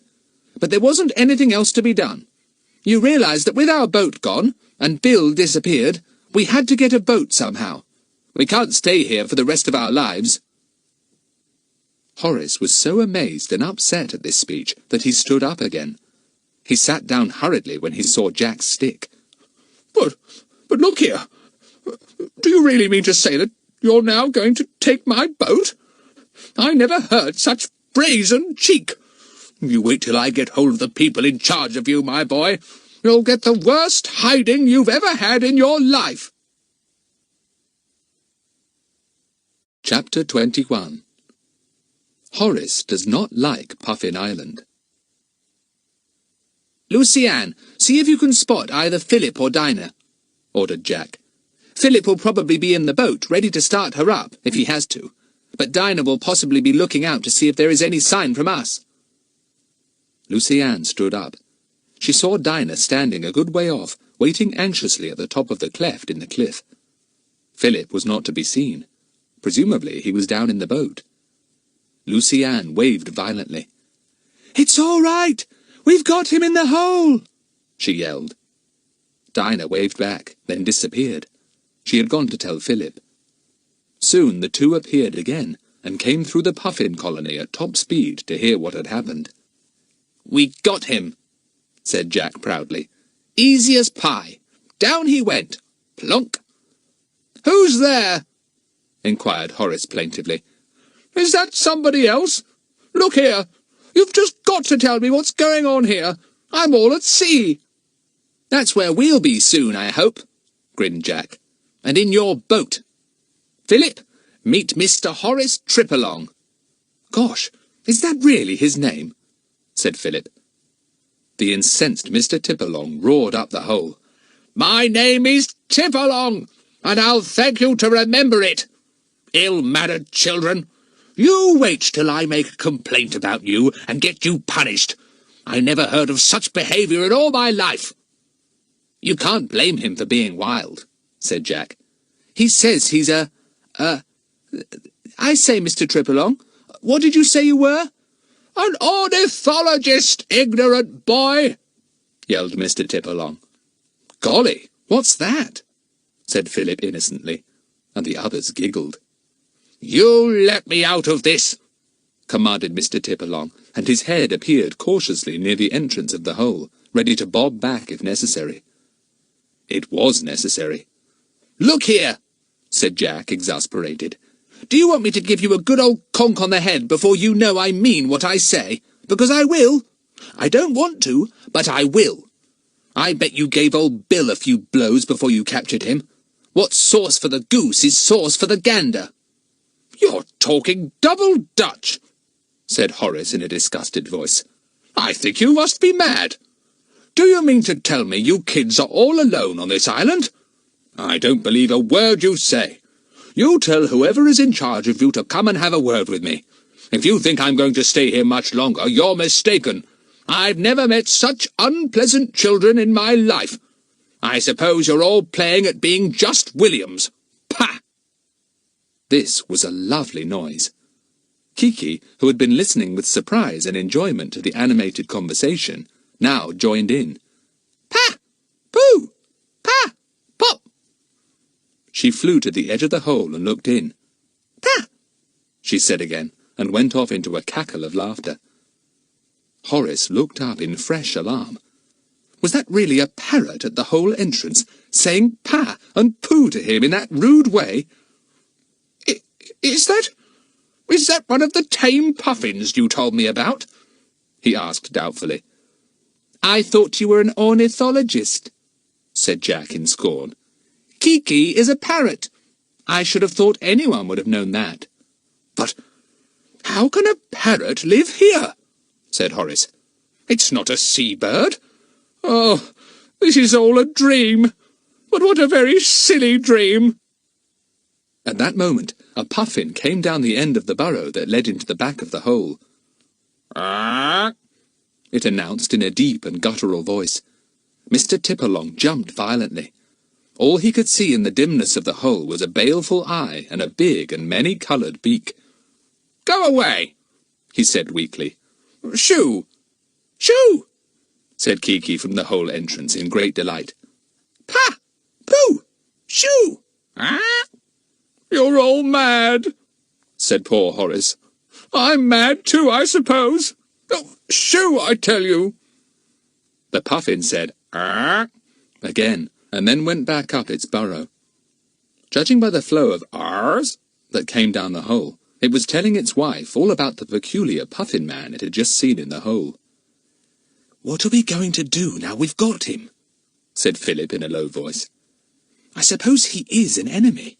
I mean, he does sound rather a goof, doesn't he?" "All part of a clever plan," said Jack. "He's no ornithologist. He's been told to dress up like a goofy one and act the part. Some birdmen are awful goofs, you know. We've met them. Well, this one is just about too goofy for words. He's overacting, if you know what I mean. I'm glad he hasn't got a revolver. I've been afraid of that all the time." "Yes, so was I," admitted Philip. "There may be one in the boat. I hope there is. It might come in useful. Well, what are we going to do?" "Do you think he can hear what we're saying?" said Lucy-Anne, looking frightened. "Not if we talk as low as this," said Philip. "Jack, the boat is a nice little bit of work. Smaller than the Lucky Star, but it has a little cabin and will easily take us all, and some food. Are there oars in it, in case we want to cut out the engine and go in quietly to shore anywhere?" asked Jack. "Yes," said Philip. "I noticed those. Have you got a good plan, Jack? I keep on and on thinking, but all I can make up my mind about is to sail off in the boat. But where to, I don't know. We want to escape, but we want to escape to somewhere, and not out of the frying pan into the fire either.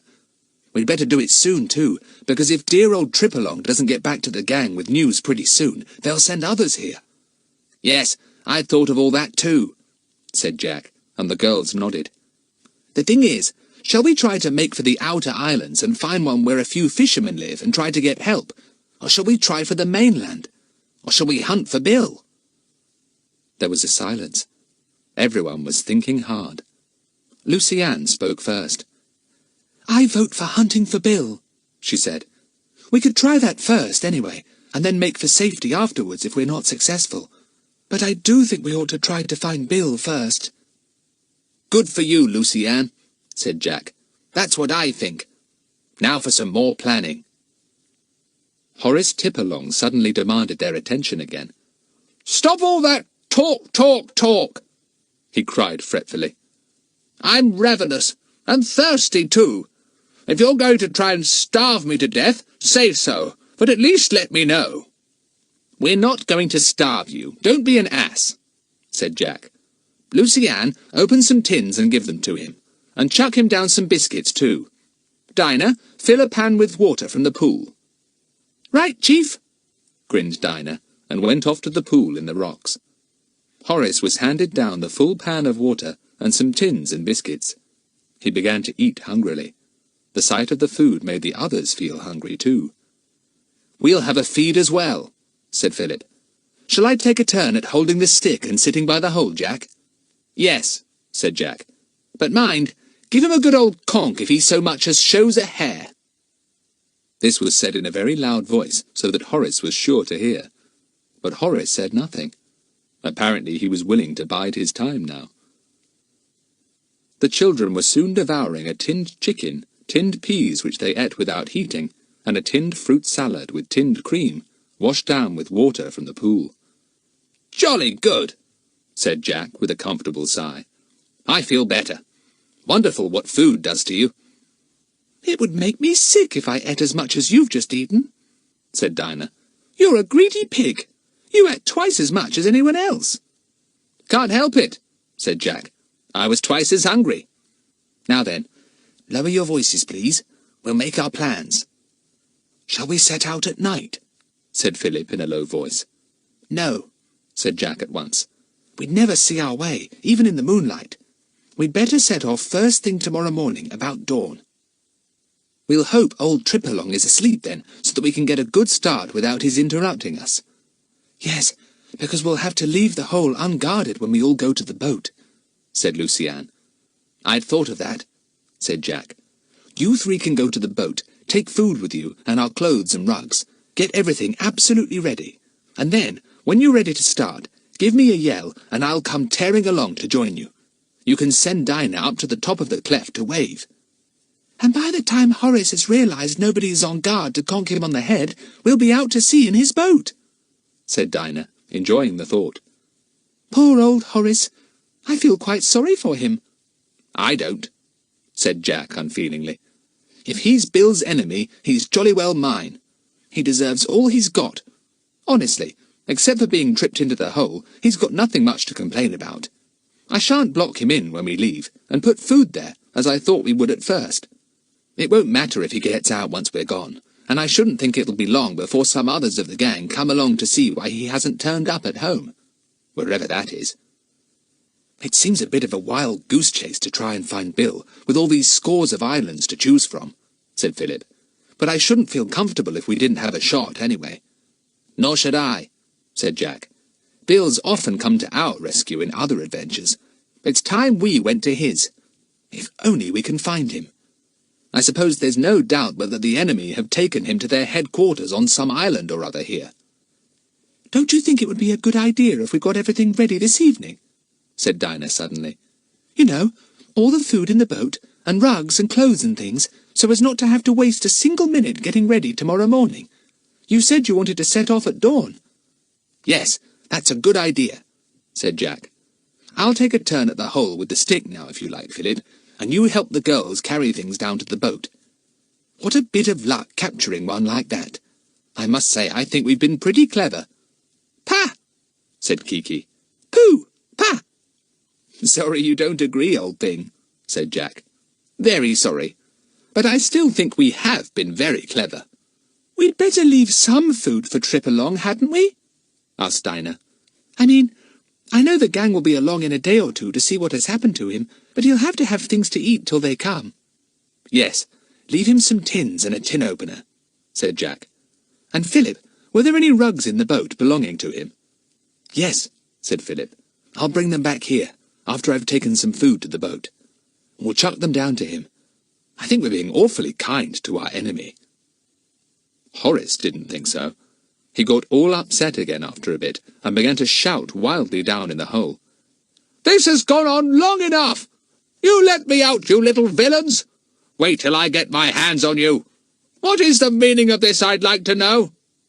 Oh, don't keep up the pretence any more, Mr. Horace Tripalong, said Jack, bored. We're enemies, both of us, and you know it. You open up a bit and tell me where Bill is and a few things more. You might get off more lightly in the end if you do. Who is this Bill you keep talking about? Said Horace in an exasperated tone. Look here, are you playing at pirates or bandits or what? I never heard of anyone being kept prisoner down a hole like this by a pack of villainous children. No, I never heard of it either, now I come to think of it, said Jack. Well, dear Horace, if you won't admit what we all know, keep quiet.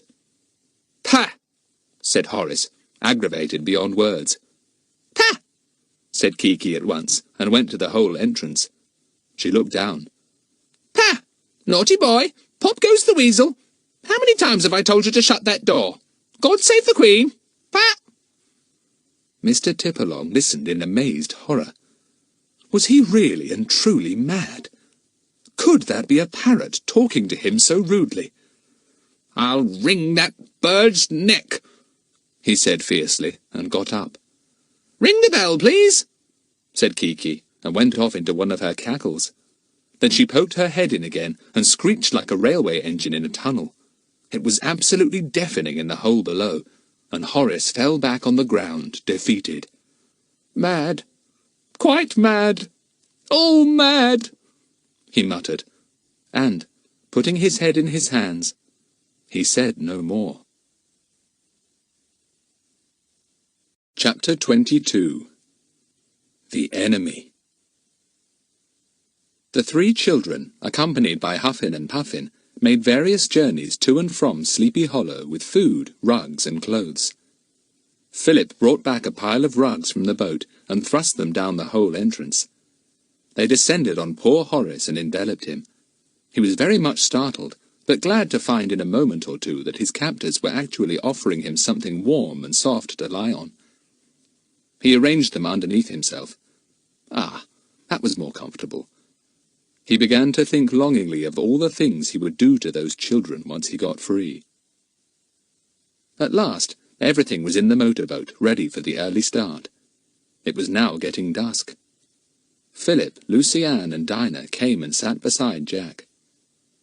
I suppose one or other of us must keep watch over the hole all night in case Horace escapes, whispered Philip. Jack nodded. Yes, we can't risk his getting out, just as we've got everything set. You take first watch, Philip. We won't ask the girls to watch, because I'm pretty sure they wouldn't enjoy hitting Horace good and hard if he popped his head out. I would, said Dinah indignantly. Lucy-Anne is kind, but I'm not. Lucy-Anne said nothing. She felt sure she wouldn't like to hit Horace hard. Anyway, the boys decided that only they should keep watch, so that was all right. The sun had gone down into the sea. The sky was pricked with the first few stars. The children lay about comfortably on the heather, talking in low voices. There was no sound from Horace. Perhaps he was asleep. Philip's 3 rats, which had suddenly begun to look very grown up, came out to sniff the evening air. Dinah removed herself at once. Huffin and Puffin regarded the rats with fixed eyes. Kiki yawned and then sneezed. Then she coughed in a very hollow manner. "Shut up, Kiki," said Jack. "If you want to practice your awful noises, go up on the cliff and make the seagulls and guillemots listen." "Ah," said Huffin solemnly. "Huffin agrees with me," said Jack. "Pah!" said Kiki. "And pat to you, too," said Jack.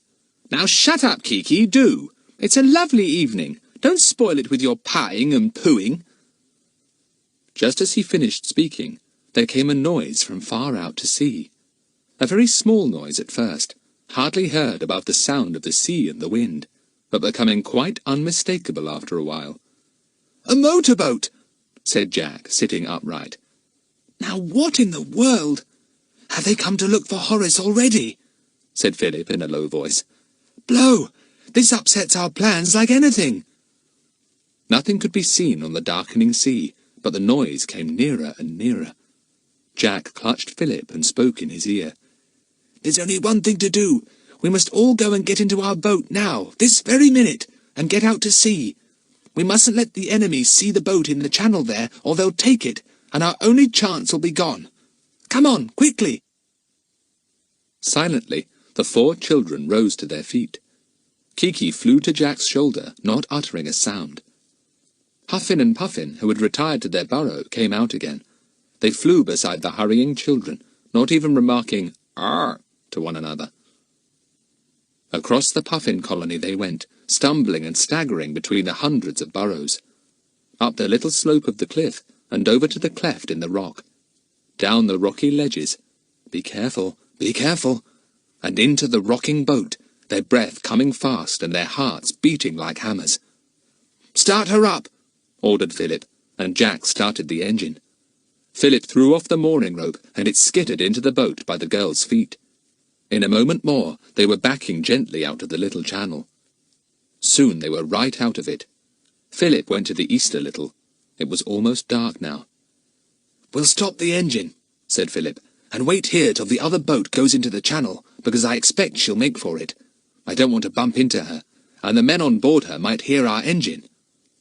So the engine was stopped, and the motorboat swung up and down gently as waves ran beneath her to the rocky cliffs some way off.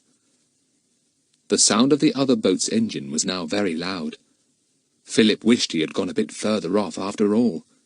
But the bigger boat swung by without stopping, and then nosed its way into the hidden harbour. The children, crouching in their boat, straining their eyes, had just been able to make out a dark shape, and that was all. The other boat's engine stopped, and peace came back into the night. Some of the seabirds, disturbed, uttered a few wild cries, and then flew back to their roosting places on the ledges.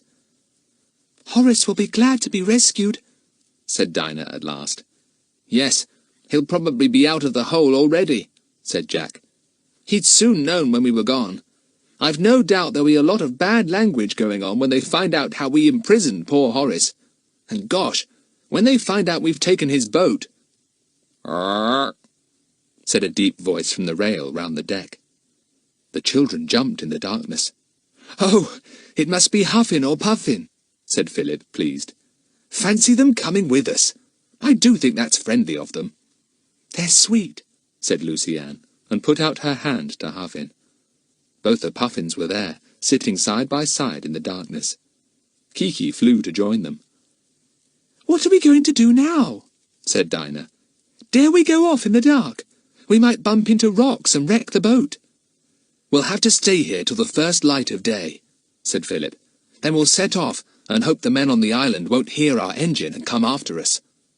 "We shall have got a good start," said Jack. "Well, what about having a snooze if we're going to stay here? Where's the anchor? Shall we let it down? I don't fancy drifting about at the mercy of the waves all night long." Whilst the boys were busy, the girls laid out rugs, mackintoshes, and jerseys to lie on. It was a lovely warm night, and nobody minded.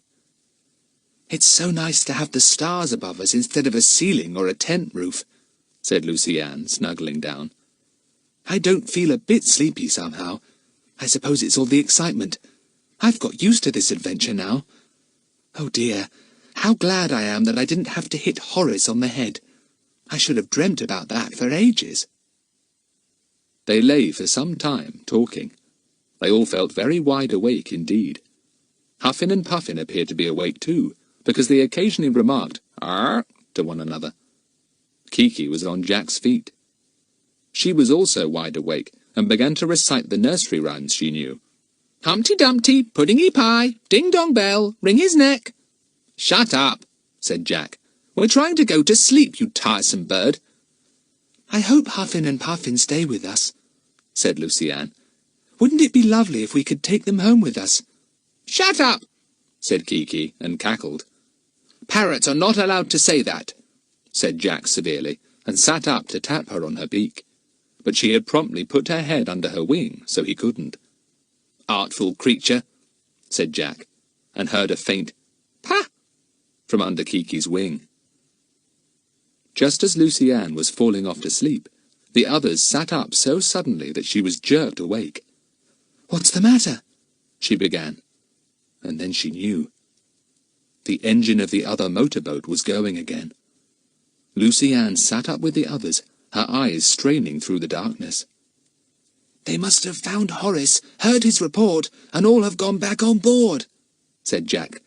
"They are evidently not going to spend the night here. Look, here they come! Gosh, they've got their lights on this time. Jack! Jack! They'll be going back to their headquarters," said Philip urgently. "Let's follow them. Get the anchor up, quick. They won't hear our engine because theirs makes such a row. Come on, let's follow them. They'll take us to where Bill is." The men's motorboat had swung round when it had come from the channel, and was now headed out to sea. It was not long before the children's boat set off in its wake. They could not hear the other boat's engine because of their own, and knew that theirs would not be heard by the men for the same reason. Huffin and Puffin were still on the deck rail. Clearly they meant to go wherever the children went. Lucy-Anne thought it was nice to have such staunch, loyal friends, even if they were only Puffins. Kiki was on Jack's shoulder again, her beak to the breeze. "All aboard!" she kept saying. "All aboard! Ha!" The first boat sped along quickly. It was easy to follow because of its light. The children stood with their noses to the wind in silence. Lucy-Anne spoke first. "This adventure is getting more adventurous," she said. "Oh dear, it really is." Chapter 23. The Secret Lagoon. For a long time the two boats sped across the sea. "It's the Sea of Adventure," Lucy-Anne thought. "Anything might happen here. Oh, I do hope we find Bill. Things always seem right when he's with us."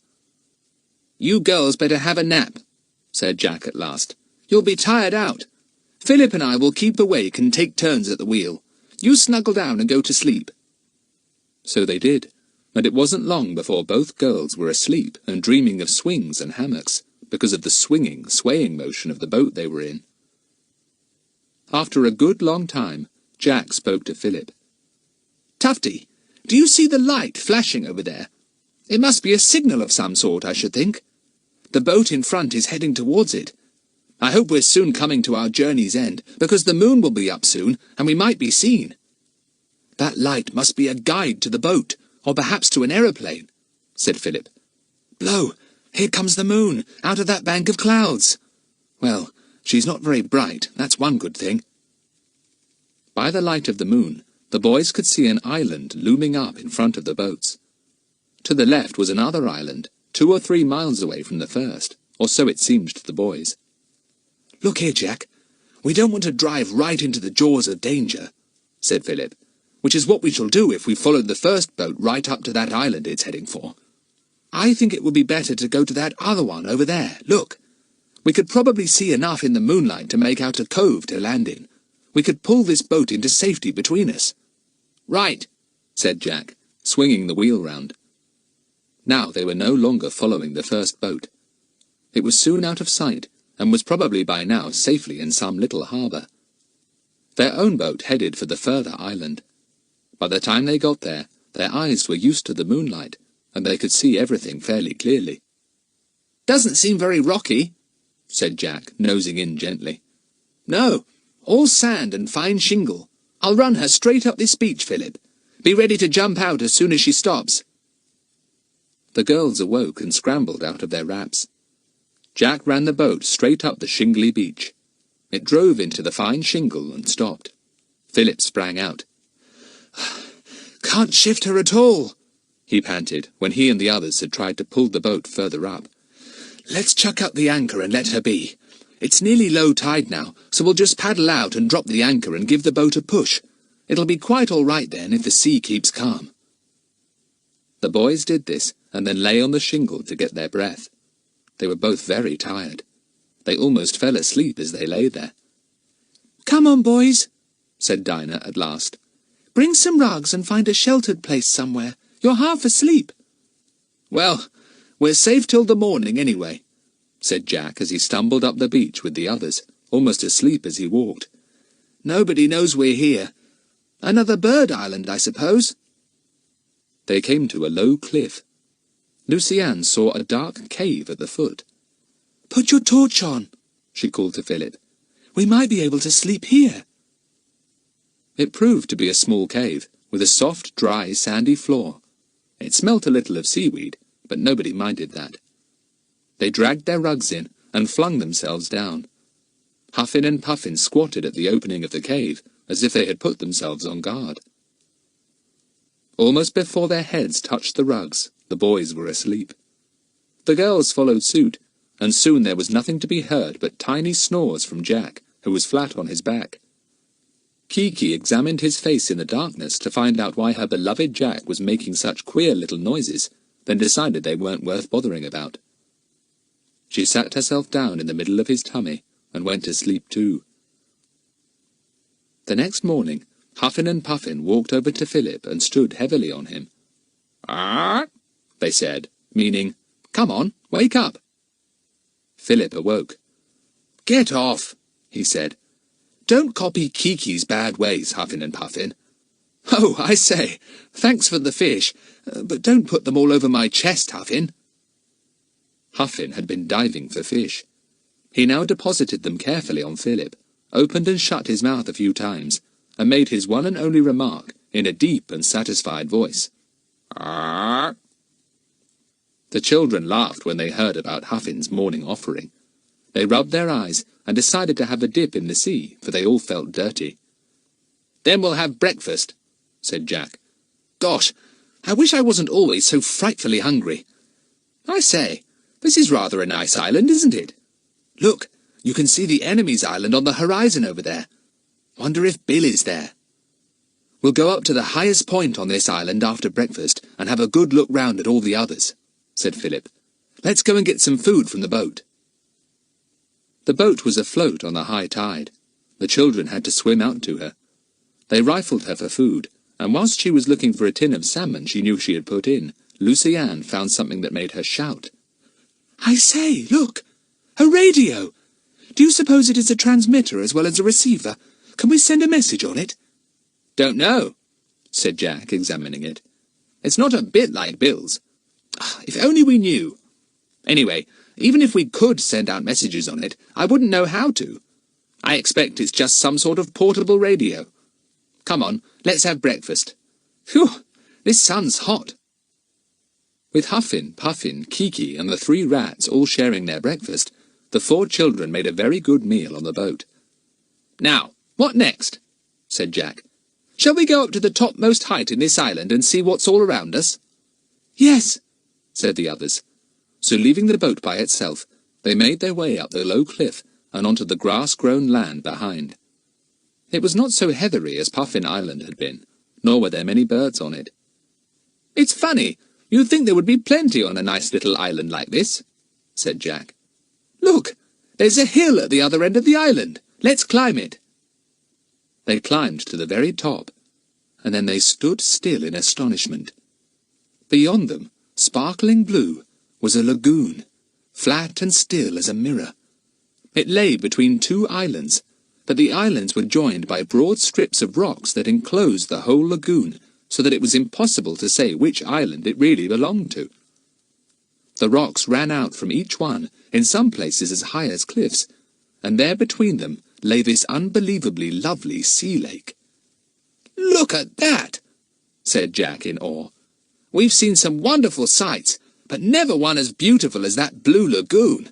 It can't be real." But it was.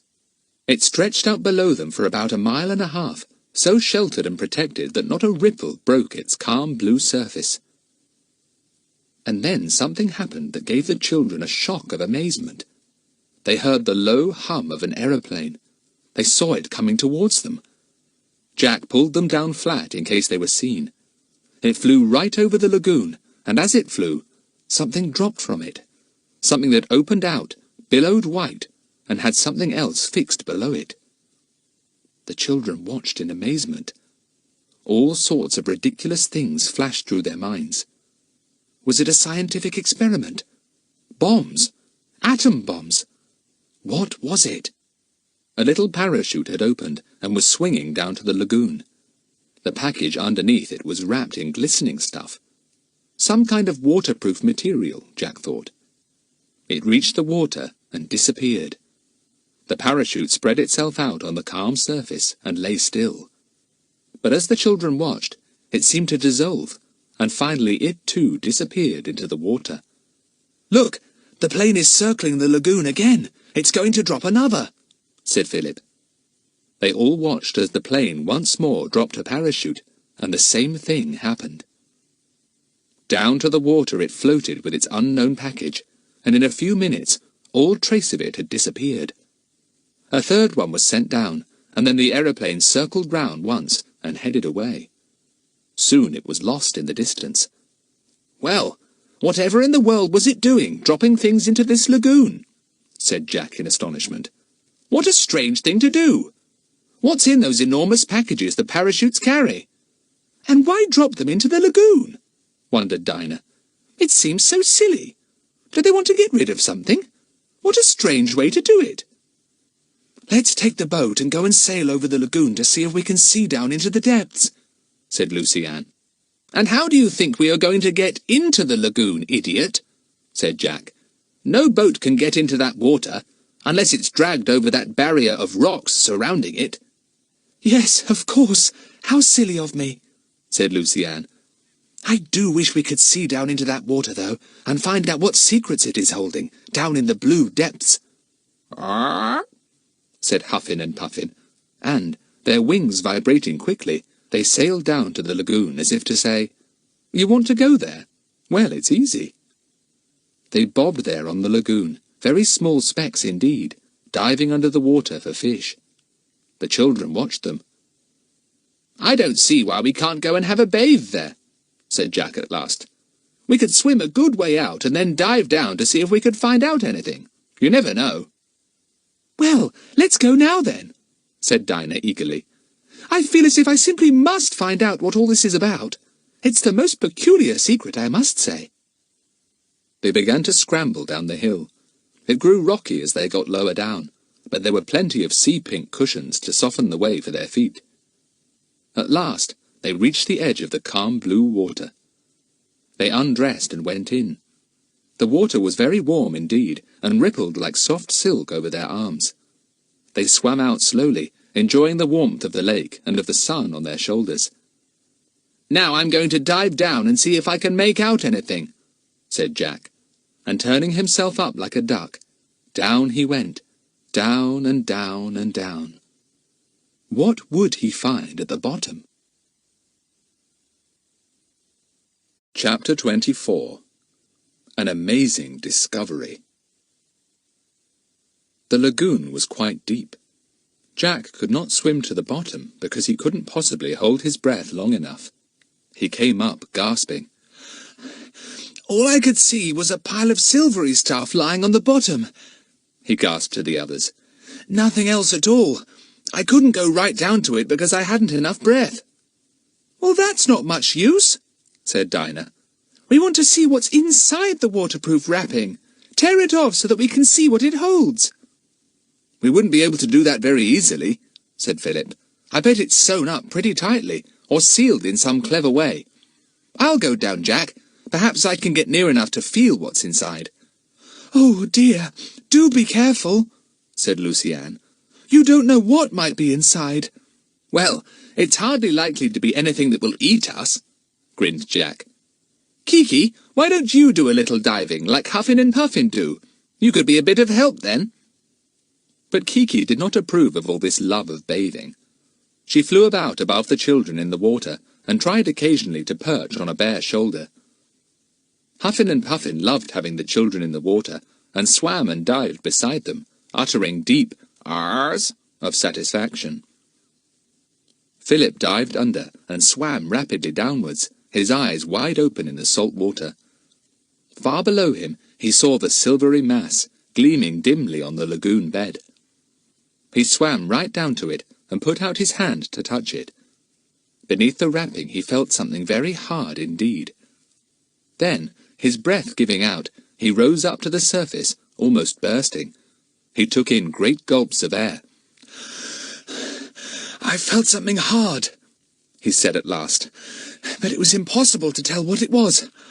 Blow, isn't it sickening to be right on top of a mystery like this, and not be able to solve it?" "We shall have to give it up," said Jack. "I know perfectly well I haven't enough breath to go down and probe the wrappings. I should burst for want of breath." "I do hate giving things up," said Dinah. "Well, swim under the water yourself and see if you can find out anything," said Philip. "You know I can't hold my breath even as long as you can," said Dinah. "So what's the good of that?"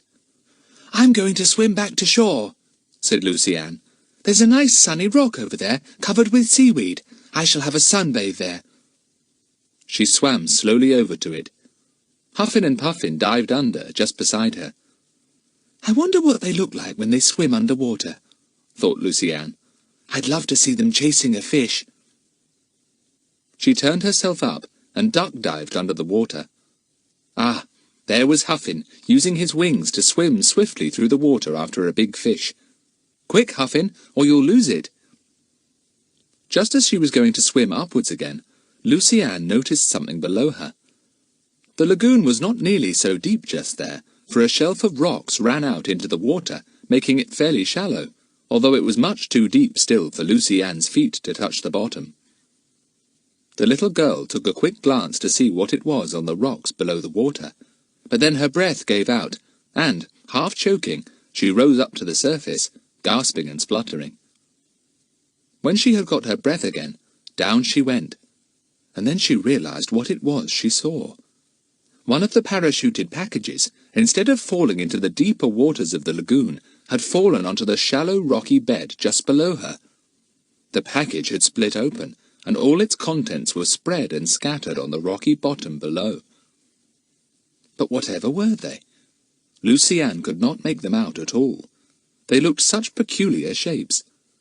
She rose up to the surface again and yelled to Jack. "Hi, Jack!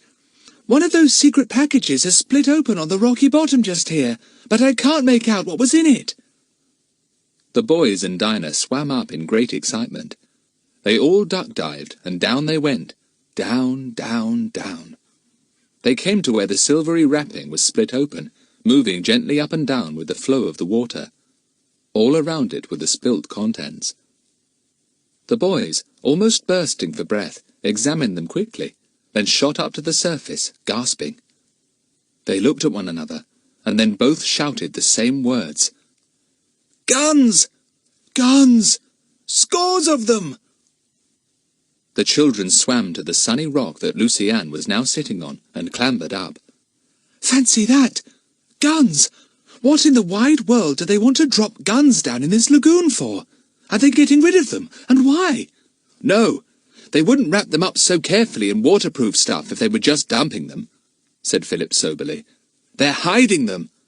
"Hiding them? But what a very peculiar place to hide guns in," said Dinah. "What are they going to do with them?" "They're probably gun-running," said Jack. "Bringing hundreds of guns here from somewhere and hiding them till they're ready for them. Ready for some revolution somewhere. South America, perhaps." "Something like that, I bet," said Philip. "There are always people stirring up trouble somewhere and wanting weapons to fight with. Those who can supply them with guns would make a lot of money. Yes, that's what it is. Gun-running." "Well," said Lucy Ann, "to think we've dropped right into an awful thing like that. I expect Bill guessed it, and they saw him snooping round, and captured him so that he couldn't give the game away." "However do they get the guns away from here?" wondered Jack. "I mean, They can't be got away by boat, because this lagoon is absolutely enclosed by rocks. Yet the guns must be taken out of the water to be sent to wherever they are wanted. It's jolly strange. Well, now we do know what that aeroplane was dropping, said Philip. My word, this lagoon must be full of armaments. What an absolutely wonderful hiding place. Nobody to see what happens, nobody to discover the guns at the bottom. Except us, said Lucy-Anne promptly. I discovered that split package. I suppose it hit the rocks just below the surface and split open at once. They lay basking in the sun, talking over the curious discovery. Then Kiki suddenly uttered an astonished cry, and the children sat up to see why. "Goodness! There's a boat coming!" said Jack in dismay. "Coming towards this very place, too, from the seaward side of the rocky barrier." "What shall we do?" said Lucy-Anne, frightened. "There's nowhere to hide, and we haven't time to make our way back without being seen." The boys gazed round in desperation. What could be done? Then Philip suddenly grabbed up a great armful of seaweed and flung it over the surprised Lucy-Anne. "We'll cover ourselves up with this," he said. "There's stacks of it. Quick, pull it up and cover yourselves with it. It's the only way we can hide."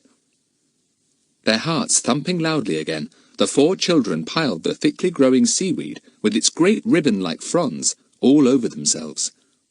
Jack peered through his and spoke urgently to Dinah. "One of your feet is showing, Di. Put some seaweed over it, quick." Huffin and Puffin were amazed at this sudden seaweed game. They decided which lump was Philip and went to perch solemnly on him. He felt their weight and almost laughed. "Nobody could possibly guess there was a boy under these 2 puffins and all the seaweed," he thought. "I only hope the others are really well covered." The boat grounded not far off. The voices of 2 or 3 men could be heard, coming nearer and nearer. The children held their breath. "Don't tread on us! Oh, don't tread on us!" prayed Lucy-Anne, feeling quite sick, especially as there was a great flabby piece of seaweed across her mouth. The men did not tread on them. They came and stood quite nearby, however, and all of them lighted cigarettes as they stood there. "The last lot of stuff came today," said one man in a husky, deep voice. "This lagoon must be almost full now." "Yes, time we got some of it away," said another voice, a sharp, commanding kind of voice. "We don't know how much information that fellow we've got has passed on to his headquarters. He won't talk. Better send a message through to the chief to tell him to collect as much as he wants, in case anyone else is sent along to snoop." "What about the second fellow? He won't talk either," said the first voice. "What are we going to do with them?" "They can't remain up here," said the commanding voice. "Put them on the boat tonight, and we'll dump them somewhere where they won't be heard of again. I'm not going to waste my time on that first fellow anymore. What's his name? Cunningham. He's been enough trouble to us, poking his nose into all we do for the last year. Time he disappeared." The 4 hidden children, feeling very damp and cold under their seaweed, shivered to hear all this. They knew perfectly well what was meant. They, these men, were Bill's bitter enemies, because he had been successful in keeping on their track. Now they had got him, and they were afraid he knew too much, though actually it was likely that Bill didn't know as much as they, the children, did. "And so they are going to remove all these guns and then dump poor Bill somewhere so that he never will be heard of again, because he will be drowned," thought Jack desperately. "We shall have to rescue him, and as quickly as possible, too. I wonder who the other fellow is they are talking about. Surely it can't be Horace. I thought he was one of the enemy." The men wandered away over the rocks. Evidently they had come to survey their extraordinary hiding place, though they could see very little of its contents. The children lay perfectly still, not daring to move, in case they should be noticed. They got very tired indeed of lying there, and Lucy-Anne was shivering. Then they heard the sound of the motorboat's engine starting up again. Thank goodness. They waited a while, and then Jack sat cautiously up. He looked round. There was no one to be seen. The men had gone back to the boat by a different way, and it was now some distance out to sea. "Phew!" said Jack. I didn't like that at all. Another inch or two nearer, and one of the men would have trodden on my foot. Chapter 25. Another surprise. They all sat up and removed the slippery seaweed from themselves. Huffin and Puffin walked down Philip's body, where they had perched the whole time. Kiki, to her fright and dismay, had been covered with seaweed by Jack, and forced to stay beside him, for he was afraid she might give them away by talking. She talked angrily now. Poor Polly! Send for the doctor! What a pity! What a pity! Ding-dong bell! Polly's in the well! The children looked at one another solemnly when they had finished uncovering themselves. Bill was in great danger. There was no doubt of that at all. "What are we going to do?" said Lucy-Anne with tears in her eyes. Nobody quite knew. There seemed to be danger wherever they turned. "Well," said Jack at last, "we've got a boat of our own, that's one thing. And I think when it's dark tonight, we'd better set out for the other island, the one the men are on, and see if we can't find where they keep their motorboat. We know that Bill will be there." "And rescue him?" said Dinah, thrilled. "But how shall we get close in to shore without being seen or heard?" "We'll go when it's dark, as I said," said Jack. "And when we get near to the shore, we'll stop our engine and get the oars. Then we can row in without being heard." "Oh, yes, I'd forgotten there were oars in our boat," said Dinah. "Thank goodness." "Can't we get back to our little cave on the shore at the other side of the island?" asked Lucy-Anne. "I don't feel safe here somehow, and I'd be glad to know our boat was all right." "Also, we can't have anything to eat till we get back there," said Philip, getting up. "Come on, I'm frozen. We shall get warm climbing up the rocks, onto the height over there, and then over the island to the boat." So they went back over the rocks and found their clothes where they had left them. They stripped off their wet suits and dressed quickly. Philip's rats, which he had left in his pockets, were extremely pleased to see him again, and ran all over him with little squeals of delight. Huffin and Puffin accompanied the children as usual. All of them were secretly relieved to find their boat was safe on the shingly beach. They went to her and chose some tins of food. "Better have something with lots of juice to drink," said Jack. "There's no fresh water here as far as I can see, and I'm awfully thirsty. Let's open a tin of pineapple. There's always lots of juice in that." "Better open 2 tins if Kiki's going to have any," said Dinah. "You know what a pig she is over pineapple."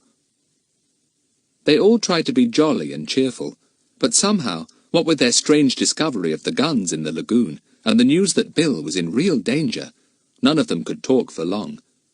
One by one they fell silent, and hardly knew what they were eating.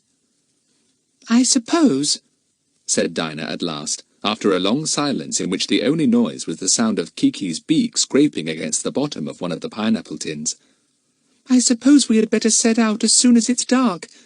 But I do feel quaky about it." "Well, look here," said Jack. "I've been thinking hard, and I'm sure it would be best if Philip and I went alone to get Bill. It's very risky, and we don't know a bit what we shall be up against, and I don't like the idea of you girls coming." "Oh, we must come!" cried Lucy-Anne, who couldn't bear the thought of Jack going off without her. "Supposing something happened to you? We'd be here on this island all alone, and nobody would know about us. Anyway, I'm going with you, Jack. You can't stop me." "All right," said Jack. "Perhaps it would be better if we stuck together. I say, I suppose that other fellow they spoke about couldn't be Horace. We couldn't have made a mistake about him, could we?" "Well, I did think he was too idiotic for words," said Dinah. "I mean, he looked it, not only acted it. I believe we did make a mistake. I think perhaps he really was a bird lover." "Gosh, he must have thought we were frightful," said Jack, horrified. "And we took his boat, too, and left him to be taken prisoner by the enemy." "And they must have thought he was Bill's friend, and have been wild with him when he said he didn't know Bill or anything about him," said Philip. Everyone thought solemnly about poor Horace. "I'm jolly glad none of us hit him on the head after all," said Jack. "Poor old Horace Trip-along." "We'll have to rescue him, too," said Lucy-Anne. "That'll make up a bit for taking his boat. But won't he be furious with us for all we've done? Huffin appeared at this moment with his familiar gift of 6 fish, neatly arranged head and tail alternately in his large beak. He deposited them at Philip's feet. "Thanks, old man," said Philip. "But won't you eat them yourself? We daren't make a fire here to cook anything on." "Arr," said Huffin, and walked over to have a look in the empty tins. Puffin took the opportunity of gobbling up the fish, and Kiki watched her in disgust. Kiki had no use for fish fresh from the sea. "Pah!" she said in Horace's voice, and the children smiled. "Kiki, you'll have to be jolly quiet tonight," said Jack, scratching her head.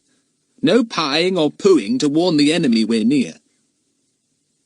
When the sun began to sink, the children took the motorboat a little way out to sea to make sure that there were no rocks about that they must avoid when setting out at night. Far away on the horizon line, they saw the island of the enemy. Somewhere there was Bill, and perhaps Horace too. "I hope to goodness we see some kind of light to show us where to go inshore," said Jack.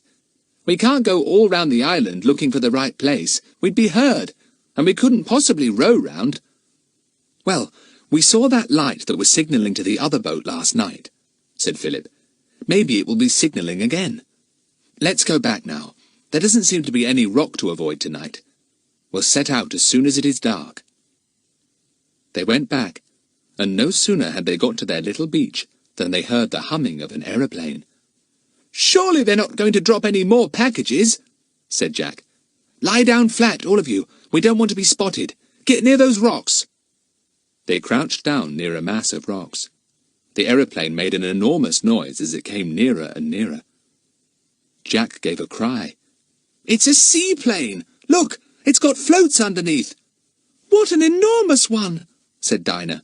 "It's coming down." So it was. It circled the island once, and then came lower as it circled it again. It seemed almost to brush the hill that towered at the other end of the island, the hill that overlooked the lagoon. Then the engines were cut out, and there was a silence. "She's landed," said Jack. "She's on the lagoon. I bet you anything you like that's where she is." "Oh, do let's go and see as soon as dusk comes," begged Dinah. "Do you think she's going to get up the hidden guns?" "However could she do that?" said Jack rather scornfully. "Well, she's pretty big and hefty," said Philip. "It's possible she's got some sort of apparatus on her for dragging up the hidden armaments. If the men think there's a danger of our government sending patrols up here to look into the matter, always supposing that Bill has sent a message through to his headquarters, then our enemy will certainly try to remove the guns as soon as possible. It rather looks, seeing that this is a seaplane, as if the guns are going to be flown to South America, or somewhere far across the sea." As soon as it was dusk, the children could not resist the temptation to go across the island and climb up the heights to peep over and see the lagoon. Even in the twilight, they might be able to see something interesting. They were soon on the cliff overlooking the lagoon. They could just make out the great shape of the giant seaplane in the middle of the sea lake. Then suddenly, lights shone out from it, and a noise began. A grating, dragging noise, as if some kind of machinery was being set to do some heavy work. "I bet they're dragging up the packages of guns," whispered Jack. "We can't very well see, but we can hear enough to know something is at work. Something needing winches, I should think." Lucy-Anne couldn't see any winches, but she could quite well imagine the kind of machinery that would send hooked cables overboard to drag up the heavy bundles of guns. Then the seaplane, when loaded up, would fly off again. And another would come, and another. Or maybe the same one would come back again and again. The lights showed the children the vast shape of the seaplane. It looked weird lying quietly there in the middle of the dark lagoon. Lucy-Anne shivered. "It's awful to be up against enemies who have boats and aeroplanes and seaplanes and guns," she thought. "We haven't anything except poor Horace's little motorboat and our own wits." They went back soberly to their boat. The tide had taken it out a little way, but as they had tied a rope to a convenient rock, they pulled it in without difficulty. They all got on board. "Now this is the greatest adventure of all," said Jack rather solemnly. "Hiding is an adventure. Escaping is an adventure. But rescuing somebody else from the very jaws of the enemy is the greatest adventure of all." "If only we don't get captured ourselves," said Lucy-Anne. Jack started up the engine. The little boat nosed out to sea, leaving the lagoon island behind. Huffin and Puffin settled themselves on the deck rail as usual, and Kiki sat on Jack's shoulder. Philip's rats, frightened at the sudden noise of the engine, twined themselves together in a large bump in the hollow of Philip's back. "You tickle me," he said, but the rats took no notice. "Well, good luck to us all," said Dinah. "May we rescue Bill, and Horace too, defeat the enemy, and get back home in safety." "God save the Queen," said Kiki devoutly, in exactly the same tone of voice, and everyone laughed. Funny old Kiki. Chapter 26. Off to the enemy's island. The little boat sped along in the darkness. Philip was at the wheel. He took a large star as guide, and kept the boat well on its course. After a while, Jack touched his arm. "See that light? It must come from the enemy's island. It's not the bright signalling light we saw before, but it certainly comes from the island." "I'll set course for it," said Philip. "You'll make certain Kiki doesn't go off into one of her cackles or screeches, won't you, Jack? Any noise out here on the water would be easily heard on land. Sound over water carries such a distance. I'll have to shut off the engine soon, or that will be heard." "Kiki won't make a sound," said Jack. "Shh," said Kiki at once. "Yes, good bird. Shh," said Jack. Philip shut off the engine, and the boat gradually lost way until it was just drifting on. Then it came to a gentle stop on the restless sea. Jack looked through his glasses at the light he could see on the island. "I think it must be some sort of harbour light," he said. "Perhaps they have a small harbour there. They may have quite a fleet of motorboats, you know, continually patrolling to make sure no one visits islands near here. It's quite a steady light." Philip fumbled for the oars. "Now for a spot of hard rowing," he said. "What's the time, Jack? Can you see by your wristwatch? It's got a luminous face, hasn't it?" "It's almost 11 o'clock," said Jack. "Just about right. We shall be nearing land about midnight, when we can hope that the enemy won't be wide awake." The boys took an oar each. Splish, splash! The oars went in and out of the water as the boys pulled with a will, and the boat glided smoothly along. "We'll take turns when you're tired," said Dinah. "Philip, where are your rats? Something brushed against my leg just now. I shan't be able to help squealing if you let them run about." "They're in my pocket," said Philip. "You're imagining things as usual, and if you dare to squeal, I'll jolly well tip you overboard." She won't, said Lucy-Anne. "It's only Huffin and Puffin walking about the deck, Dinah. One of them perched on my leg just now." "Arr," said a guttural voice from the deck rail. "Shh," said Kiki at once. "She doesn't understand that it doesn't in the least matter Huffin and Puffin arring all they like," said Jack. "They make a natural bird noise that wouldn't put anyone on guard." "Shh," said Kiki reprovingly. The light from the shore gleamed steadily. "Must be from a lantern," said Jack in a low voice, pulling hard at his oar. "Probably a guide to any motorboat going in or out. Oh, Philip, let's have a rest.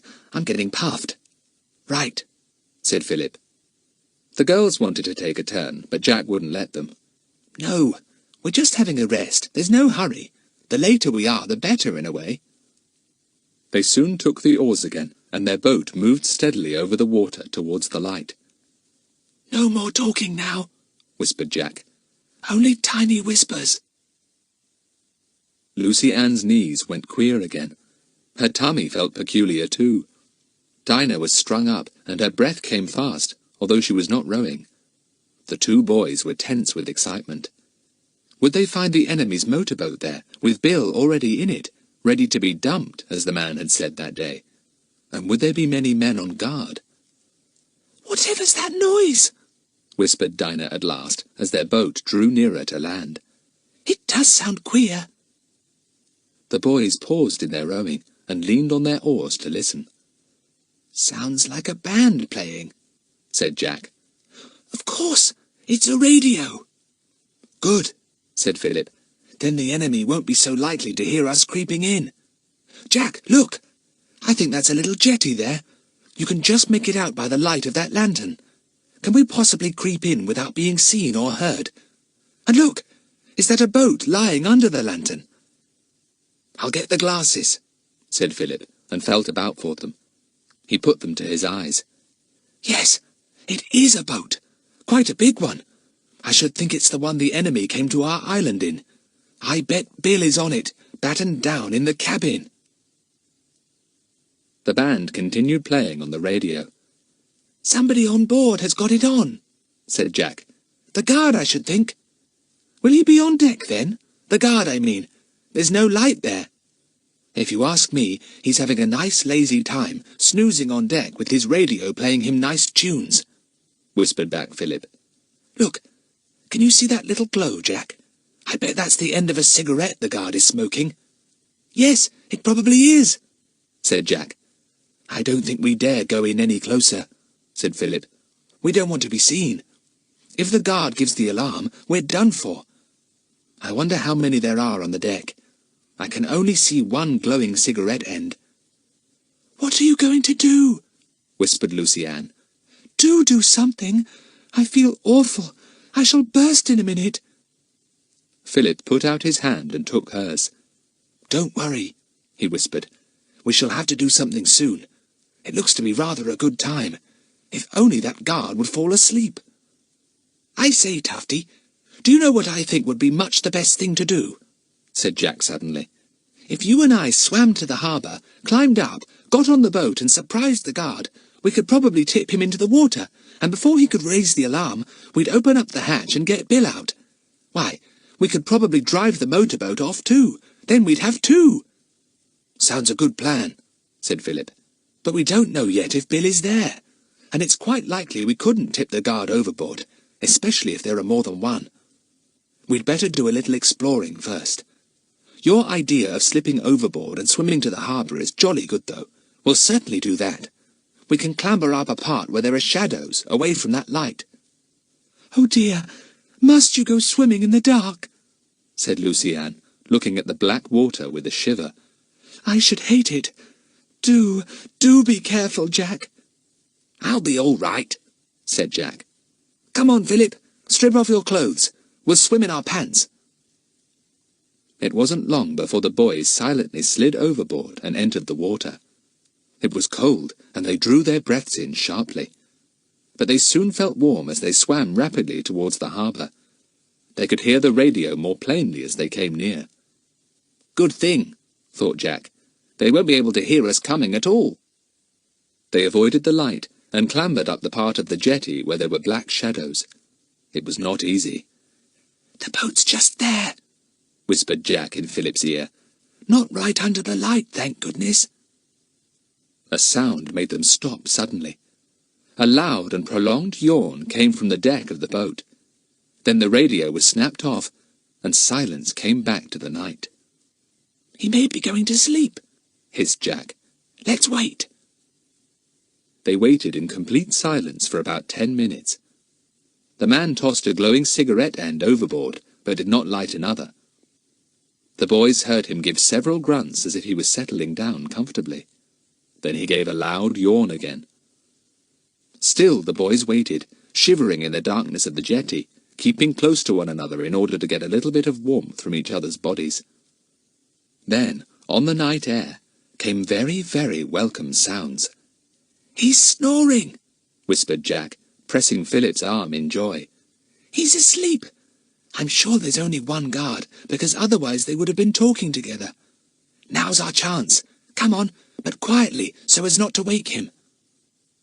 The two boys, shivering now with excitement as much as with cold, crept along the jetty to the boat.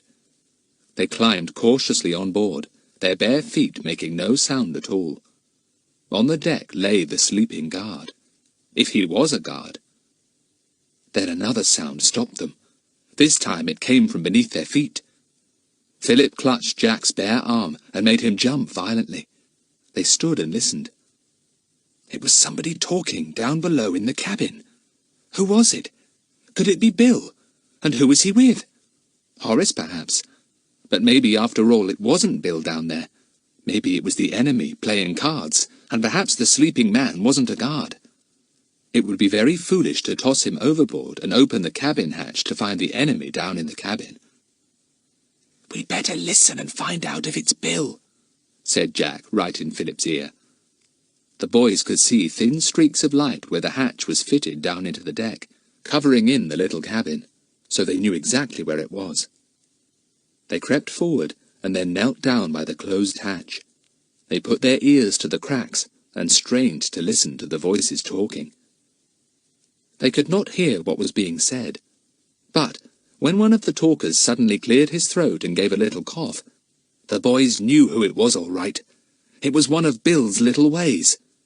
Bill was down there. It was Bill who was talking. Both boys felt a surge of tremendous relief. If only they could get Bill out and let him take charge of things. "If we throw this fellow overboard, we may find he raises the alarm so quickly that we shan't be able to get Bill out and explain things to him fast enough," said Jack in Philip's ear. "As he's so fast asleep, what about unbolting the hatch and letting Bill see we're here? Then he could help us with the guard and take charge of the boat. You undo the hatch, and I'll stand by the guard, so that if he wakes, I can knock him overboard," said Philip. "Go on, quick!" Jack felt for the bolt. His fingers were trembling, and he could hardly pull it. He was afraid it might make a grating noise, but it didn't. It slid back easily and smoothly. Jack felt for the iron handle that raised the hatch, and then lifted up the hatch itself, so that a bright mass of light came up from the cabin below. The men in the cabin heard the slight noise and looked up. One was Bill, and the other was Horace. When Bill saw Jack's face peering down out of the darkness, he leapt to his feet in amazement. Jack put his finger to his lips, and Bill bit back the exclamation on his tongue. "Come on out," whispered Jack. "Quick, we've got to deal with the guard here." But Horace spoilt everything. As soon as he saw Jack, the hated boy who had shut him into the hole on Puffin Island, he sprang up furiously. "There's that villainous boy! Wait till I get him!" he shouted. Chapter 27. Escape. "Shh!" said Jack fiercely, and pointed over his shoulder towards the guard. But it was too late. The man awoke with a jump, as the shouting penetrated into his dreams. He sat up, blinking, and then, seeing the brilliant light streaming up from the open hatch, he leapt to his feet. Bill had the sense to switch off the light. Now all was darkness. Bill began to climb up the hatchway, and the guard began to shout. "What's all this? Hey, what are you doing? Who's there?" Philip sprang at him and tried to push him overboard, but the man was strong and began to struggle. In the end, it was poor Philip who was thrown overboard, with a most terrific splash. Then Bill came up, and, guided by the sound of the panting of the guard, hit out with his right fist. The surprised guard felt the sudden blow and reeled over. Bill put out a foot, hoping to trip him, and down he went to the deck. In a trice, Bill was on top of him, and Jack came to help. "Who was that going overboard?" panted Bill. "Philip," answered Jack, sitting firmly on the guard's legs. "He's all right. He can swim to the other boat." "Get the guard down into the cabin," ordered Bill. "Where's the other fellow? Tip along. The idiot spoilt the whole show." Horace was standing well out of the way, wondering what was happening. He could hear pants and groans and strugglings, and he was scared. Then there came another yell from the guard, and down the man went into the cabin, slithering sideways down the steps. Bang! The hatch shut down on him, and Bill slid the bolt across. "He's safe for the moment," said Bill grimly. "Now, let's get the boat going, quick. We'll be off before the enemy know what we're up to." "That's what I'd planned we'd do," panted Jack, thrilled that his wildest hopes seemed to be coming true. How do we start up the engine? Oh, blow this darkness. I haven't a torch on me. The guard below was kicking up a terrific row. He was yelling and banging for all he was worth. Bill made his way in the darkness to the wheel of the boat. And then things began to happen. Lights sprang up on shore, and voices began to shout. There came the sound of running feet. "We shan't have time to get her free from her moorings and start her up before they're on us," groaned Bill. "Did you say you've got another boat here, Jack? Where is it? And what about Philip? Quick, answer me." Yes, there's a boat off the end of the jetty there, with the girls in it. And Philip will probably be there by now, too," said Jack, his words falling over one another in his excitement. "We'd better swim for it." "Overboard, then," said Bill. "Tip along, where are you? You better come too." I can't swim," stammered poor Horace. "Well, jump overboard and I'll help you," commanded Bill. But the thought of leaping into the dark, cold water in the middle of the night, with enemies all round, was too much for Horace. He crawled into a corner and refused to move. "Well, stay where you are, then," said Bill scornfully. "I'll have to go with these kids. Can't let them down now." Overboard went Bill and Jack. Horace heard the splashes and shivered. Nothing would have induced him to do the same. He trembled in his corner, waiting for the enemy to come pounding down the jetty. And come they did, with torches flashing, and voices that urgently demanded from the guard what all the noise was about. They swarmed on board the motorboat, and found Horace at once, shivering in the corner. They dragged him out. The guard was still hammering down in the cabin, getting hoarse with fury. The enemy, not really certain of what had happened, flung questions at poor Horace. Bill and Jack, swimming swiftly through the dark water, heard the excited voices, and prayed that Horace would not give them away. The guard would soon tell them all they wanted to know, but perhaps the few minutes' start they had would be all they needed. Philip was already on board the boat, reassuring the two frightened girls. When he heard the splash of Bill and Jack jumping overboard from the other boat, he strained his eyes to watch for them. As he caught the sound of their swift arm-strokes through the water, he cautiously held his torch down over the sea and flicked it on once or twice to mark their way for them. They saw the slight flashes of light and thankfully swam towards them. Jack had been afraid of missing the boat altogether in his excitement. Soon they were clambering up, and Lucy-Anne and Dinah caught hold of Bill's wet, hairy arms, so strong and firm and comforting. "Come on, we must get going," said Bill, giving each girl a quick pat. "My, what a row there is on that boat. They've let the guard out now. Come on, before they know where we are." "The engine will tell them when we start it up," said Jack. "We've got oars. Shall we row?" "No," said Bill. "We must get away as quickly as possible. They'll chase us, and we must get a good start. You girls lie flat on your tummies, and you boys lie on top of them. There'll be bullets flying after me in a tick." Bill started up the engine. Lucy-Anne and Dinah lay down flat. The boys lay on top of them, almost squeezing the breath out of the girls. It was most uncomfortable. Oddly enough, not one of the children felt frightened. They all felt a terrific excitement, and Lucy-Anne had a mad feeling that she would like to yell and dance about. It was hard to have to keep flat on the deck with Jack squashing her breath out of her. As soon as the engine of the motorboat started up, there came an astonished silence on board the other boat. Plainly the guard had not gathered that there was a second boat not far off, and had not told his friends about it. The enemy had thought that Bill and his rescuers were swimming somewhere about, and they were still quite in the dark about what had happened. But when the engine of Bill's, or rather Horace's, boat purred out in the night, the enemy knew that they must stop it somehow. That boat could not be allowed to get away. Crack! Somebody's revolver went off, and a bullet sped over the sea towards the boat. Crack! Crack! Crack! Bill crouched as low as he could by the wheel, as he heard a bullet whiz much too near the boat for his liking.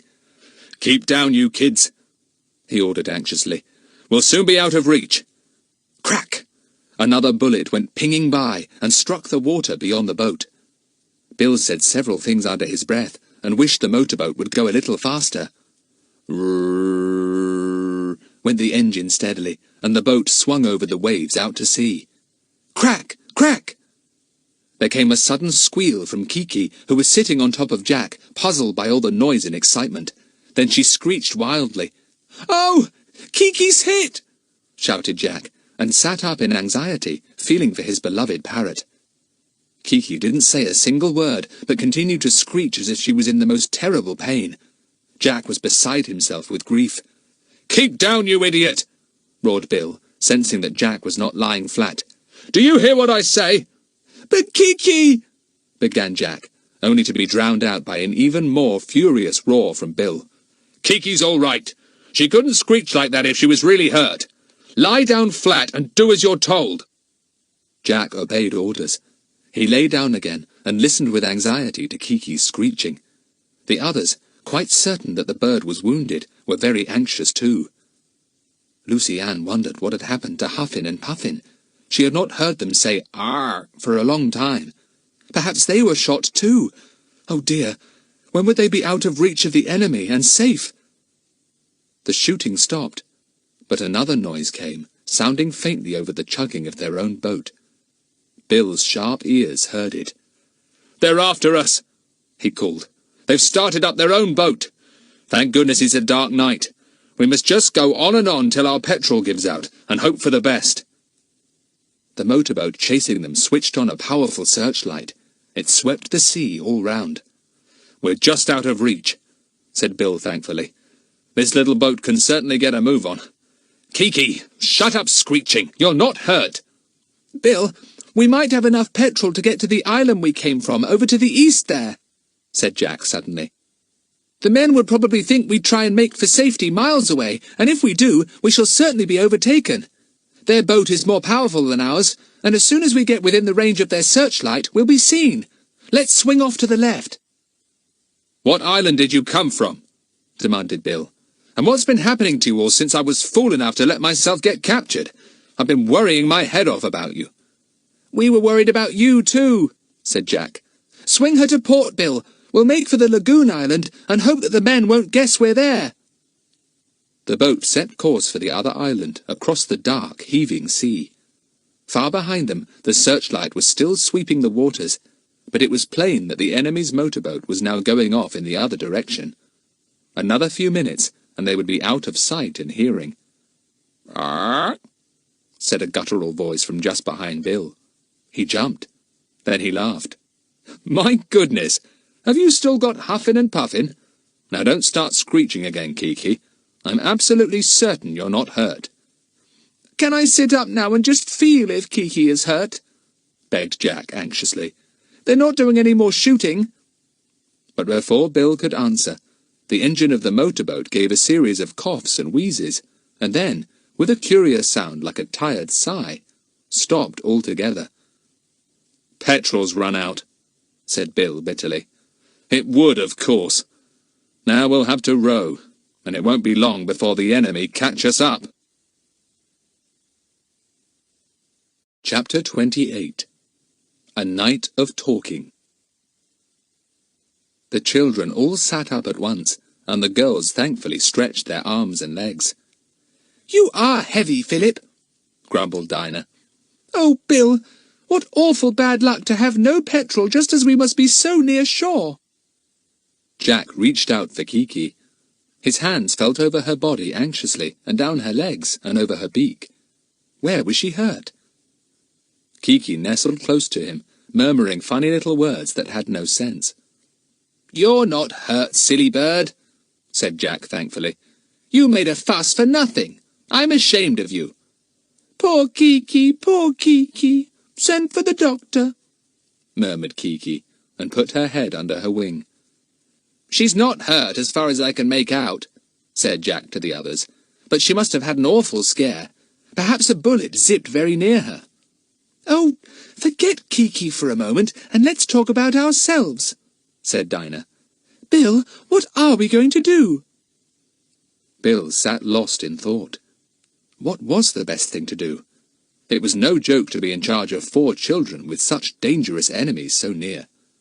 Would it be best to make for this lagoon island, whatever it was? It should at least be within rowing distance. Or would it be best to row further on? "We'll make for your lagoon island," he said at last. It's the best idea. It can't be far away, said Jack, straining his eyes in the darkness.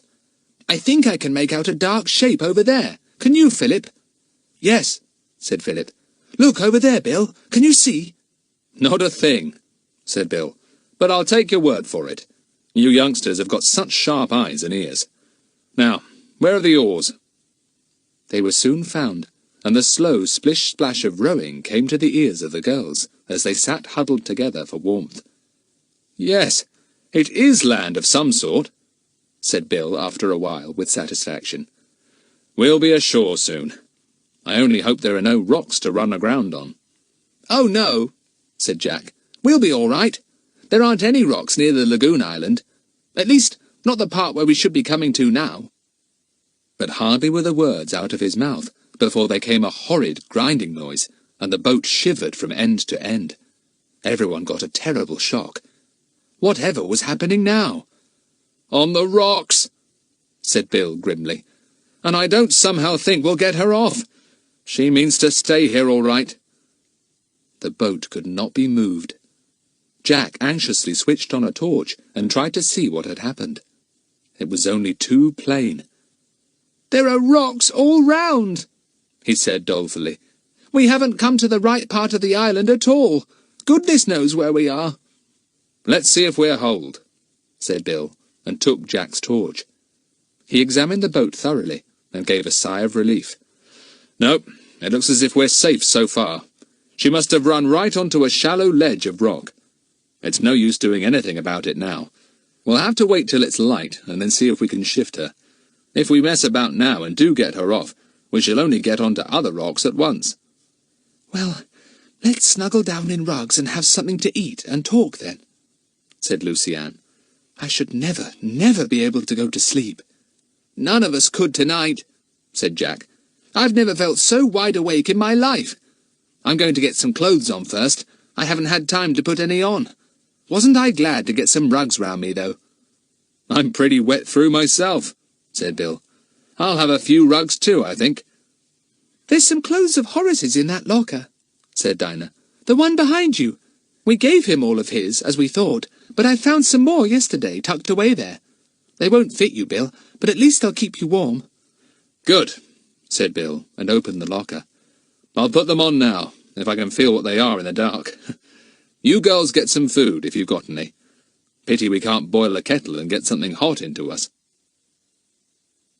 Soon, Bill and the boys had dry clothes on.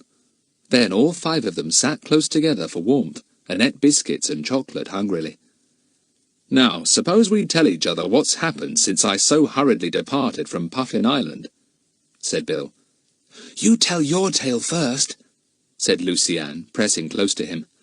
Oh, Bill, it's good to have you back. I was so scared when we found you were gone, and the engine of the motorboat smashed up, and the radio too. Yes, they told me they'd done that, said Bill. Apparently they didn't know you kids were on the island at all, so I didn't say a word, of course. Well, to make a long story short, when I was fiddling about with the radio that night, on our boat, trying to get a message through, and not succeeding, unfortunately— Oh, Bill, then we shan't be rescued, said Luciane at once. Oh, we did hope you would have sent a message for help or something. Well, headquarters knew that I was onto something up here, but no more than that, said Bill. Anyway, as I say, I was fiddling with the radio when I suddenly got a blow on the head, and down I went. Then I knew nothing more at all until I woke up on some other island, a prisoner in a shack. The enemy didn't hurt you, did they? Asked Luciane anxiously. Bill didn't answer that. He went on with his tale. They questioned me, of course, and got nothing out of me at all.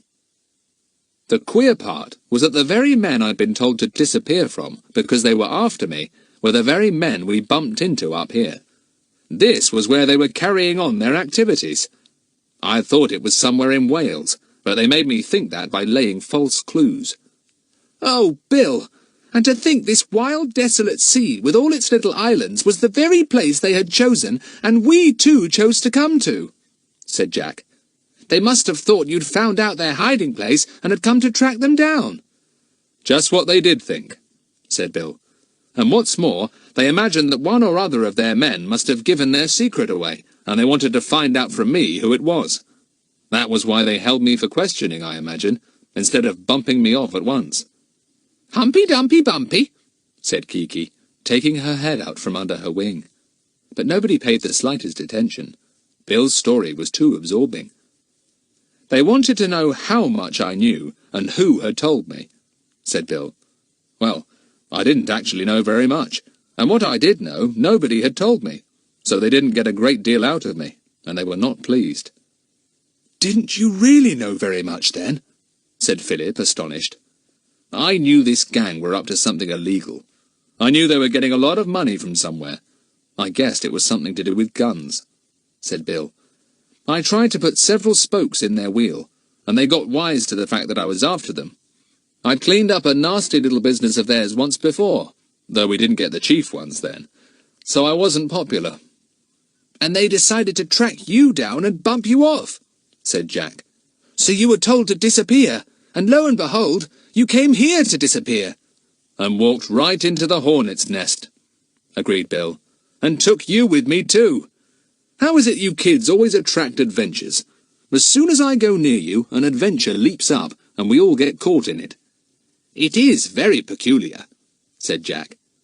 "Go on, Bill." "Well, then my guards suddenly brought Mr. Horace Tipp along to my shack," said Bill. "They appeared to think that he was a pal of mine, and was up here among these islands to help me in my snooping. He was just as bewildered as I was. I couldn't make him out at all. But when we were alone, he began to tell me about you kids, and I guessed what had happened. You were absolute little demons to him, according to his story." "Yes, we were," said Jack remorsefully, remembering their treatment of the puzzled and angry Horace. "You see, we honestly thought he was one of the enemy, got up to look like a rather goofy ornithologist, sent to capture us and make us get into his boat. So we captured him instead, and pushed him down a hole we found and kept him there," said Dinah. "And conked him on the head every time he popped up, it appears," said Bill. "I shouldn't have thought you were so bloodthirsty. He said even the girls took turns at hitting him." "Well," said everyone, in shocked astonishment at such colossal untruths. "Bill, we never hit him once."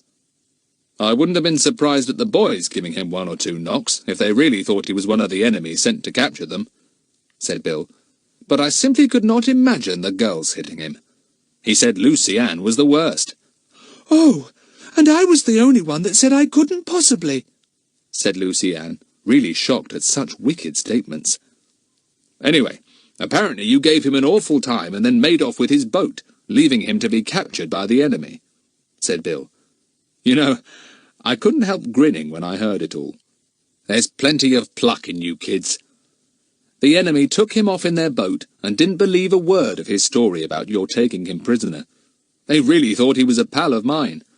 Of course, I pretended not to believe his tale about there being children on the island either, because I didn't want you captured as well. But I did wonder what was happening to you when I heard you'd taken his boat. Horace said it was no longer in the little harbour when he was yanked on board the enemy's boat." "I don't like Horace," said Lucy Ann. "I hope the enemy give him an awful time. He's silly, and he's untruthful, and he's a coward. And if he hadn't yelled out when he did tonight, just after I'd opened the hatch of the cabin to let you out, Bill, we'd have been able to capture that big, fast motorboat and get right back to the mainland," said Jack gloomily. "Silly idiot, yelling like that." "Yes, that was a great pity," said Bill. "Now, you tell me your story." So the children told it, and Bill listened with interest and amazement. When they came to the bit about the lagoon and what was hidden there, he held his breath in astonishment. So that's where they put the guns. Dropped them by parachute into a secret lagoon, and then meant to get them up again as soon as the time was ripe, and take them away by seaplane. Gun running on the grand scale. "We were jolly astonished when we watched it all happening," said Jack. "I should think so," said Bill. "It's beyond belief. And to think you children stumbled on the whole secret. My word, if only I could get a message through to headquarters, we'd catch the whole gang red-handed." "It's been pretty thrilling," said Philip. We had some scares, I can tell you, Bill. You're good kids, said Bill. Good and plucky kids. I'm proud of you. But there's one thing I don't understand. Why didn't you make for safety when you captured Horace's boat? Why did you mess about here? Well, said Jack, you see, we had the choice of making for safety or trying to find you, and we chose to try and find you, Bill. Even Lucy Ann voted for that. There was a silence. Then Bill put his big arms all round the huddled-up four and gave them such a hug that Lucy Ann gasped. "I don't know what to say," said Bill in a queer sort of voice. "You're only kids, but you're the finest company of friends anyone could have. You know the meaning of loyalty already, and even if you're scared, you don't give up. I'm proud to have you for my friends." "Oh, Bill," said Lucy Ann, tremendously thrilled to hear such a speech from her hero. "You are nice. You're our very, very best friend, and you always will be. Always," said Dinah. The boys said nothing, but they glowed inwardly at Bill's praise. Friendship, loyalty, staunchness in face of danger. They and Bill both knew these things and recognized them for the fine things they were. They felt very close to Bill indeed. "Look," said Lucy Ann suddenly. "The dawn, over there in the east. Oh, Bill, I wonder what's going to happen today." Chapter 29. Bill makes a grand find. The sky grew silvery in the east. Then a golden glow spread slowly upwards, and the sea became a milky colour that gradually turned to gold. Almost at once there came a crying of sea-birds as guillemots, gannets, cormorants, puffins and gulls came from their roosting places to greet the new day. Soon the sea around the children was dotted thickly with hundreds of birds eagerly seeking fish for food. Huffin and Puffin joined them. Jack gave an exclamation as he looked all round him. "This isn't the lagoon island. There were no rocky cliffs to it like this, facing the sea. This is another island we've come to." "Yes, it is," said Philip. "One I don't remember to have seen before. Blow, where are we?" "I should think it must be the island we once noticed on the chart," said Lucy Ann, remembering. "The Isle of Wings. Just look at the mass of birds on the waters round us. It's more than we've ever seen before." "Extraordinary," said Bill, amazed. "There must be millions of birds. Some of them are so close that they bob against each other." Not only the sea was full of birds, but the air too, and the screaming and calling was deafening. Soon one bird after another flew up from the water with fish in its beak. Huffin flew to the boat and presented Philip with his usual beakful of neatly arranged fish. "Kiki's very quiet," said Philip, looking at her. "What's the matter with her?" "Kiki, put up your crest, you ridiculous bird." "Send for the doctor," said Kiki mournfully. Jack looked at her closely. Then he gave an exclamation. "She's lost some of her crest! She's hardly got any!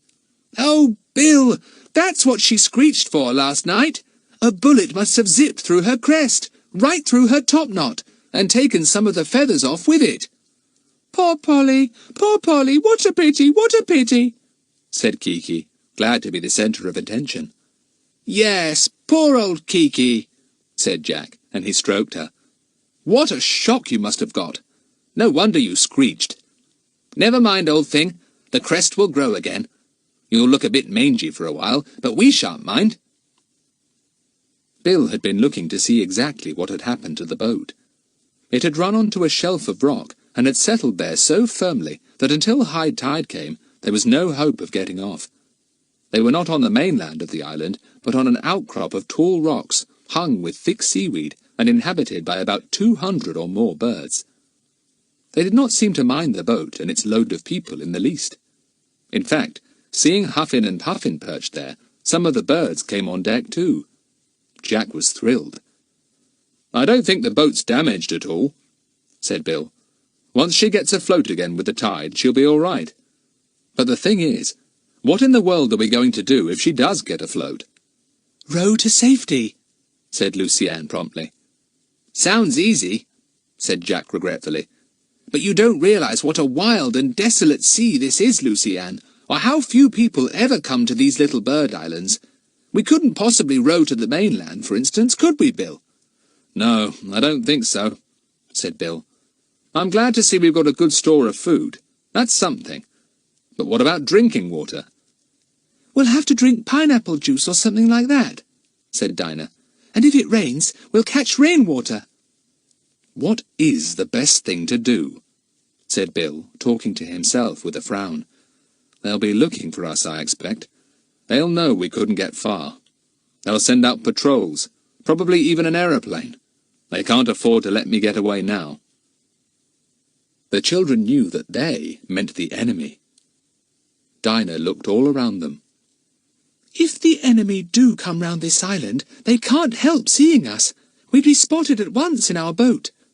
"Well, we'll make up our minds what to do when the boat's afloat again," said Bill at last. "What about a spot of sleep? Lucienne is looking as white as a sheet. She's had no sleep at all." "I do feel awfully sleepy," admitted Lucienne, trying not to yawn. "But I feel dirty and sticky too." "Let's have a quick dip in the sea, and then have a snooze," said Jack. "We can take it in turn to keep watch for the enemy." "I don't want a dip," said Dinah. "I'm too sleepy. You three and Bill have a dip, and I'll make up our beds again and get the rugs and things set out comfortably." "I'll help you," said Lucienne. "I'm too tired to bathe." Bill and the boys soon slipped into the water. The girls watched them. "You know," said Lucienne after a while, "it's almost impossible to see the boys and Bill among all those birds bobbing about.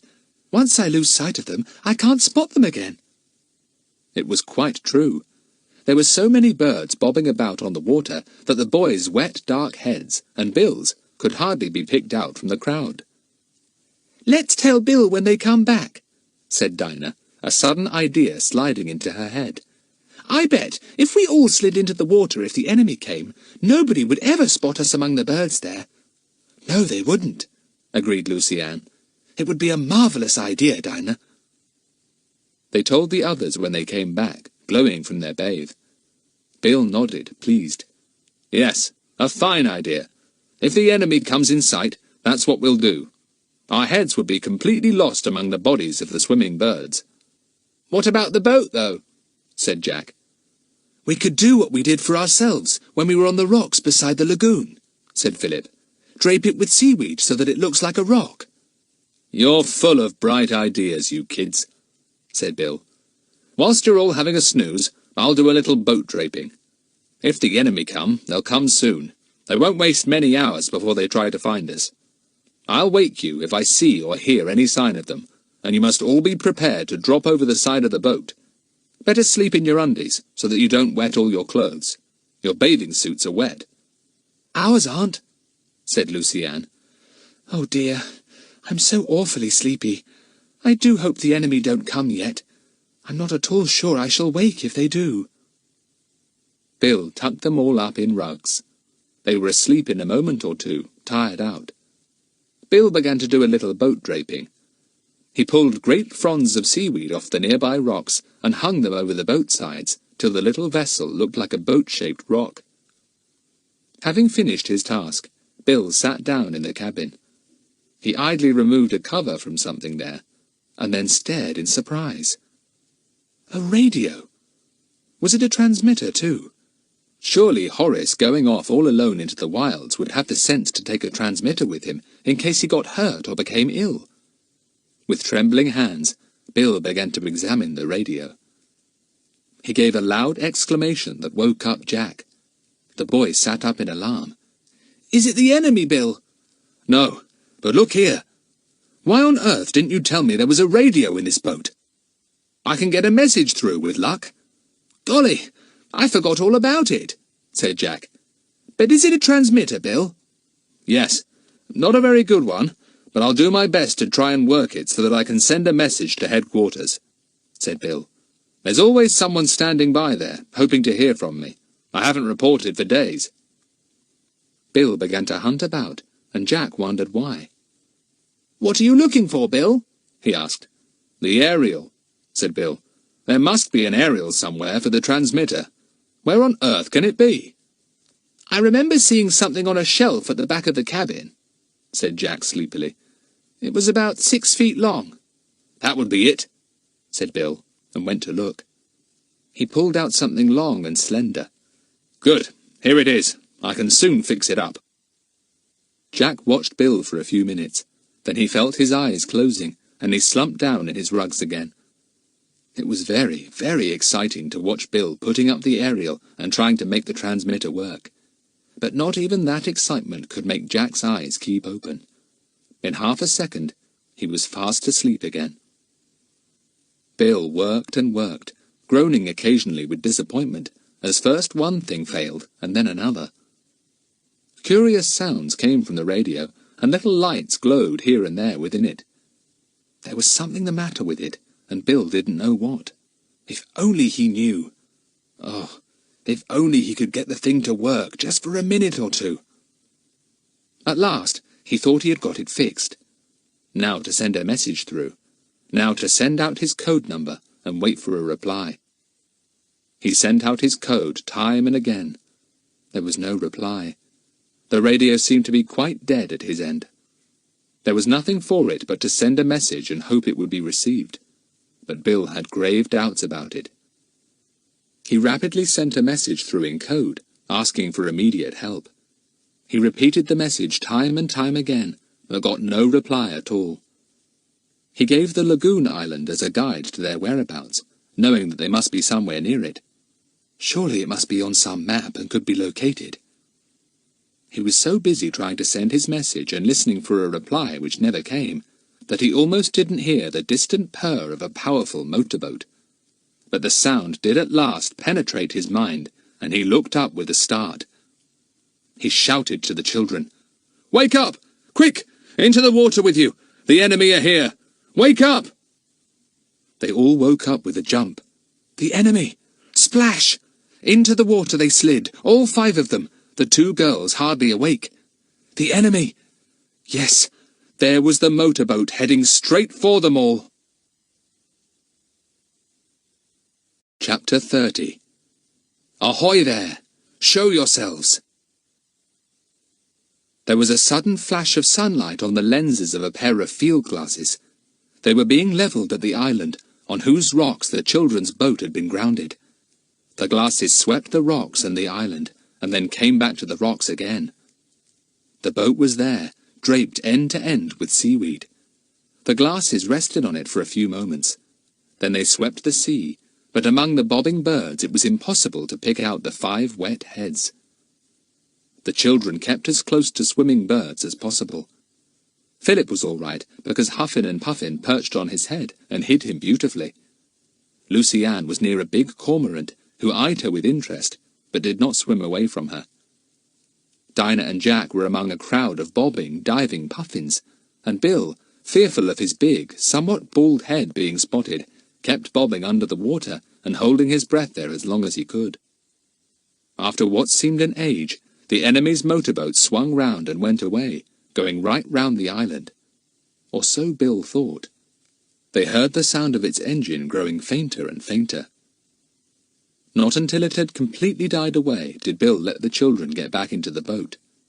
Then, when he thought it was quite safe, they all clambered back, wet and hungry, but no longer sleepy. "How slippery the boat is with all this seaweed," said Jack.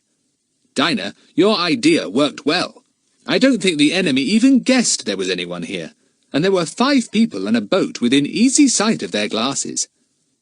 "Yes, a very fine idea, Dinah," said Bill. "Now, what about breakfast? I'm starving." They sat down and opened a few tins. Kiki screeched with delight when she saw the chunks of pineapple in one of them. She tried to raise her crest, but as she only had 1 or 2 feathers left in it, it was not a very successful effort. Jack suddenly thought of something. "Bill, do I remember something? Something about you and Horace's radio, or did I dream it?" "Yes, perhaps I dreamt it." "You certainly didn't," said Bill. "I found Horace's radio, most unexpectedly, I must say. and I discovered to my joy that it was a transmitter as well as a receiver, so that I ought to be able to send messages as well as receive them. "Oh, Bill, so you've radioed for help, and we shall be saved," said Lucy Ann joyfully. "Unfortunately, there's something wrong with the thing," said Bill. "Couldn't get a chirp out of it, and whether or not my messages have gone through I can't tell. But probably not. It's not a very good set, this one of Horace's." "Oh, so it's not very likely it was of much use," said Dinah, disappointed. "Not very," said Bill. "By the way, did anyone feel a slight upward lift then? I have an idea the boat is coming off the rocks." He was right. It was soon afloat, and Bill took the oars. He rowed for some distance away from the island, and then a thought struck him. "Look here. Horace couldn't possibly have come all the way up here and hoped to get back again without a store of petrol. Have you examined this boat thoroughly?" "No, not really thoroughly," said Jack. "It isn't much of a boat." "I grant you that, but there really should be some petrol somewhere," said Bill. "Philip, pull up those piles of rope and stuff. There would be room under the board there for tins of petrol." Philip and Jack did as they were told. They hauled up 3 loose boards, and there, neatly arranged below, was Horace's store of petrol. "Gosh!" said Jack. "What a find! Now we'll be all right. We'll be on the mainland in no time. Good old Horace!" They handed Bill a tin. He emptied it into the petrol tank of the engine, and then took another tin. That was emptied in too. Hurrah! Now they could really make headway. Soon the engine was purring happily away, and the little boat was speeding over the waves. No more rowing. Bill set his course for the southeast. "Hark! There's an aeroplane about somewhere," said Lucy Ann suddenly. "I can hear it." They all looked up into the sky. Soon they saw the plane coming from the northeast. It was flying low. "Looks as if it's trying to spot us," said Bill uneasily. "It belongs to the enemy, then," said Jack. They all looked intently at the approaching plane. It seemed suddenly to see them, and veered in their direction. It flew down very low, circled round them, and then made off. "Blow," said Bill. "Now we're for it. They'll send out their most powerful motorboat, or maybe one of the seaplanes they seem to use. And that'll be that." "Well, we've got plenty of petrol," said Jack, "so we can keep on quickly for miles. We'll be well away from here before long." The boat sped on, Bill giving her top speed. When he reckoned that her petrol would soon be running out, he called to Jack. "Get out the other tins, Jack. I'll put some more in before she's empty." But what a shock for the boys. All the other tins were empty. Bill stared in dismay. "Gosh! Somebody has swindled Horace properly. He probably gave orders for all the tins to be filled, and somebody took the money for the lot and only filled half. What a dirty trick!" "But just the sort that would be played on poor silly Horace," said Philip. "Oh, Bill, we're out on the open sea now, miles away from any island. What will we do if the petrol gives out before we've reached anywhere?" Bill wiped his forehead. "I don't like this," he said. "There's not much left in the tank now. Once we run out, we can't get far with oars, and we shall be at the mercy of any fast motorboat sent out to catch us. I think perhaps one of the bullets must have glanced off the petrol tank and made it leak a bit." Nobody said anything. "Oh dear," thought Lucy Ann. "Just as we think things are all right, they turn out all wrong again." After a while, the engine stopped with a series of coughs and splutters. "No more petrol," said Jack gloomily. "Send for the doctor," said Kiki. "Wish we could," said Philip. "Arr," said Huffin from the deck rail. Both Huffin and Puffin were still with the little company. Lucy Ann had begun to hope that they would travel right home with them. What excitement they would cause! "This is really disgusting," said Bill. "So near, and yet so far." There was a dead silence, and only the plish-plash of the sea against the sides of the boat could be heard. Philip's rats, surprised at the quiet, ran out of the various hiding places in his clothes and sniffed the air. Bill hadn't seen them since he had been captured from Puffin Island, and he stared in surprise. My word, how they've grown! Well, who knows? We may have to eat them in the end. He meant this as a joke, but both Lucy-Anne and Dinah squealed in horror. Oh, Bill, how could you say such a horrible thing? Eat a rat? I'd rather die. Shall we row, just for something to do? Said Jack. Or have a meal, or what? Oh, have a meal, said Philip. Then a thought struck him. I say, Bill, I suppose we oughtn't to start rationing ourselves, ought we? I mean, do you think we may be marooned out here on this lonely sea for days on end? No, said Bill, who privately thought that before the day was up, they would all be back on the island in the hands of the enemy, now that their plane had spotted them. No, we really don't need to think of things like that at the moment. All the same, I wouldn't have headed out for the open sea as we have done if I'd thought the petrol was going to give out. I'd have kept near the islands. It was a boring and anxious day. The 4 children were still very tired, but refused to try and sleep. No motorboat appeared in chase of them. The sun began to sink in the west, and it looked as if the little company was going to spend a night out on the open sea. Well, thank goodness it isn't cold, anyway, said Dinah. Even the wind is warm tonight. Don't we seem a long, long way from home, and from school, and from all the ordinary things we know? Lucy-Anne gazed round her at the vast open sea, green near the boat, but a deep blue beyond. Yes, she said, we're far away from everywhere, lost on the sea of adventure. The sun slid down further still. Then, on the evening air, came a familiar sound, the throb, throb, throb of a powerful engine. Everyone sat up straight at once. Motorboat? Aeroplane? Seaplane? What was it? There it is! Cried Jack, making everyone jump. Look over there! Golly, what a big one! It's a seaplane! It must be the one we saw in the lagoon the other day, said Dinah. They've sent it after us. Oh, Bill, what can we do? All lie down flat, said Bill at once. You've got to remember that if it's the enemy, they don't know I've got children with me. They probably think there are 3 or 4 men in the boat, and they may shoot, as they did before. So lie down flat and don't move. Don't show your heads at all. Lucy-Anne's knees began their familiar wobbly feeling. She lay down flat at once, glad that Bill had not suggested that the boys should squash on top of them again. Bill put his arm over her. Don't you worry, Lucy-Anne, he said. You'll be all right. They won't hurt children. But Lucy-Anne didn't want them to hurt Bill either, and she was very much afraid they would. With her pale face pressed into the rugs, she lay as still as a mouse. The roar of the seaplane came much nearer. It circled just overhead. Then its engine cut out, and it landed not far off. Waves from it rippled under the boat and sent it up and down. Nobody dared to look overboard and see the great seaplane. Bill was afraid of a bullet if he did.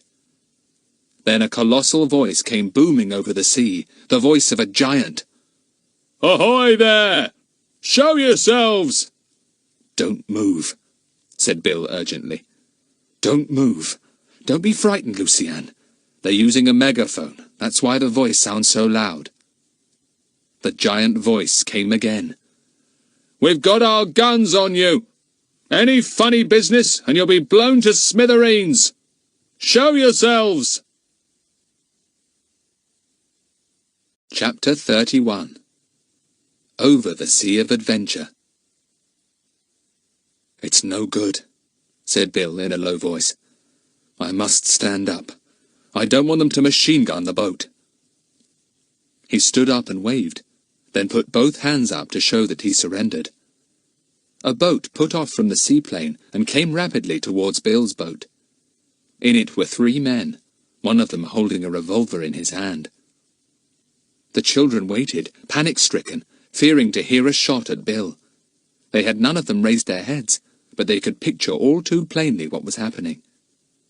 The boat came near, and then there came a loud cry of amazement from it. "Bill! By all that's wonderful, it's Bill!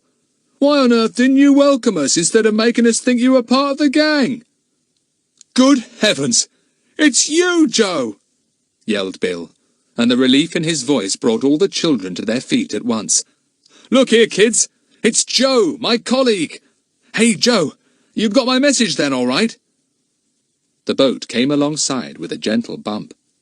Joe put away his revolver, grinning. Yes, I got your radio message all right, but I guess you didn't get ours. We kept asking you questions, and all you did was to go on repeating the same old thing. So this seaplane was sent out, and we were just cruising along looking for the lagoon you told us about when we spotted your boat here. So down we came to investigate.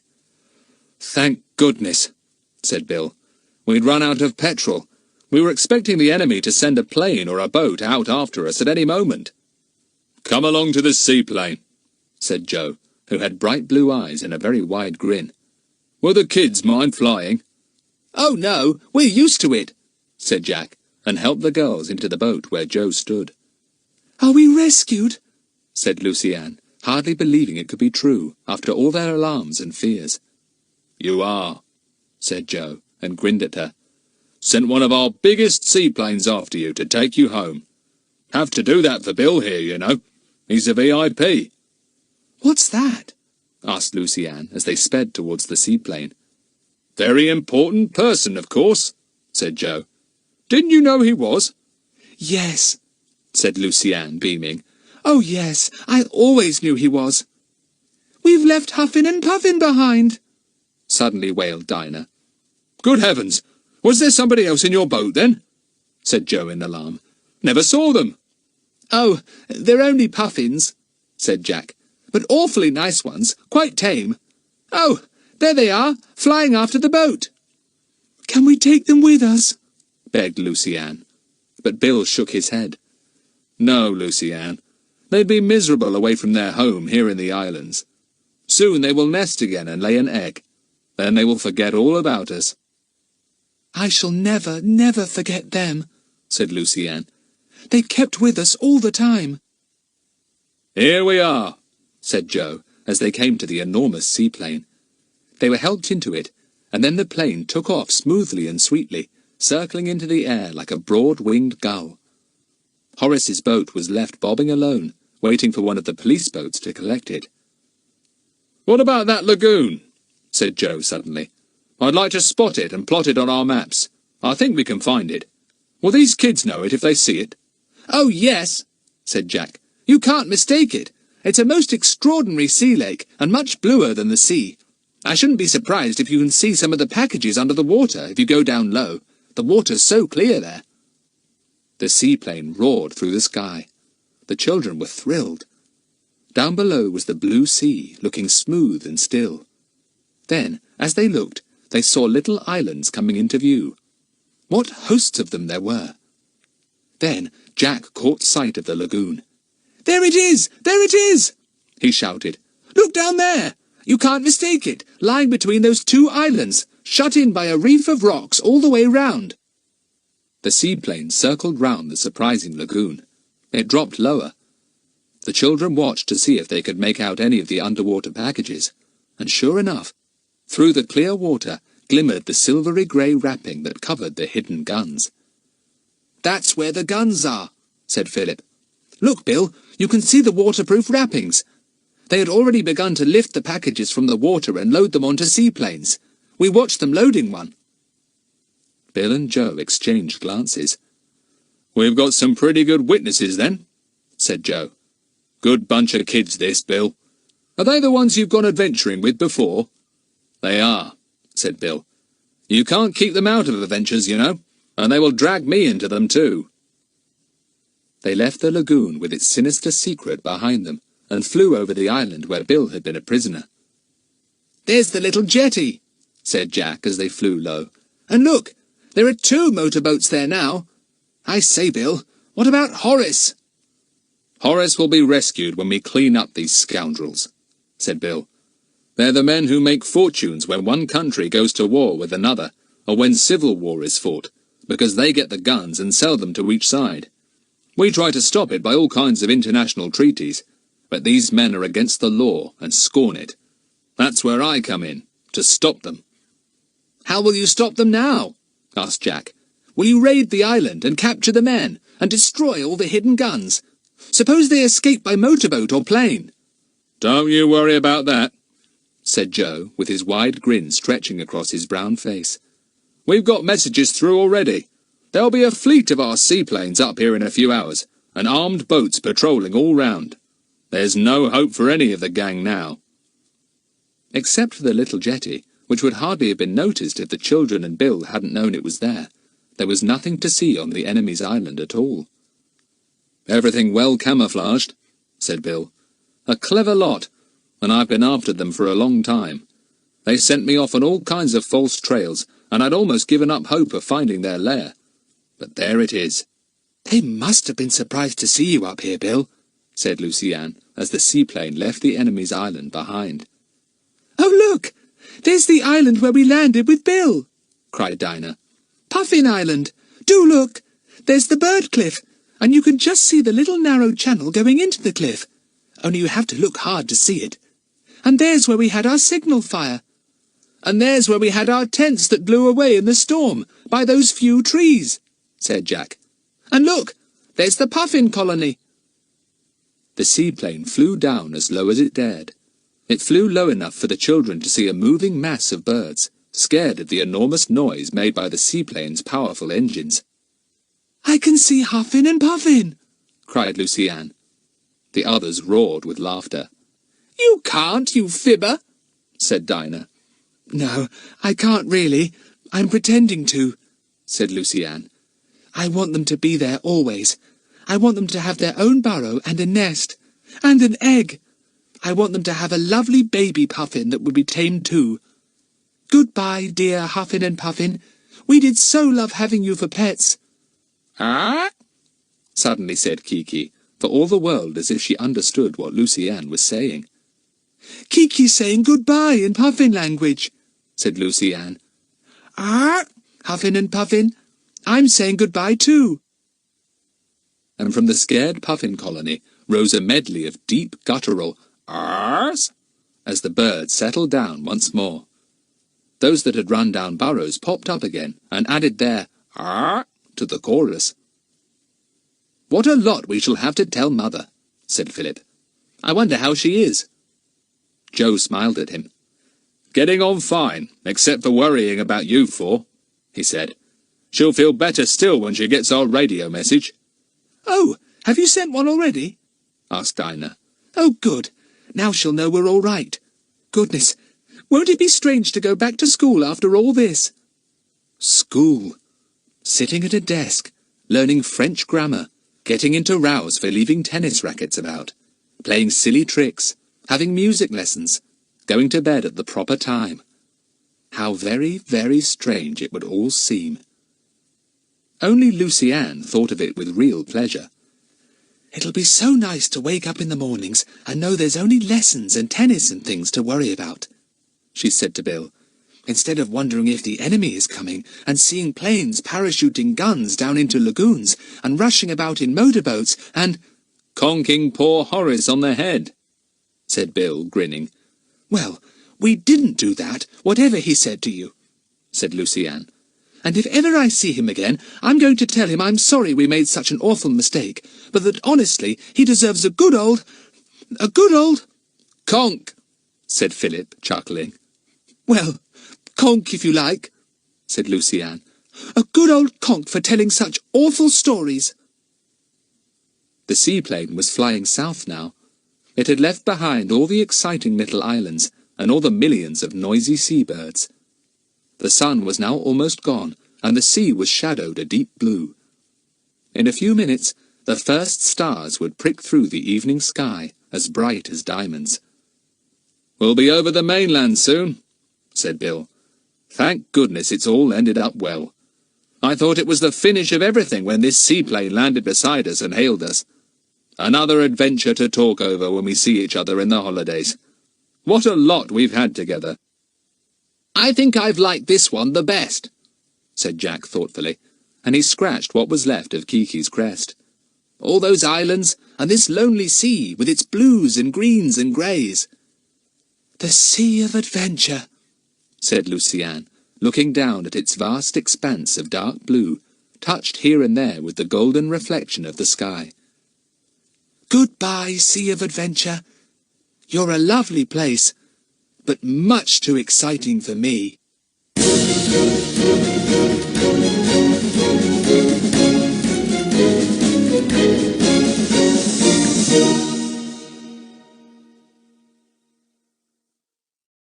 Audible hopes you've enjoyed this program.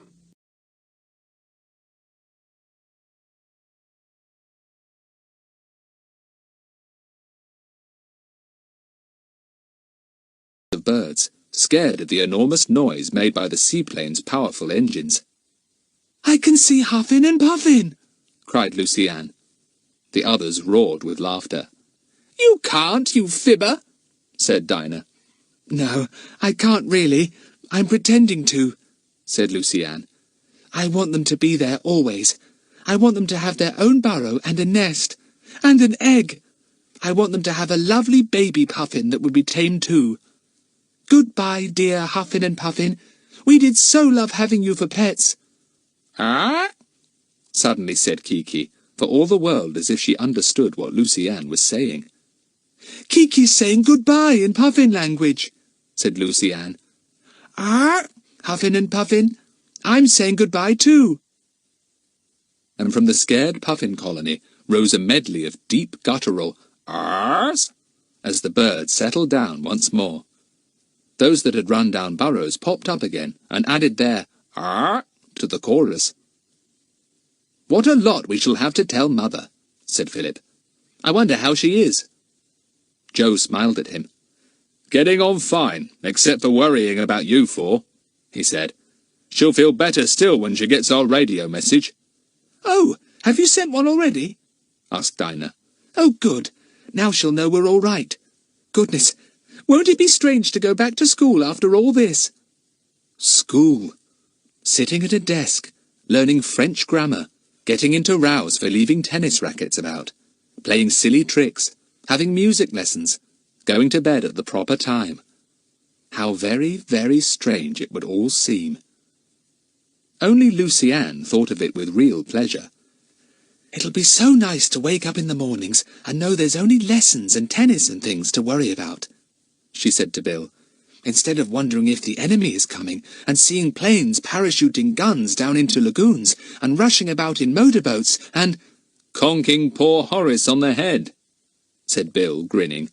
Well, we didn't do that, whatever he said to you, said Luciane.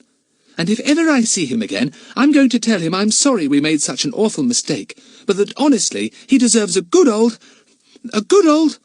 conk, said Philip, chuckling. Well, conk if you like, said Luciane. A good old conk for telling such awful stories. The seaplane was flying south now.